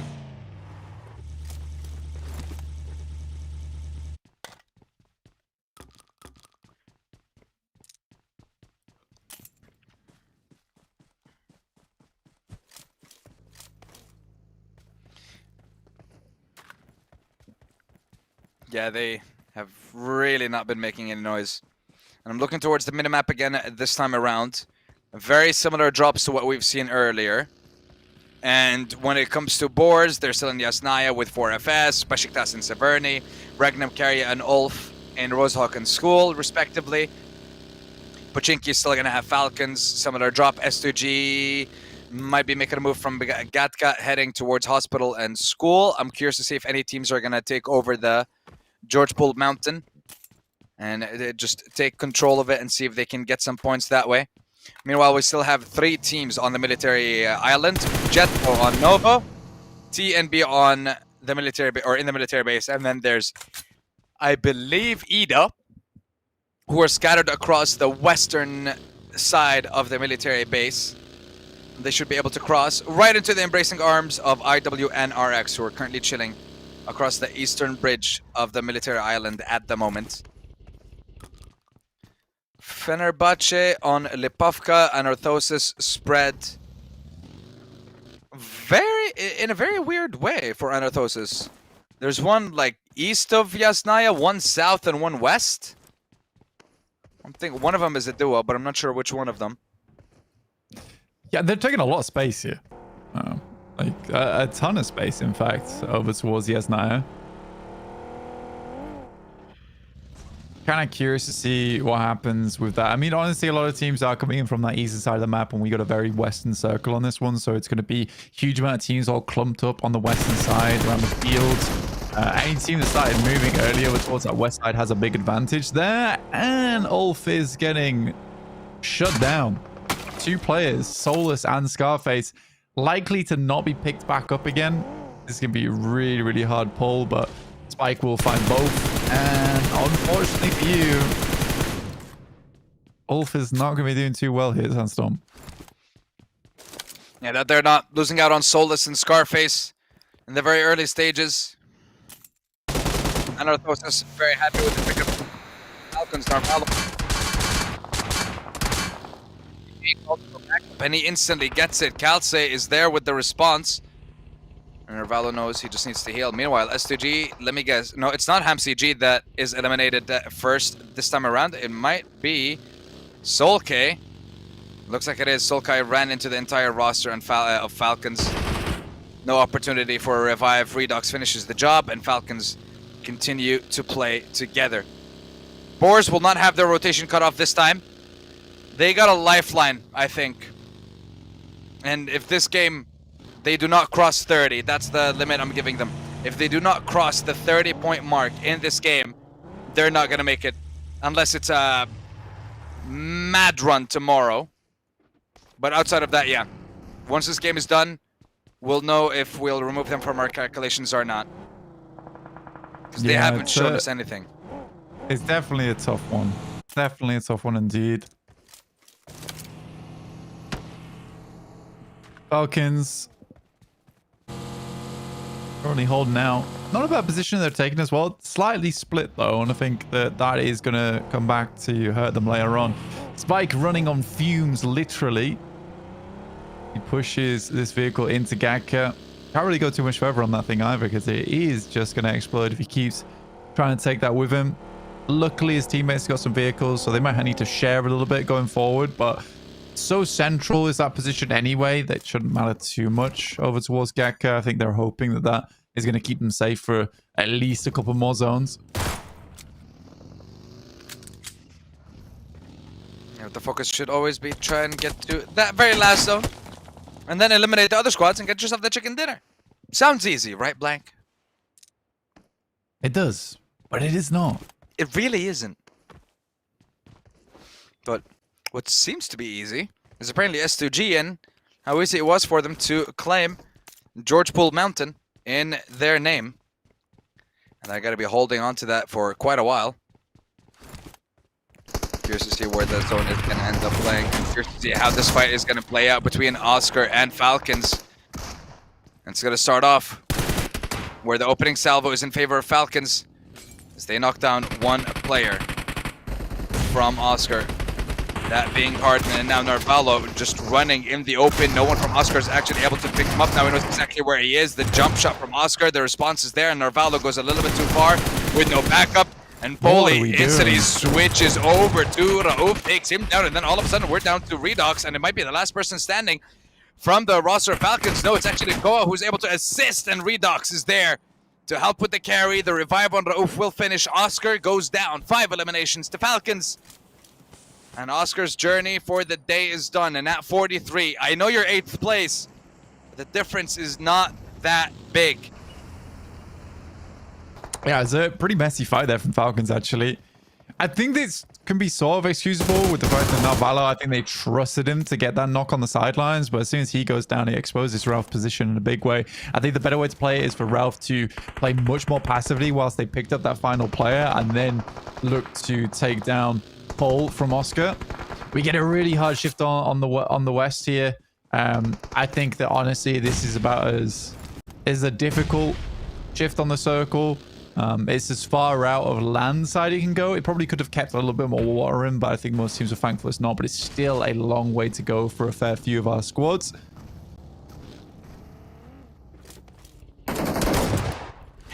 Loving the little ring around the rosy that they had to do. He's like, okay, fine, I'll get out of the vehicle and eliminate. Fine. He wanted the vehicle elimination medal. That's what he wanted. Yeah. I know what he's doing. Man's farming it in an esports competition. Yeah. Wow. You'll get the accolades where you can get them. Like, he realized it was taking slightly too long, though. He was like, I'm not gonna waste any more time. Let me just get this LM and move on. For FS, ooh, Lost has an airdrop looted in his favor. This game's been kind of calm. We haven't had a chance to see all the fights that broke out, but we got to see a decent bit. We might see one now, but it looks like it is going to be a gentleman's agreement between Bruh and S2G. But if Bruh knew they were up against 3 members and not a full stack, I think they might have been playing that a little bit differently. Yeah, I think very different how it actually panned out. But you know, I've always have all the information in these scenarios to make that happen. We are over towards Everest right now. We have 3 teams on Everest. I didn't expect to have that many.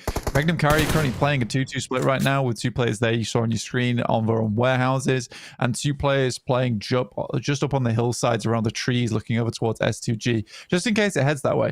But Everest cannot contain 3 teams. It literally cannot.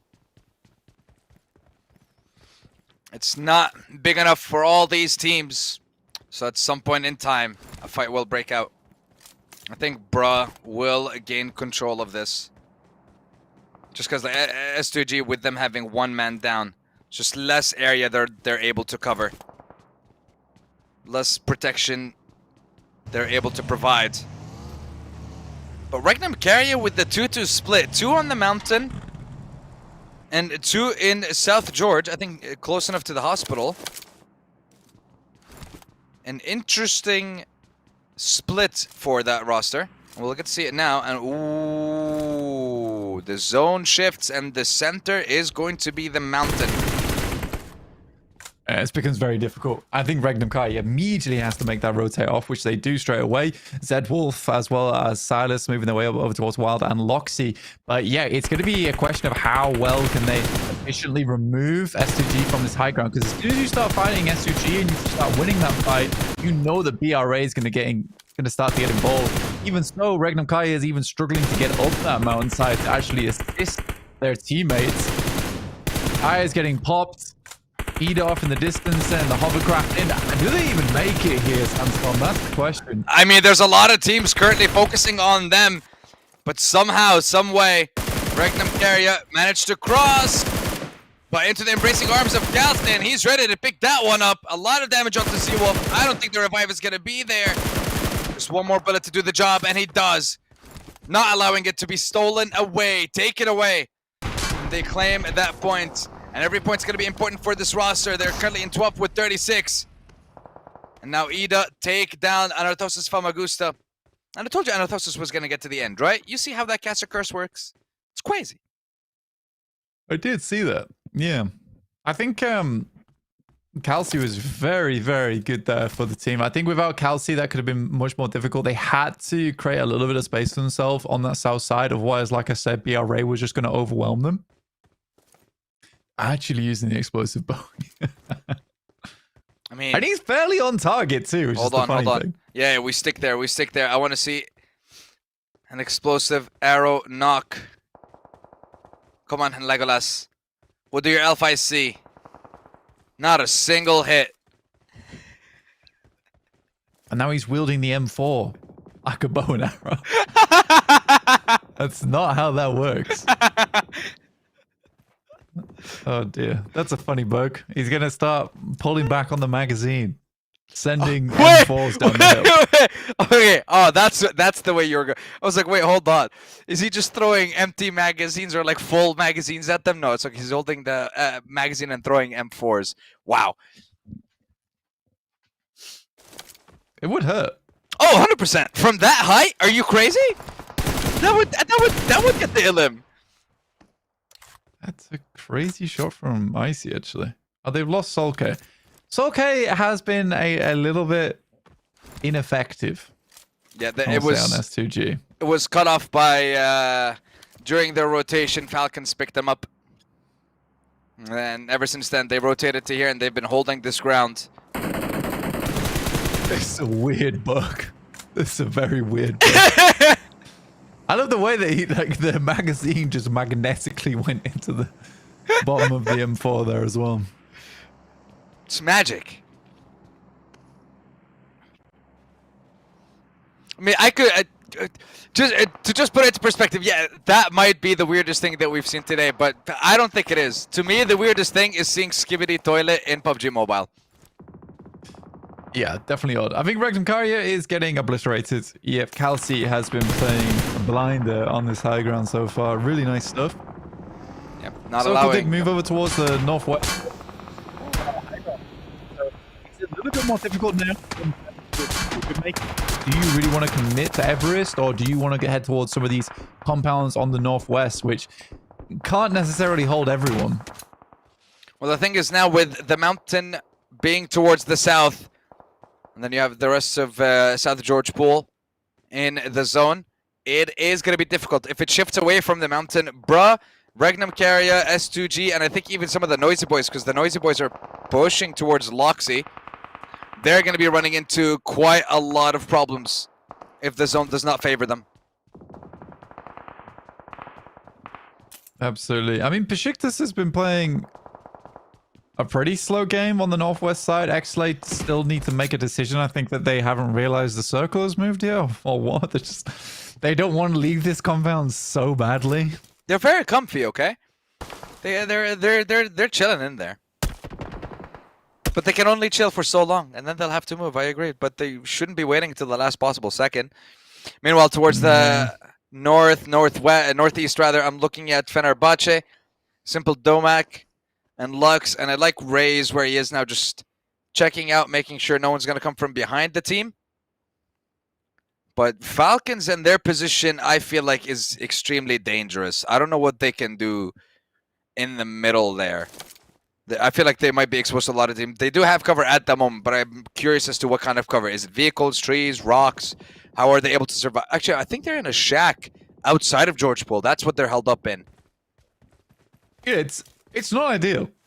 It's definitely not ideal for Falcons, but it's better than nothing. Right now, if you're XSlay, though, you need to think about cleaning IWNRX. Because I can understand waiting for stage 5 to pop before you make a move.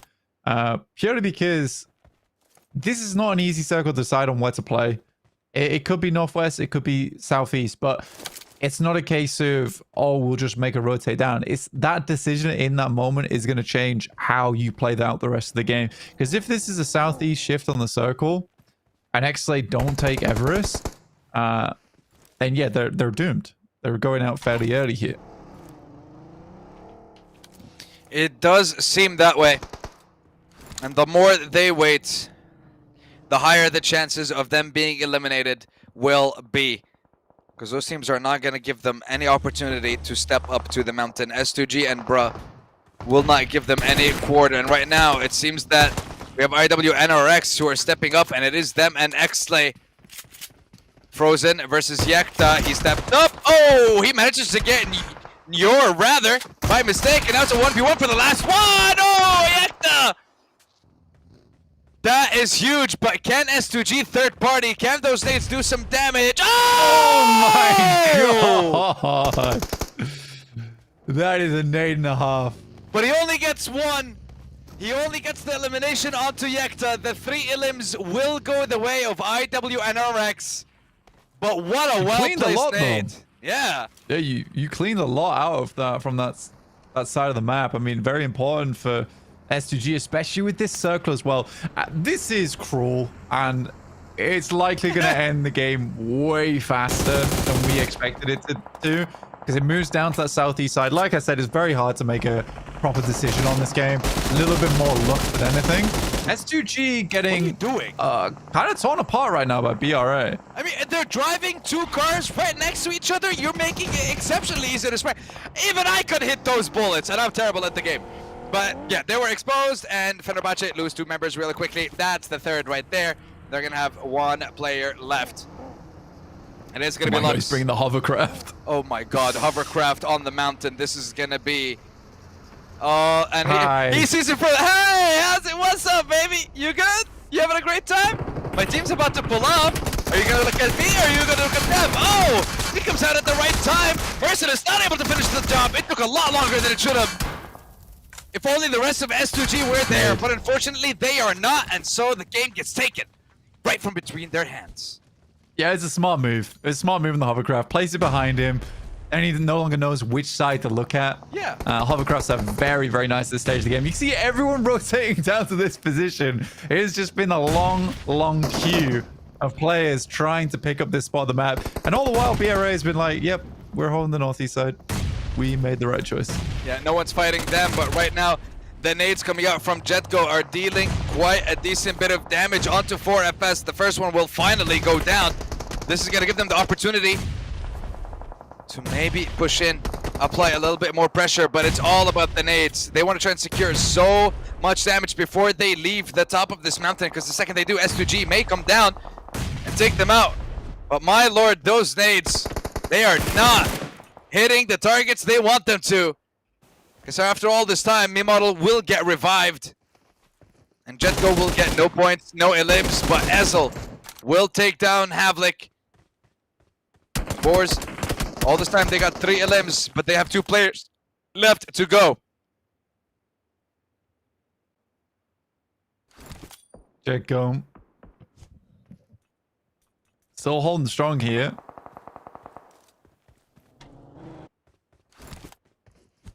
Your Boars who attempts to make their way up. They got 3 elims this game. It's not too bad, but yeah, this is ending very, very quickly. BRA have had the best time of it ever. I mean, they are just going to get more points off the back of this. Again, this is definitely luck of the draw, but they did play that northeast side fairly well. They have cleaned out the area as much as possible. Some great high ground shots. They've also managed to hold on to a lot of ammo here. Yeah, they haven't been taking as many shots. They're just waiting towards the final moment of the game, and now Koa, there's nowhere to run, nowhere to hide, except back to the lobby you go, and Falcons are out. 3rd place, 73, that's where they're gonna stay at the end of today. But bro, with the 90 points, keep in mind, it was 104 for Papara SuperMassive, and Papara are not playing this game. Bro is coming for 1st place. And they're not far behind. Actually, on this game, I think they maybe could overtake, which would be incredible considering Papara SuperMassive's track record today. And that does somewhat come off the back of a 30-point game over on Rondo. Yep. That was a stellar game, but right now we want to see if they can wrap it up, and here they come for the 3rd party. Kisyu steals the elimination onto 20. They want to take out Jetgo, they want to take out 4FS, and they want to secure this mountain and wrap this game up. Whoever controls the mountain controls this game and will get this dub.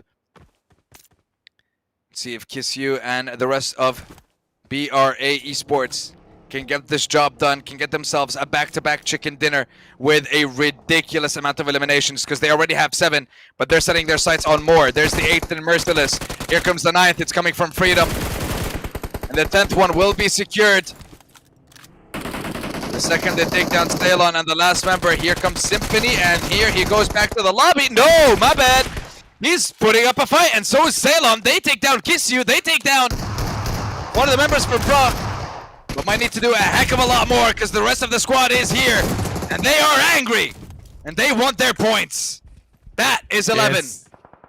Good shots from BRA. I mean, a little bit dicey, but they knew that they need to clean this up very quickly because if they hadn't have finished out that fight as soon as they did, other teams would have been looking to take the throne off their hands. Now you really want to look at 4FS and Boars with teams that are capable to take it to BRA with only the 2 players, even so they still hold that high ground. AMCG, 15 bullets in a Groza and a dream. Let's see if he can make that dream a reality. And let's see if Boars can come back in this game and breathe some life into their continued tournament run. 4 eliminations, 21 points, top 6 in this game. The goal is 30 plus for Boars. And then they are back into the calculations with TNB, XS, everyone from 16th to 11th out for the count. The teams in 18th and 19th not playing this game.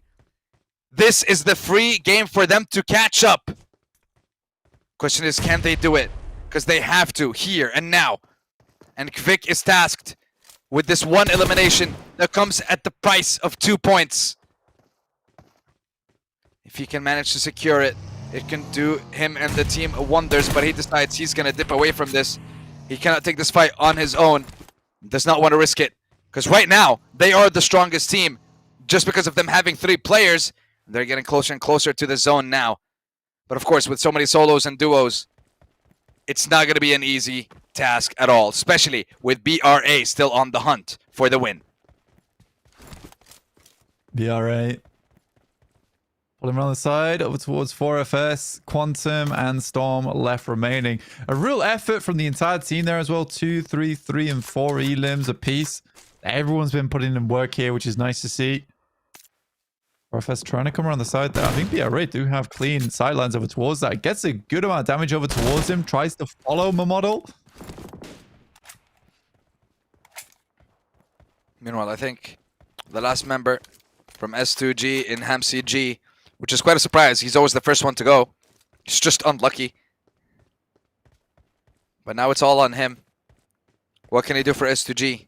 How much relief can he provide with the points that you can accumulate in this final game of the day? A chance to maybe catch up to Asgard Esports. Maybe eclipse Regnum and come close enough to Beşiktaş. Fight for the top 5. But yeah, this is... We thought the game was going to end early. I thought the game was going to end early the way that the zone was positioned, but... Nah, now it's coming to a screeching halt.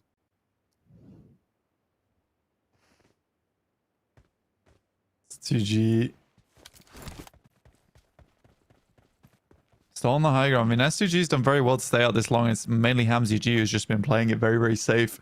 We're almost into stage 8 now, 30 seconds away.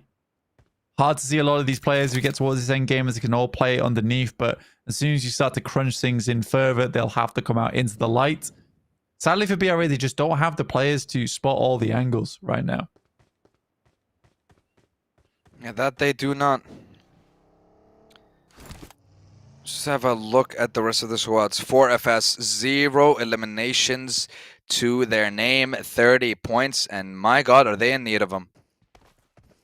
But right now with the placements, they should be, I think, 2 points. Yeah, so they're 1 point behind TNB at the moment. So 4FS, they're still very much in the conversation. And Boars are trying to enter this conversation. And in front of them is a Regnum Carya player under the name of Silas.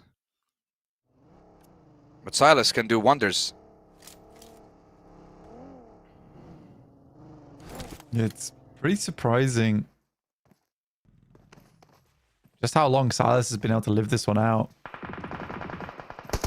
Well, not everyone's going to be able to survive until the very end, because right now 4FS, Mamodel exposed and knocked. BRA, another slobber knocker of a game with the eliminations that they've been securing. And finally we get the push. SnowX pushes in, gets the elimination. Beşiktaş down. Boars on the rise, on the way up. But keep in mind, they have Silas behind them. They still don't know about that. They haven't peeked back, but the question is, when will Silas himself move? because he also has to. And Hamsi, remember, he's on his own. Nade, takes a bit of damage. He peeks, but now it's a 1v2. He does have the high ground. Can he use it? Push this advantage a little bit further and take down the Boars. Switches over. Thanks to S12K, can do it all. But unfortunately, the nade from EXO secures it. Another elim, 6 for Boars. And they are claiming the high ground. Meanwhile, Silas busy with T. Vic taken out by BRA. We have our final 4. And Silas looking to take down T. He wants to get 3rd. He wants a 5th elimination for the team. But T might have a response of his own. He has a nade. Oh, not close enough. He doesn't know exactly where Silas is. But he will get spotted out, and BRA steals that one while Silas was baiting. Meanwhile, Boars are actually able to revive their 3rd player. Can Boars get a chicken dinner in this one? Because if they do, it would be mad. It would be crazy. Boars now looking to push over. They desperately need this. That they do. If they're able to get it, it's going to really help them tomorrow. Massively. You're talking about 16 plus. You're talking about them making more points than they did in the entirety of day 1 and essentially all of day 2 too. This one game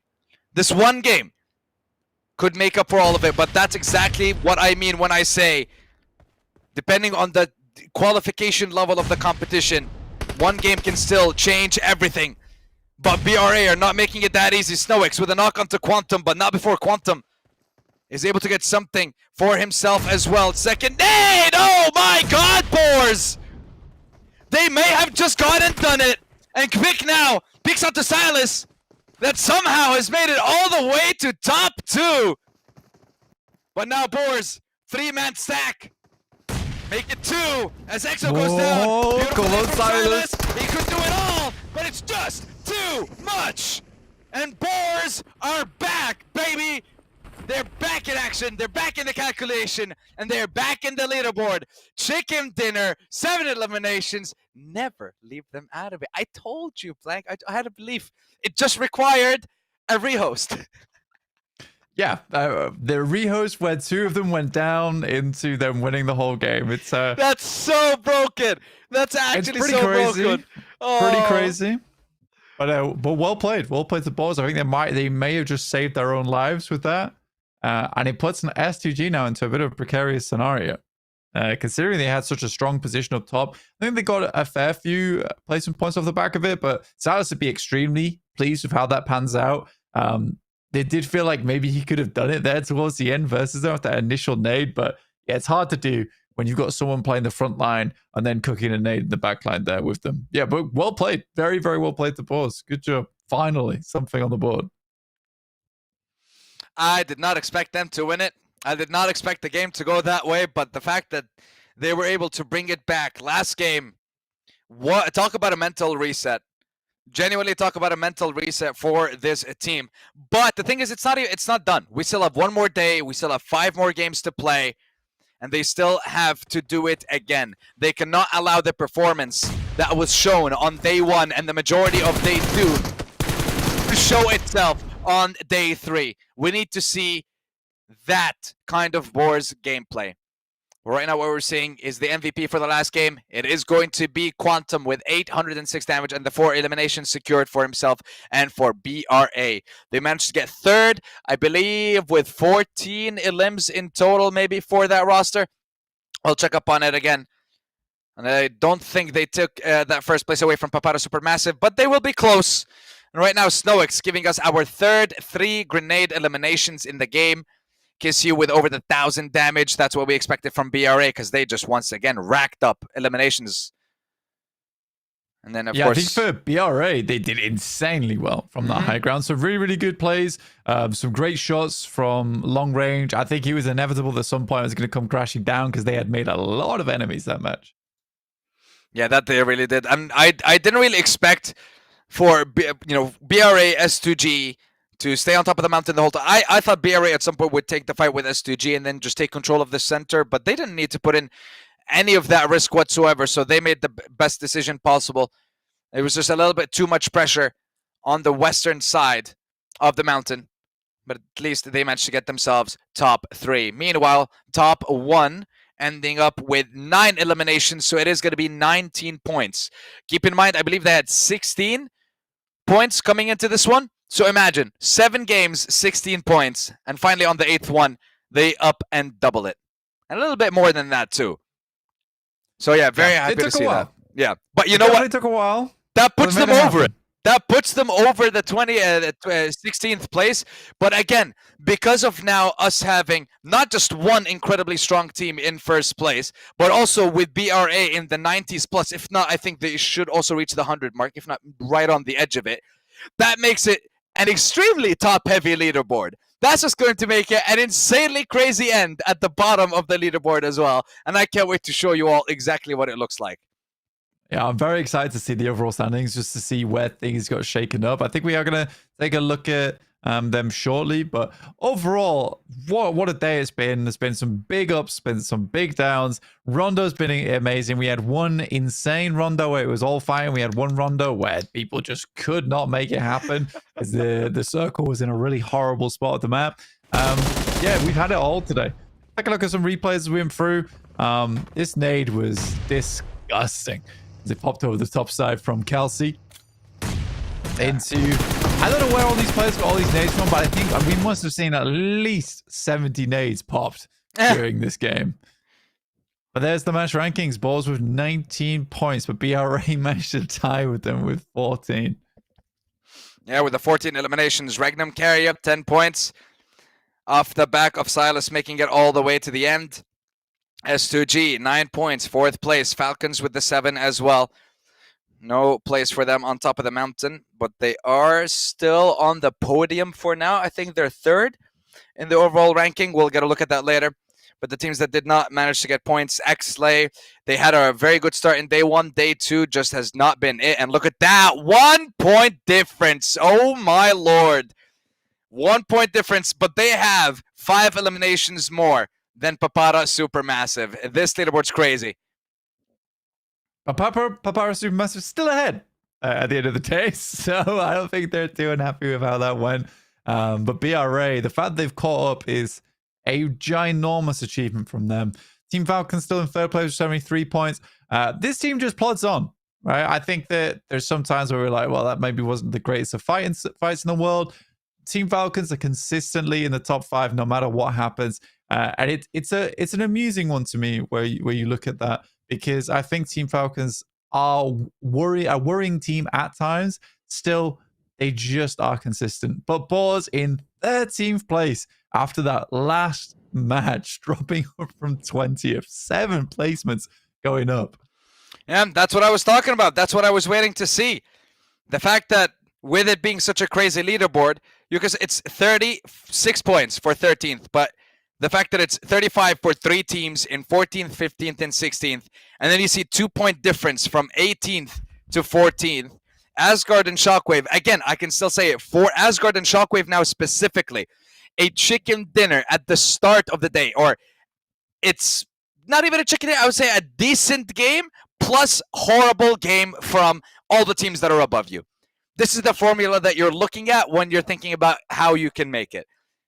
Other teams need to perform bad. You need to perform good at the same time. And then that's when you're going to have a couple of switches, which is exactly what Boars are going through. But they're not safe. They're just 2 points off of elimination. They're not safe yet. The job is not done for any of those teams. 5 more games to go. 4 matches in total for every group and for every team. And then we will know who are going to be the 16 teams in the Complex Arena live in Istanbul, in Turkey, playing for the championship. And of course, playing to qualify for PMGC. But let's have a look at our daily MVP. 2.5k damage, 15 eliminations with 5 assists. It's none other than Quantum for... It had to be someone from BRA. It had to be. It did. Sorry, I was distracted there for a second. I was waiting for you to stop talking. I'm sorry. Yeah, I talk a lot. 2.5k damage, 15 elims. Very, very cute. I think 1 hour 47 survival time is probably the most impressive stat for him over 5 matches. You surviving at least 20 minutes each match there on average, which is a crazy result from Quantum. But very well played for our daily MVP, and very much deserved, even though Papara SuperMassive still were able to get some very big moments. But I think this is kind of crazy on the MVP with 3 players from BRA up there.